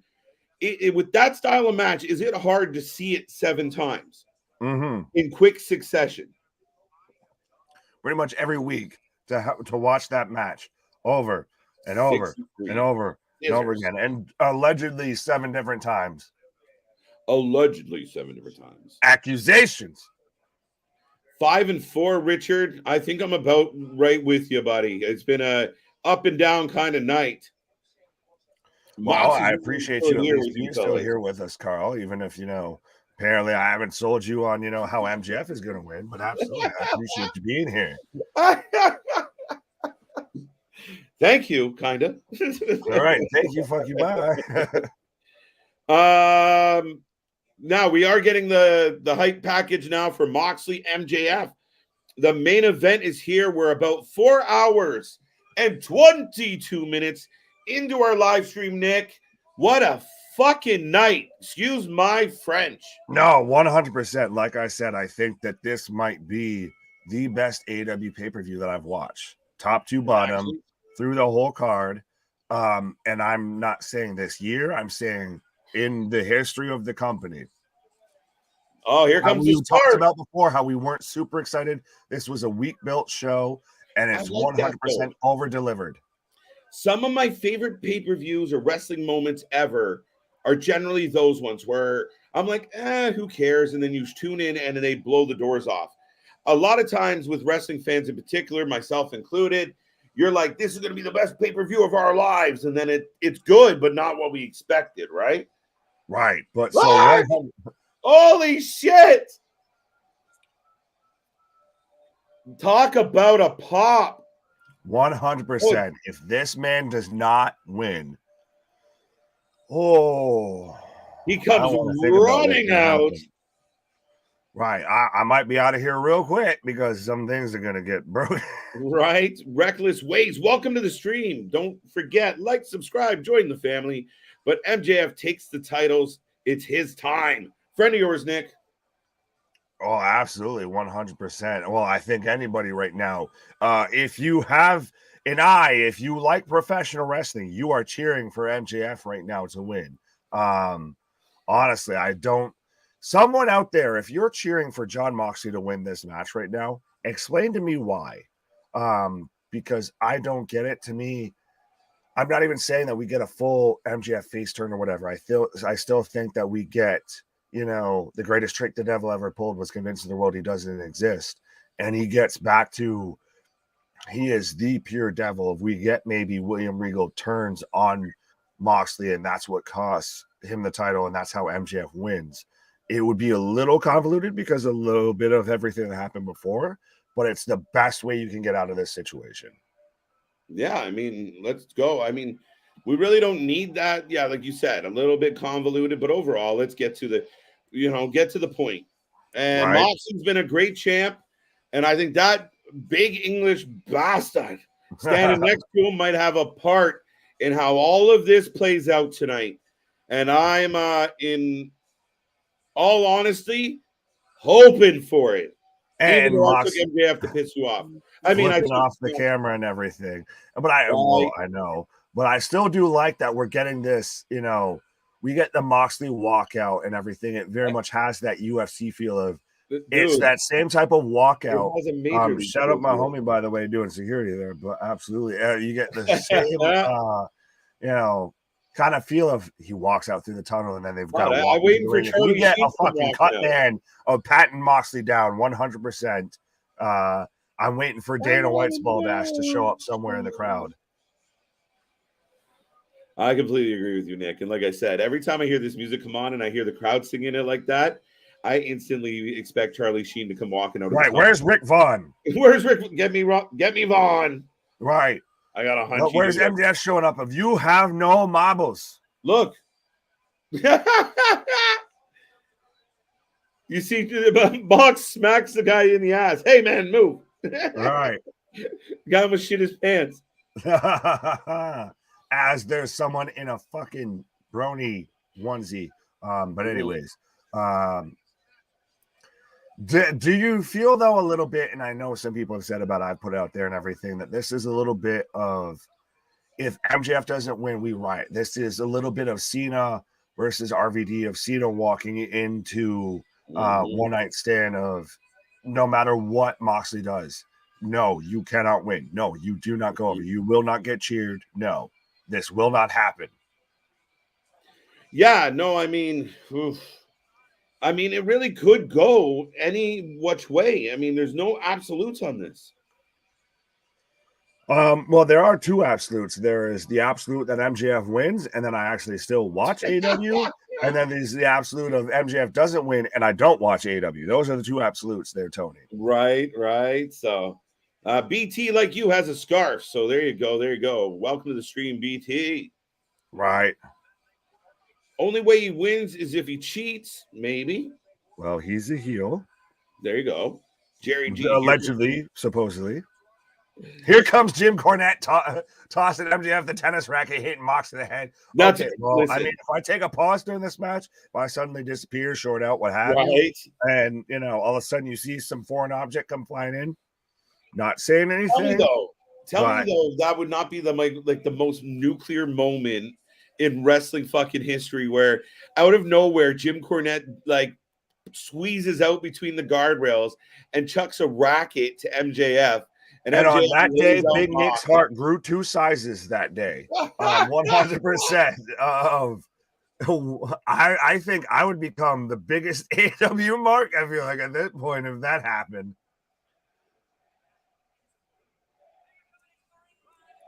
What are they chanting? I'm not sure at the moment right now. I've got Moxley getting introduced. I'm surprised. Are they chanting new champ, new champ? I wouldn't be surprised. Like I said, it's a little bit of that environment of if Moxley wins, we riot. Right. At this point, you cannot not give MJF the title. MJF has to win here. Otherwise, what the fuck are we doing? Oh, another bird from Mox. Oh, one back from.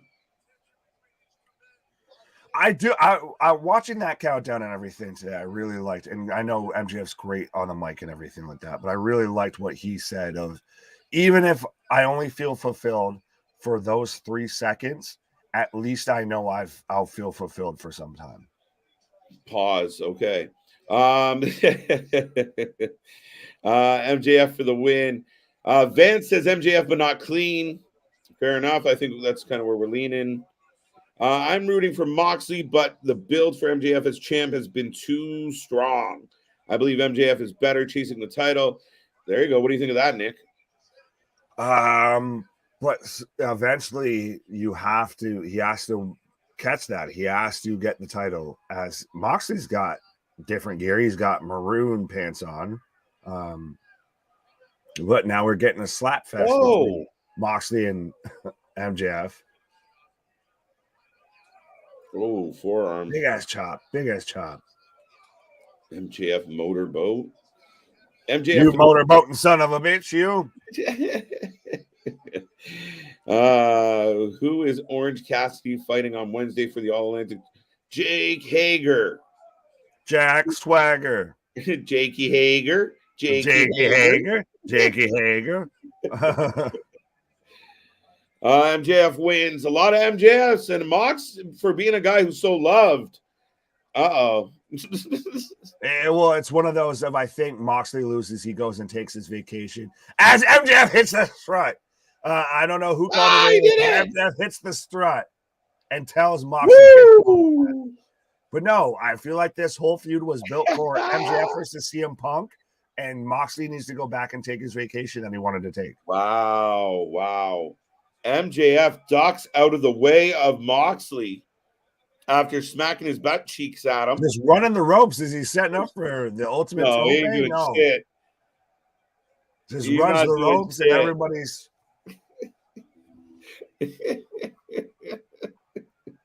Man is over. Man is over his shit. Heel, baby face, it don't matter. He's a star. Right. And Moxley's fighting him. But yeah, it's the same thing I feel a little bit with Roman. Roman still gets a good reaction and everything when he comes out, but he's meant to be an asshole. Oh, wait. Now Moxley flipping off the crowd. Is Moxley just angry at everybody of just, fuck you. Cool. Am I wrong? Like Moxley, maybe like a couple less birds. Maybe a couple less. You're the champ. You're a little bird heavy, buddy. Well, Stone Cold Steve Austin. Fair enough. Right. Awesome's better. Well, no shit, but another one that says Raleigh Sports says MJF for the win. Regal turns on Mox. I like it. Well, hold on real quick. I like this one. Scott saying Punk brings out the diamond ring, hands it to MJF. That'd be amazing. Could you imagine? That's what I wanted to happen before MJF.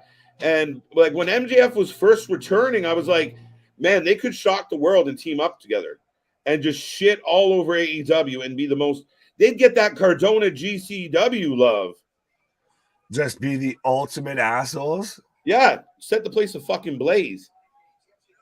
Yeah, but see, you have these people called the Elite that are EVPs there, so I don't know about that. Vance says Newark gonna riot if MJF does not take the W. I think this channel will riot. Half of this channel will. Reckless says, I feel like if Punk comes back at this point, he will be booed, and that will be bad for business. Well, it was interesting. We had a fuck you, CM Punk chant going on during the Elite match earlier. Yeah, no, that was kind of surprising, right? And I mean, it wasn't the loudest chant and it wasn't the longest chant, but it happened. Right. Thank you, sir. You're welcome. But yes, so folks, so we've got Moxley versus MJF right now for the AEW World Championship, the main event of Full Gear. Moxley right now getting into an armbar after a Michinoku driver. So let me know who you're taking for this match. Absolutely. And don't forget, folks, at the end of the night, Do not go anywhere. We want a rating out of 10. Just drop a number in the chat as we end this night. We want to know what the fans thought of Full Gear. So don't leave. And I know myself, Nick, and who knows who else will have the post-show breakdown of AEW Full Gear tonight. Right. Do we want to watch the media scrum and see who else fights backstage? Can we hope for a fuck up? Right. Who's Moxley going to punch now? Who's Right, Kenny Moxley going to sits get down what type of animal is Kenny going to get bit by now? Right. Who brought the muffins this time? Right. Does Larry make a return? Oh, Larry versus -1. Book it, Tony. Moxley with the clothesline on MJF in the corner. And folks, if you have MJF in your bingo card right now, the champ is in control. Oh, absolutely. Well, and we're getting those kind of defiant.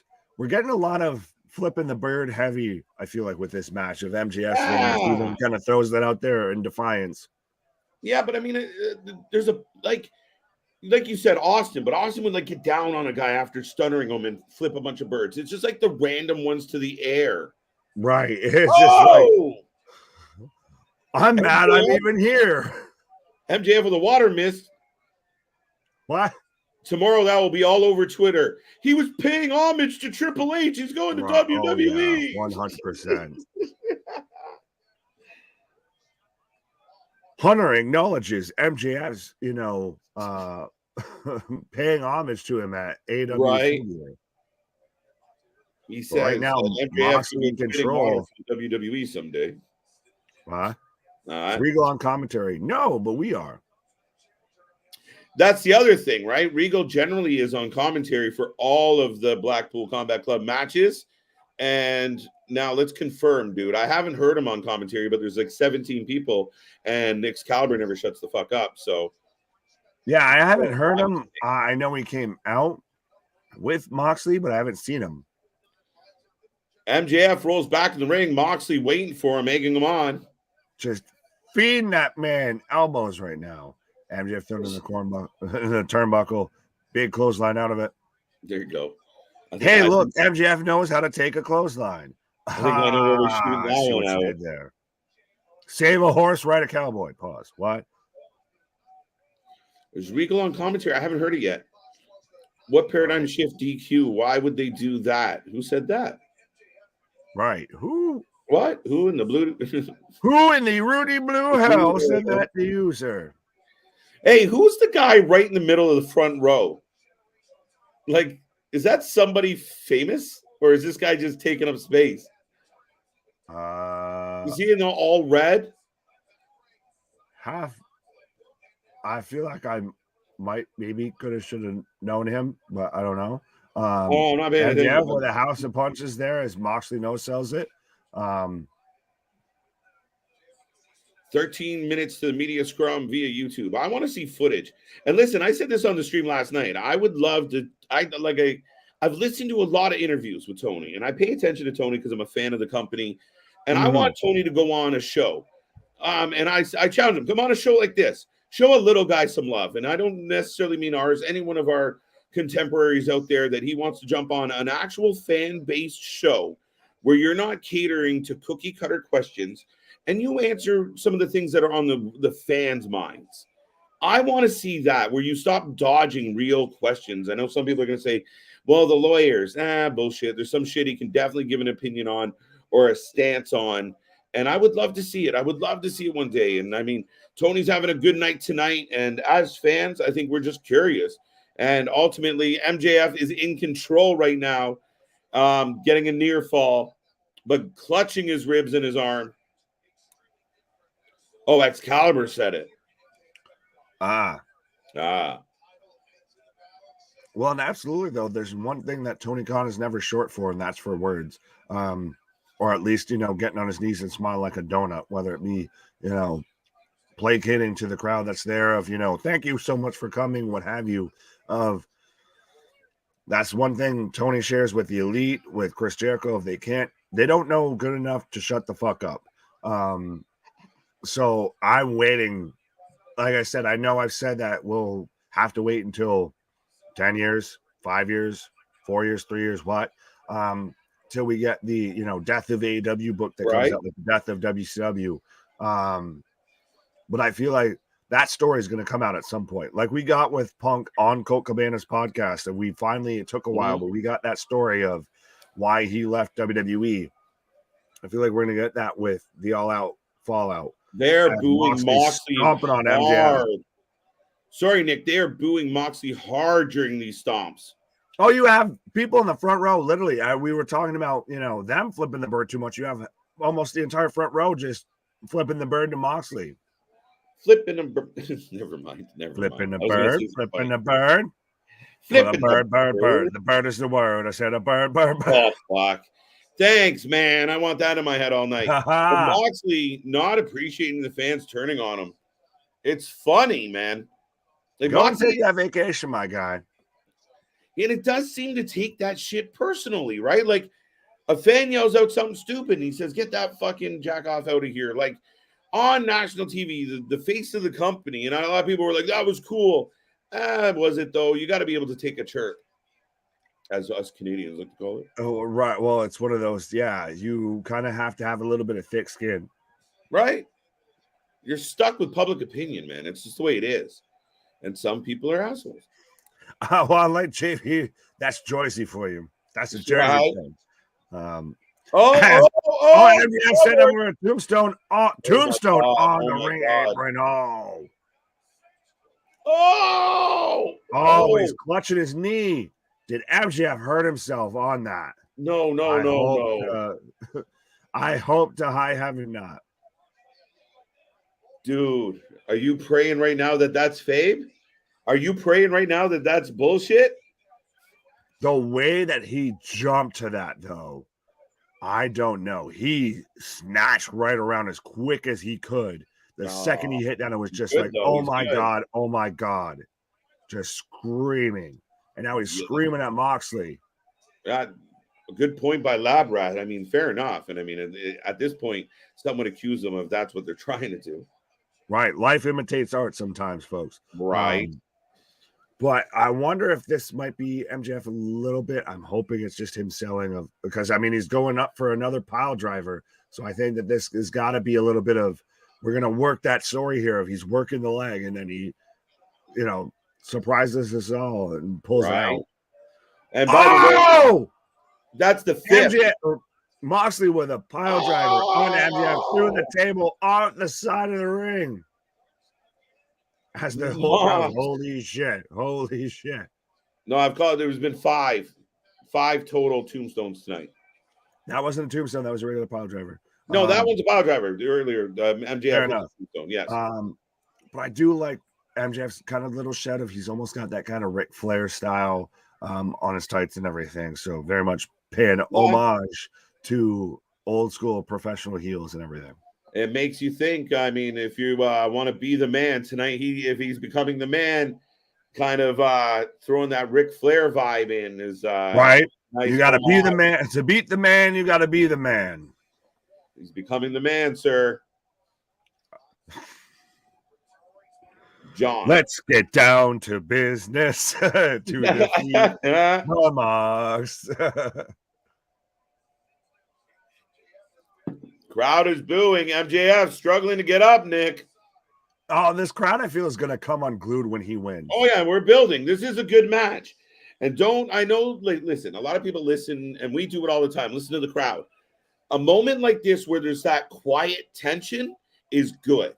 When they're fucking dead, there's a problem. But when you have that buzz in the arena, that's good. People are legitimately worried he's not going to make it. We're at a 9. What? MJF gets in at the last second. We're up to a 9 count, and MJF manages to squeak in there. Shit. Talk about waiting. Paradigm shift. 1, 2. Oh, shit. Whole thing, Lanta. Oh, God, thank God. Oh, shit, out. 2 count. Oh. Did you pee a little? MJF's now just wailing on the thigh, the hamstring of MJF, and locks in a figure 4. Shout out again to Ric Flair. Scott says MJF's just wailing. Oh. Yeah, Mox, I guess, asked MJF if he was okay. So maybe they're just double checking with each other. But I mean, there was cause for concern, and he did sell it really well, Nick. Right. Well, I mean, it's MJF. If there's one thing it's good at, it's, getting shit over. Right. What is MJF finish? I don't recall. It's the salt of the earth. What he said. Right. Ladies and gentlemen, thank you for being here. We are rolling through the main event of AEW Full Gear. As you can see on the screen, Moxley, MJF. Moxley has MJF in a figure 4. Ironically, we were just talking about Ric Flair and the Ric Flair swag. That Ric Flair drip. What? What? But I will remind people that, what are we at right now? We're at 981 subscribers. We are still ever inching ever so close to that 1K number. So absolutely be a friend, tell a friend. Get us past that 1K line. Trust me, I will. I feel like I will have reached the wrestling mountain for the moment. If we hit 1K as MJF wins, it'd be like your day. Title. Like I can go. I can go. I can. I'll be Thanos there if I can just retire and just watch the sunrise on my farm. Right. That's amazing. No, I mean it's an incredible story. It's been a fun journey, and these streams have been nothing but a blast. And right now, Moxley's grabbing his leg, MJF's grabbing his leg. And Moxley looks a little more frustrated about his leg grab, to be 100% honest with everybody. Well, I think Moxley's just frustrated overall man, Moxley right now. 1, 2 count. Spikes him. Dos for the 2 count. Dos. Let's go, Moxley. Fuck you, smile. Pause. You can't say that. Sorry. I love you. Yes, you can. You know what? Smile. Fuck him. Right. No. Right. Yeah. No, you're cheering for Moxley. You're supposed to be against me. Right. I do like even Jamie saying here, I'm grabbing my leg. I'll grab my leg too. It's probably not his leg. If we pause, you went there. I was going to say if we all grab our legs, then MJF will win the. We are not doing a live leg grabbing around here. What? Live grab with the applause. I'm grabbing my leg. Yeah, I like that. That's funny. All right. Now, Moxley just working that leg out. Right. Clap. Let's go, Moxley. Wild thing. I'm going to hurt you. You make my heart sing. Is it wrong if the song's a funeral march? That would be amazing, actually. Come on now. How about going out that way? Well, no, I was saying you make my heart sing. Oh, you're singing a fucking funeral march. Because we've got MJF and Moxley right now up on the top rope. Oh, again, Moxley just raining out elbows on MJF. They're booing him again. And I feel like this the back elbow spot's been overdone by everybody in the BBC. Are you saying boo or boo earns? Oh, BCC. Fucking hell. No. Can you imagine MJF tapping out? Nick? I don't want to. That's called nightmare fuel. Nick.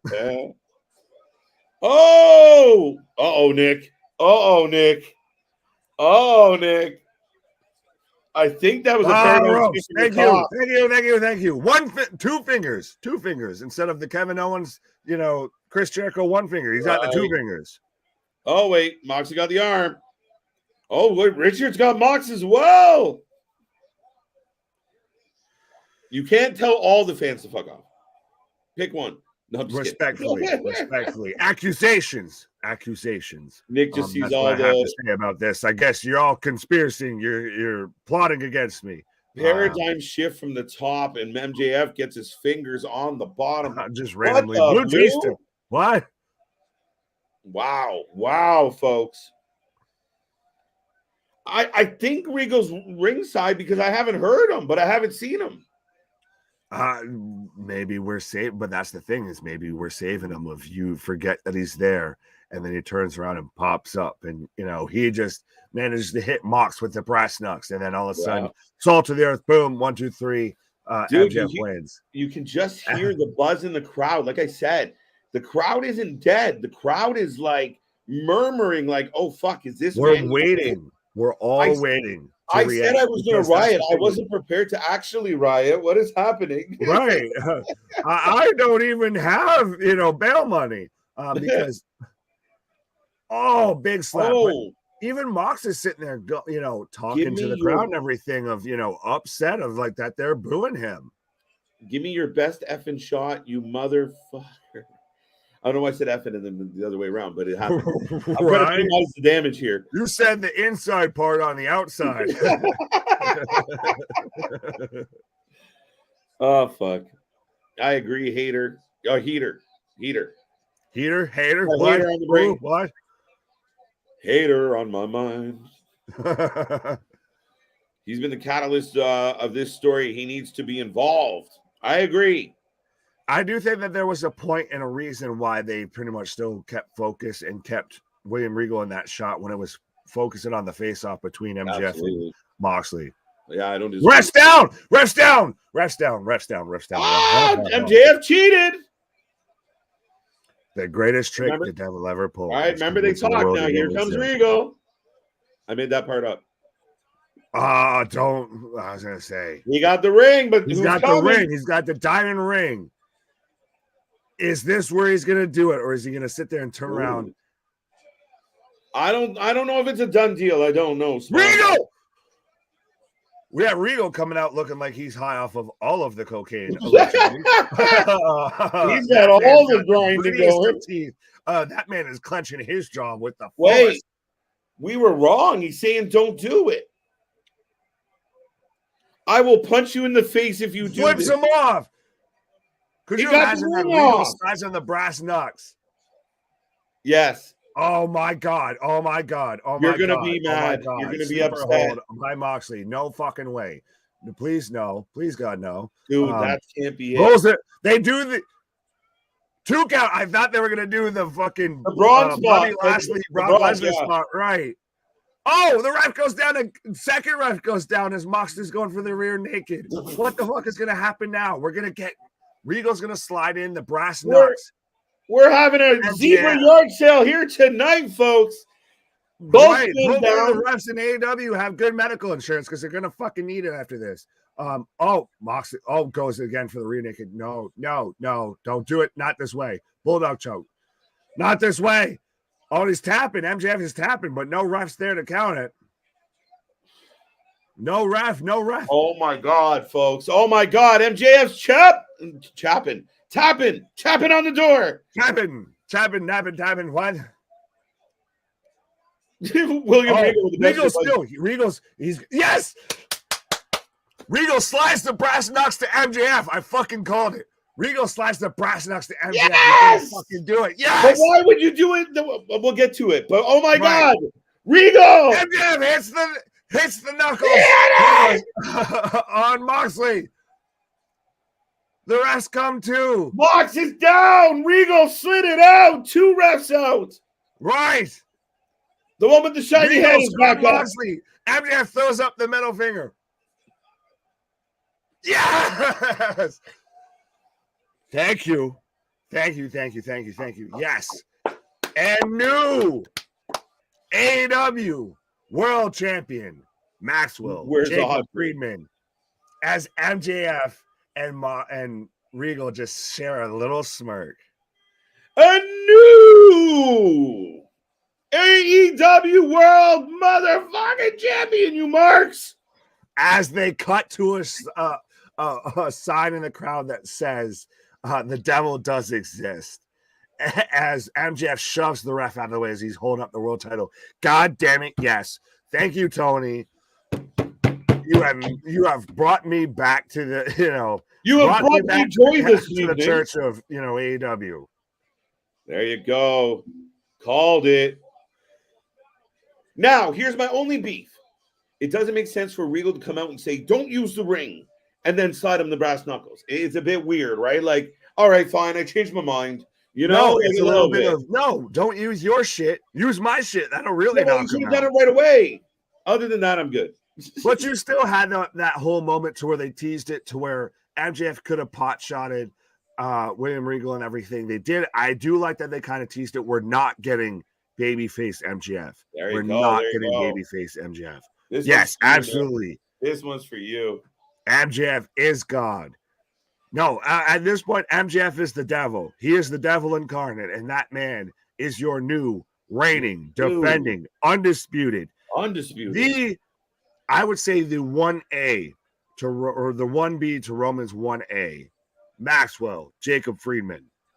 Now, I'm telling you right now, if people are sitting around waiting for a surprise pop, we cannot get one because MJF. You got it already. Yeah, MJF. You got William Regal. Now, I guess aligned with MJF because he slid him the brass knucks to knock out Jon Moxley. So the BCC has fully imploded, I feel. This man on the look. No, but part of his promo was that he keeps getting overshadowed. They're not fucking doing that. No House of Black tonight, but we got 2 sets of new champions. Keith Lee broke up with Swerve, and the man with the scarf is the happiest guy in the room. I'm better than you, and you know it. What a fucking pay-per-view, folks. Now, absolutely. As I sit here, I see 60 people still in viewing, folks. Let us know. I want to see 60 numbers in this chat right now out of 10. I want to see 60 votes of what you thought tonight. Out of 10, where will you go with Full Gear? I'm going to let the chat fill up a little before you and I get to our rating. But I was going to say, well, as I'm clicking over, as his eyes are like this. Because I cannot wait right now to hear what MJF has to say. And please, Tony, don't make me wait too long. Make that the first thing that happens. I want to see MJF come out with a box of muffins. That would be enjoyable. Or even I just want a muffin. Bagels. He comes out with bagels. Now I want bagels. What? You don't want a bagel. That's a good show. But look at the chat is filling up with ratings. The chat is going along. Let us know, folks. I want to see more. We got a lot. I want to get to them all. We're not going anywhere until we do. So can I start going through now, because I like it already. I know we've already seen we've got still 50 plus people watching on, but we've got Scott with a 9, Damien with a 9, Chris with a 9, Mike with an 8, Marvin with a 9. Smile saying salt to the earth. I fucking told y'all. Y'all didn't listen to me. Y'all waited on me. I've been told y'all. I know, not you, but everybody else. No, you did, man. I mean, like, again, you're the MJF guy. I love MJF, but I don't own a scarf. So I mean, it's easy. You can find them on Amazon. It's all right. Good. Like I'm the Bray guy. You're the MJF guy. We have our trade-offs, right? And it's not to say you don't like Bray. You do. I know it's all good. It's all good. I'm claiming. But no, it's fucking amazing that this moment happens. And again, it just feels new. It feels fresh. It feels exciting. And look at our man's. Loki was hoping CM Punk to come out. Nah, but as much as I've not AEW and everything, Tony Khan, my little hat off to you, sir. You have convinced me again that you can at least figure out what the fuck you're doing. Right. 9 out of 10, 9 out of 10, 9 out of 10, 9 out of 10, 9, 9, 9, 9, 4. 4. Juice. What happened? Juice, you got to. Did the vitamins wear off? What's going on? How'd you get a 4 out of there? Juice is going to be the outlier of the group. You call me a liar? No. Vance goes 8. Okay. Muffins and non-alcoholic beverages. All right. Give you a solid 9. Thank you, Carl. Thank you. 9. 9. That's a consensus, Nick. I mean, it's kind of your night. Do you want to take your rating to the whole 10. Oh, fuck it. It was never in doubt. You're lucky I'm not giving it an 11 out of 10. Was it ever in doubt? 100%. 10 out of 10. Like I said, my favorite AEW pay-per-view. I know people were waiting for me to have a fucking coronary during this show, but no, it fully over-delivered. It was full gear, 100%, full throttle of this reinvigorated my investment into AEW as a professional wrestling company. 10 on 10, 100%. Especially MJF walks out with the AEW World Championship. What is there not to like? Yeah, I mean, that's obviously gonna, get over with you. And I mean, you kind of give us the Tony Khan eyes there when I was like, what? What? All right. I'm sick of this shit. Right. JV says, Oh, that's rude. Rude, crude, and unattractive. okay, my bad. There we go. No, you're good. Oh, I like this. TK finally redeemed himself for this show. Yes, absolutely. Tony, the beef has been called off. My family's good with your family now. We don't have to have this turf war anymore. You don't have to hate me for what I have to say about your product because I'm kind of invested in. I still think it could use some punch ups. It could use some work. Have your people contact my people. Right. Let's go. I no longer am feeling that you're trying to actively make me not watch your show. Right. Fucking hell. No, that wasn't a hell of a pay-per-view, Nick. I mean, it really was. I know. Oh, what do you smile about? Even the porn mods like the pay-per-view. Ha ha, yes. Even the sex bots in the chat, even the bot showing up, all the spam, all of that, even still gives it a 10 out of 10. So it's because we absolutely. had a heater of a night, folks. The bots can't stay away when you're on fire. 17 years in the making, Kenta Damien. I love you. This is MJF's time. We're not talking about House of Glory right now. You're so funny. I love you. She was saying, well, I didn't watch it, first of all, and only match I cared for was MJF versus Mox. So, well, fuck off. That was arguably, my humble opinion, the best match of the night. We got the heel turn that we all thought we were going to happen. Maybe it's going to happen. Allegedly, supposedly, reportedly. It happened. We got William Regal turning on Jon Moxley and helping MJF win. Yeah. I mean, I'm still catching my breath, Nick. I mean, that was a lot. And we're waiting for the scrum to start right now. I still have it just on the screensaver. That's fine. We don't have to exactly hold out for it, but absolutely. Right. Keith Lee joins the Acclaimed. I don't think so. I think Keith Lee is about to go on a solo mission. Scissor me, Daddy Lee. What? Scissor me, Daddy Lee. No, I don't see it. I guess the championship was the cost of getting MJF at AEW. I'm sure that was part of the conversation. Oh, that's very much. That wasn't any sort of fine print. That was probably one of the headers in that contract right there of I will win the AEW World Championship. Scott, forget JD from New York. He's going to say the same shit he always says. Come here. We're the alternative commentary that you need for all your wrestling. Big shout out to JD, though. I hope you're doing well, sir. Not really. You okay? I'll let you have that. I wasn't going to be anywhere near as nice. Yes, I was just fucking around at this point. No, I was going to say, yeah, I like being on YouTube, so I'm not going to say what. Yeah, just fuck it. Everybody knows what it is. Right. Nothing but love, positive vibes, and feel the rhythm, feel the ride. Keith Lee, solo run, pause. Hi, John. How are you? Hi, John. How are you? MJF has that Heyman spoiler effect. What you mean? Yeah. Good pay-per-view. Good pay-per-view. Well, folks, if you haven't given us a rating out of 10 yet, please do so. I want to see what the fans felt about tonight's show. Out of 10, what did you have? Lots of 9s. I'm going to go 9 as well. And you know what? I'll give them 9.5. I'll give them a bonus. That's this. So the two highest ratings that you've given shows are a 10 for AEW and now a 9.5 for AEW. I'll give it a 9.5. The only reason, there was a couple of spots where, this was a 9 for me, but I'll bump them a half mark to be particular and a little bit nerdy about it because of the ending was phenomenal and he could have fucked it up. Like when we originally Regal comes out and yells at MJF. Like, I don't think Regal should have came out and said, stop, because he almost lost the match. You're like, dude, why would you come out and hurt him, then help him? Like, did you have a change of heart? Is that what happened? But ultimately, dude, MJF goes over. They did the right thing. The Bucks didn't go over. The Elite didn't go over. So I'll give them points for that too. So 9.5. Well, that's another thing too. Is the Elite that we thought was the fucking slam dunk. They went on there like this. Tony, this was a love letter of a makeup apology. I feel to me of like for all the torment and all the pain that you've put me through with your fucking shitty booking right now.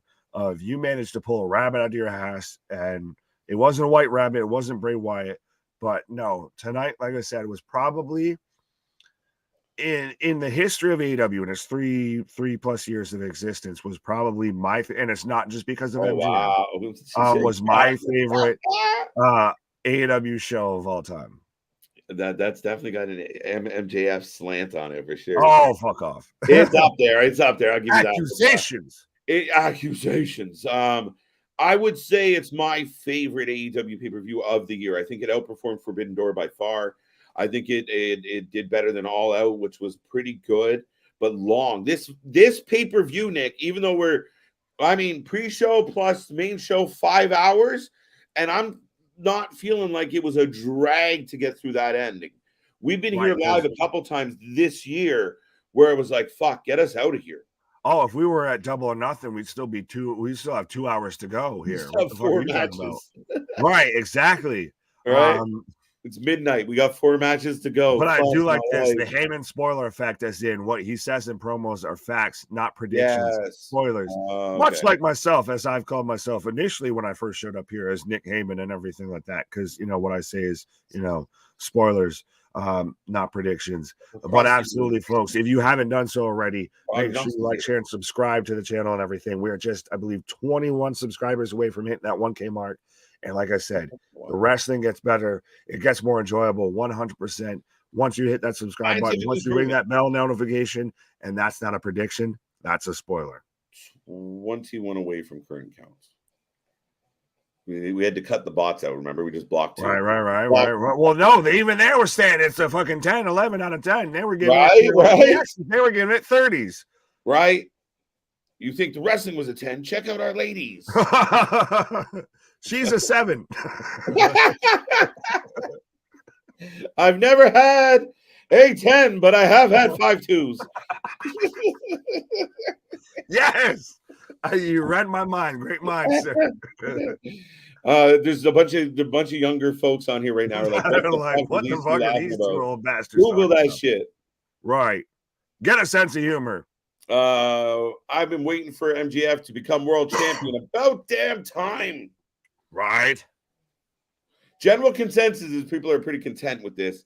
And fucking Moxley was taking tons of heat tonight.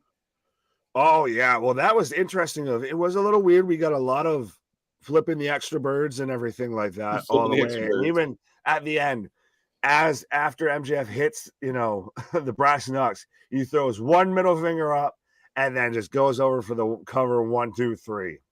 And then we get Regal and MJF each giving each other a nice little smirk. That's why I halfway want to pay attention to this media scrum, because I'm waiting to see MJF address this, Regal address this, Moxley address this. And it's not going to be shooty shoot. We're not going to have to worry about muffins coming out. Right.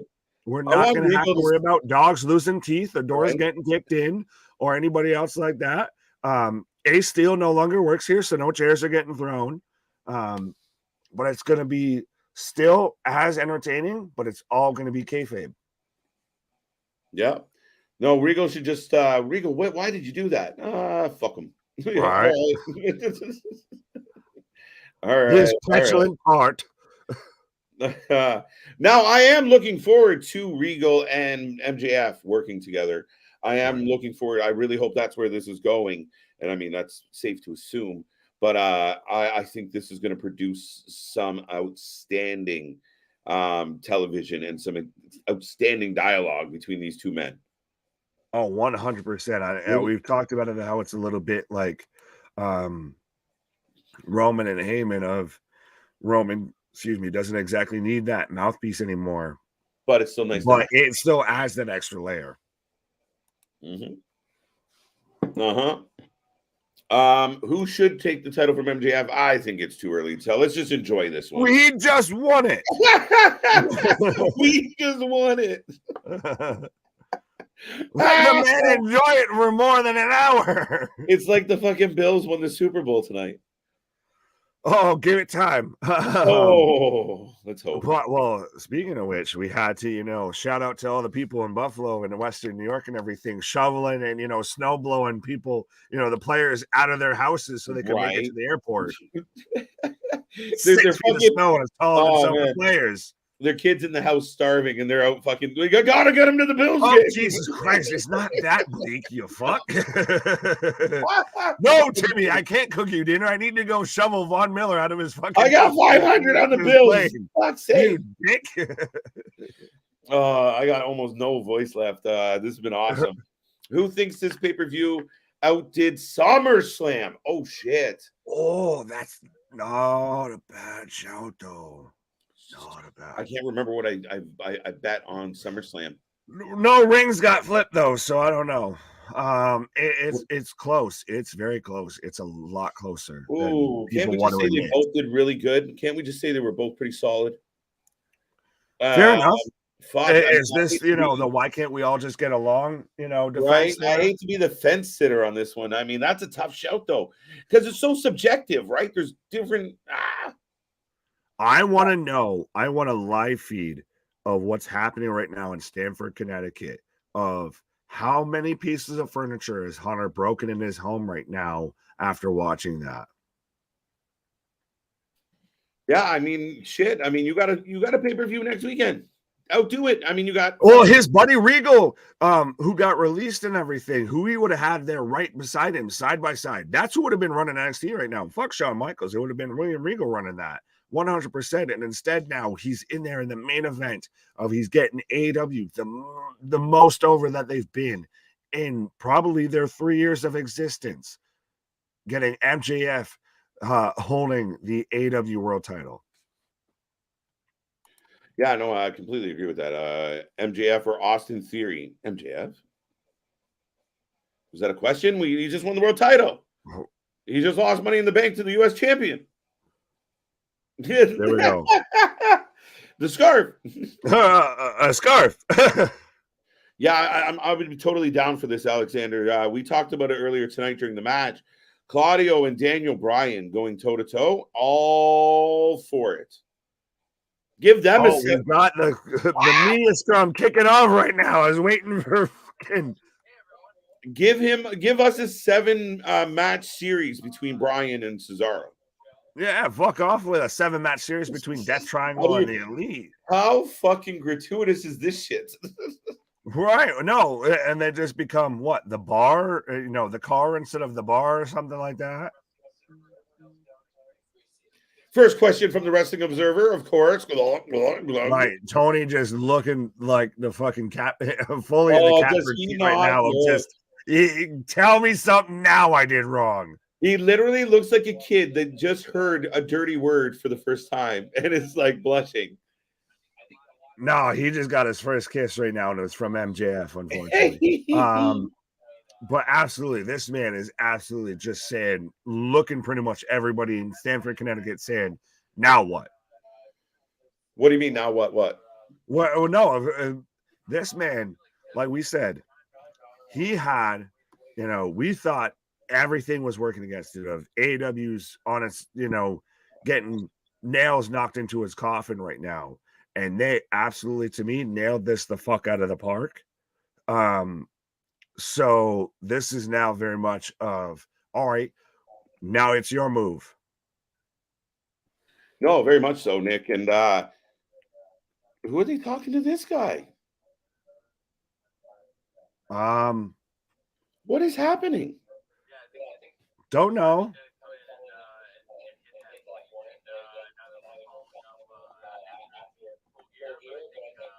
So Ethan Page or and MJF battle at winner.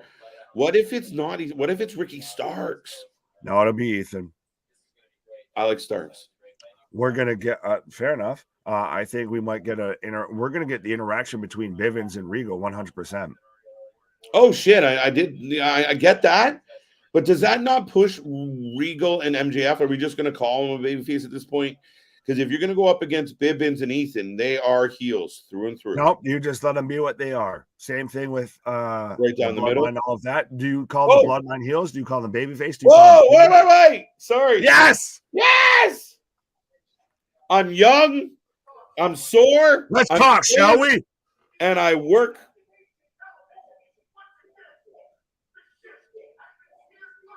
The ship has been steered properly. 10 on This is 10. fucking fire. This man gets fucking old school wrestling. I'll take being called Jim Cornette, what Look, have you, look. or Mark, whatever, a fucking fanboy, fucking whatever you want to give me. But this man fucking gets it. No, he gets it 100%. Walks in screaming, doesn't sit at the table, just tells the world who the fuck he is. And you see Tony Khan just sitting there really stiff. He's afraid to nod because people are like, if he says something wrong and Tony's agreeing, he's like, I deserve it because I'm the best wrestler. That's the thing with this is you don't know how much of this is him and how much of this is character. And that's special to see in 2022. it's authentic. It's authentic. It makes it good, Nick. Right. Gee, sounds familiar. Authentic, but absolutely. Grow up.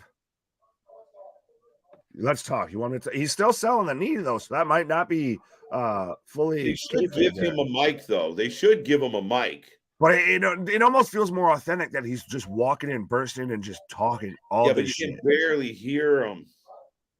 That's because we talk a lot. That's true, too.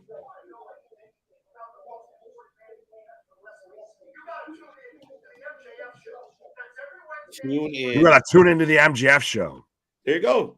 The poster boy of AEW with young, vibrant energy.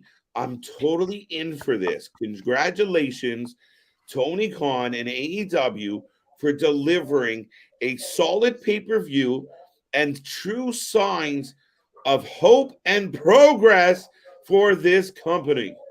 You're doing everything we've been asking to do just a fucking month later than anticipated. You guys got any questions? Just kidding. Fuck you. Bye. Thank you. Fuck you. Bye. Yes. Yes. Well, and so we've gotten what we needed out of the media scrum so far tonight. Well, on that note, Right. Tony's just like, I don't give a fuck what you guys do, just as long as nobody beats anybody up. Right. No, do I have to sue anyone? Is anyone going to sue me? Do I have to pay anyone to fucking leave the company? Do I have to change the video game cover again for the fucking third time? Sorry, Tony. Tony loves talking about the buy rates and the fucking. We're number one in UK. We're number one in UK. Well, when you've got minor accomplishments, you make major announcements about them. But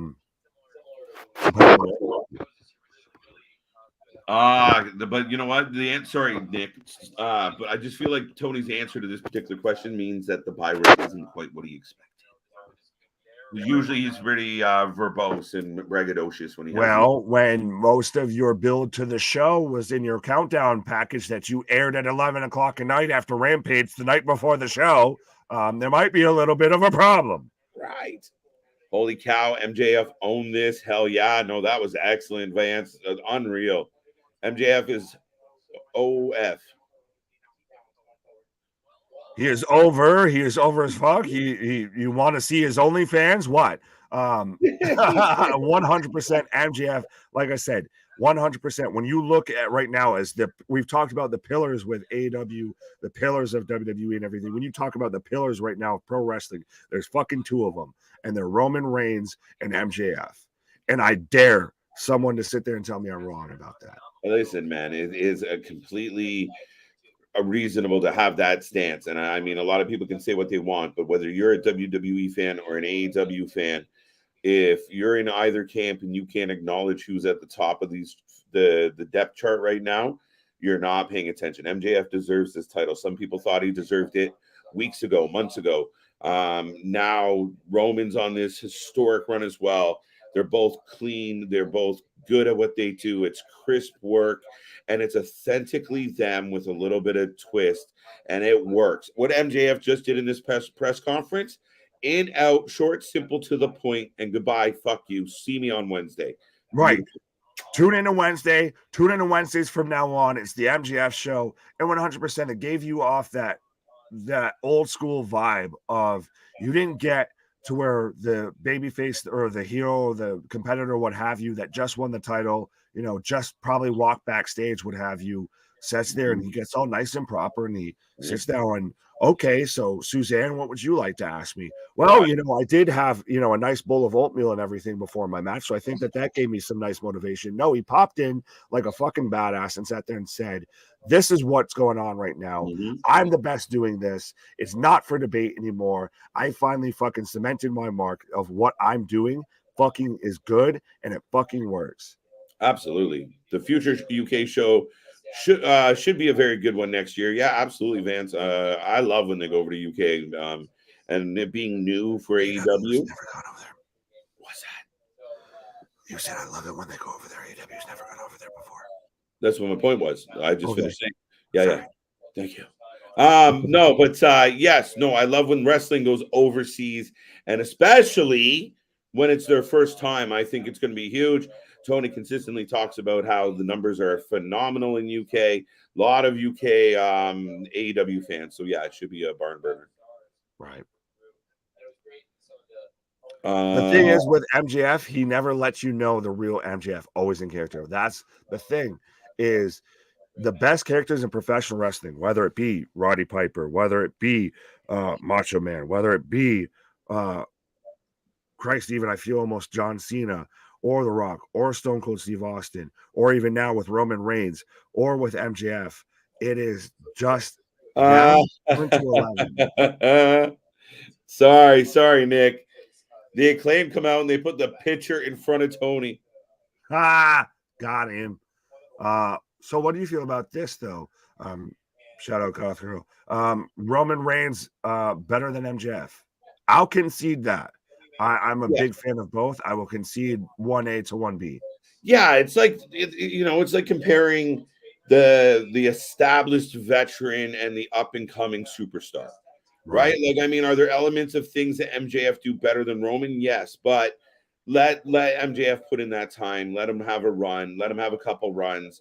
Let him establish. And I mean, if this is MJF at 26 years old, 24 years old, what the fuck is he? 26. Again? You have Roman that is a generational talent in that this man literally has it in his DNA. The bloodlines call that for a reason, because this man throughout history, throughout his entire family, was built ready-made. This is the blue chip prospect to end all blue chip prospects coming out in WWE and finally taking that ball and running with it. And AEW, it's a generational talent in that you have the young upstart, the one that has been the best on the mic out there doing it, the one that everybody's been clamoring for, the biggest, one that gets the clicks, gets the tune-ins, gets the, the ratings up, what have you, that finally has reached that top of the mountain through probably all the bullshit backstage and is now your AEW World Champion. Yeah. And I mean, that's, the Acclaimed are touching on that right now of like, it's a touching moment. They're really close with MJF, Caster. So, they're being local, and a shout out to Pat Buck. There's a lot of feels, a lot of vibe to this, and a lot of people are thrilled for this young man. Oh, 100%. I feel like I need to kind of just, woosah for a minute here. Well, if you hate MJF and you love Roman Reigns, well, at least hopefully I think you love us, hopefully. Right. Even though I am, here rocking the MJF scarf and all that. Right. Well, Mr. Nick, we have eclipsed 5 hours live again. Right. Things seem to be winding down. I'm sure people are jumping over to AEW to see what they are saying on the press conference. Yes, right now we have the Acclaim with Tony Khan there, had to take off the jacket because of the hot fire MJF was spitting. But anyways, yes, go ahead. Sorry. That's it. I mean, again, a very interesting night. Somebody made the comment, and this is probably one of the last things we'll talk about tonight.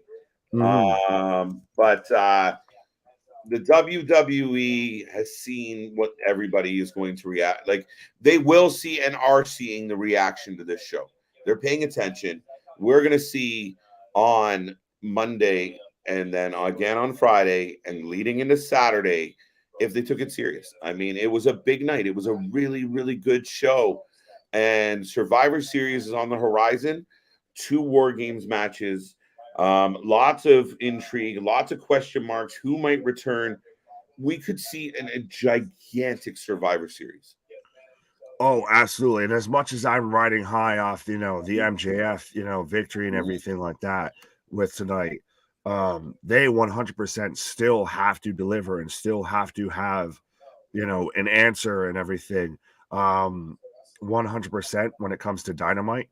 Otherwise, you had it, you're up here and you fumbled it again. And now I don't know if you can make it after this fumble. If they have to still, now you've got the momentum back on your side. Now you've got the gears turning again. Yeah. I guess fitting with Full Gear. So you've got to take the ball and run with it. You can't fucking fumble this again at the goal line once you come to Dynamite. Yeah, no, we've dug in, and I mean, yeah, literally, guys. I mean, it's been a crazy, crazy, crazy night. It's been a crazy time in wrestling. We've been critical of Toni since kind of the shift in things. We wanted to see a big night, and I will give Toni credit. We said he's able to put together a good pay-per-view. Spot booking, absolutely. I mean, a lot of times he can put people together that deliver something. We had some surprises tonight. The Young Bucks and Kenny not going over, the Elite not getting the W blows my mind. No House of Black was a little surprising, saving that pop. But there's still, we don't know exactly when they're going to show up. That's still dirt cheap speculation. A little bit like KO. But yeah, 100% of, if this is what AEW can deliver, then we've got an actual wrestling war on our hands. Yeah, let's keep it going. And I keep saying that. Like Monday Night Raw pulling in like 1.5, 1.6 million viewers. I mean, if you can get noteworthy and have people like MJF championing this brand, people like the Acclaimed who are over as fuck. Like, I mean, if you have that and you can, at some point look and go, hey, Dynamite did 1.7 this week and Raw did 1.3, 1.4. It's a different animal. It's a different animal. I guarantee you're going to get that run right up the fucking flagpole. Oh, that's the thing is right now, especially at this point, WWE is within reaching distance. You can reach out and touch them. So might as well try and go for it as much as you can. No, absolutely, Nick. And as critical as we have been about this, and I mean, one thing I will point out, Bowens is, I mean, either he's selling well or he's feeling it a little bit because he does keep kind of rocking back and grimacing a bit. I don't want to play a YouTube doctor, but it's interesting. Right. I don't play a doctor. I don't play one on TV. I didn't stay at a Holiday Inn Express. None of that. So. But that's it, folks. I mean, what a fucking night. We've been on for approaching 5.5 hours. And, I mean, Nick, again, Saturday night streams are always special. Big shout out to everybody new that tuned in. Absolutely. I know we saw, a bunch of new names and everything, even still hanging around right now with Small Mark, Goth Girl, Reckless, Scott, Vance, Joseph, everybody that popped in. Big thank you. See, you got to celebrate this moment with me. There you go. No tears. Lay it up. Yeah, we're gonna keep it together now, folks. We're gonna keep it together now. Trust me. You wait. It might be almost 1 a.m. here, but you wait. Once we get off of here, I'm gonna start blaring "Sweet, Sweet Victory." Right. Well, on that beautiful note, folks, that was AEW Full Gear. Stay tuned. Click that little bell. We will be back. We cover all the shows. And if we're not here tomorrow, we will be here on Monday and running right through the week for all the go-home shows and the fallout from Full Gear. We got lots of wrestling to come. We got lots of things to talk about. We got lots of things to get through. It's going to be a wild week. Thank you to all the new faces. Big Nick, I'm tired. You got any thoughts? I got two.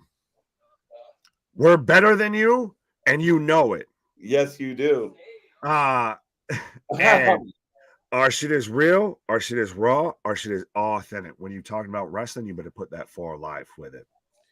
Let's see you on the flip side, folks. Bye.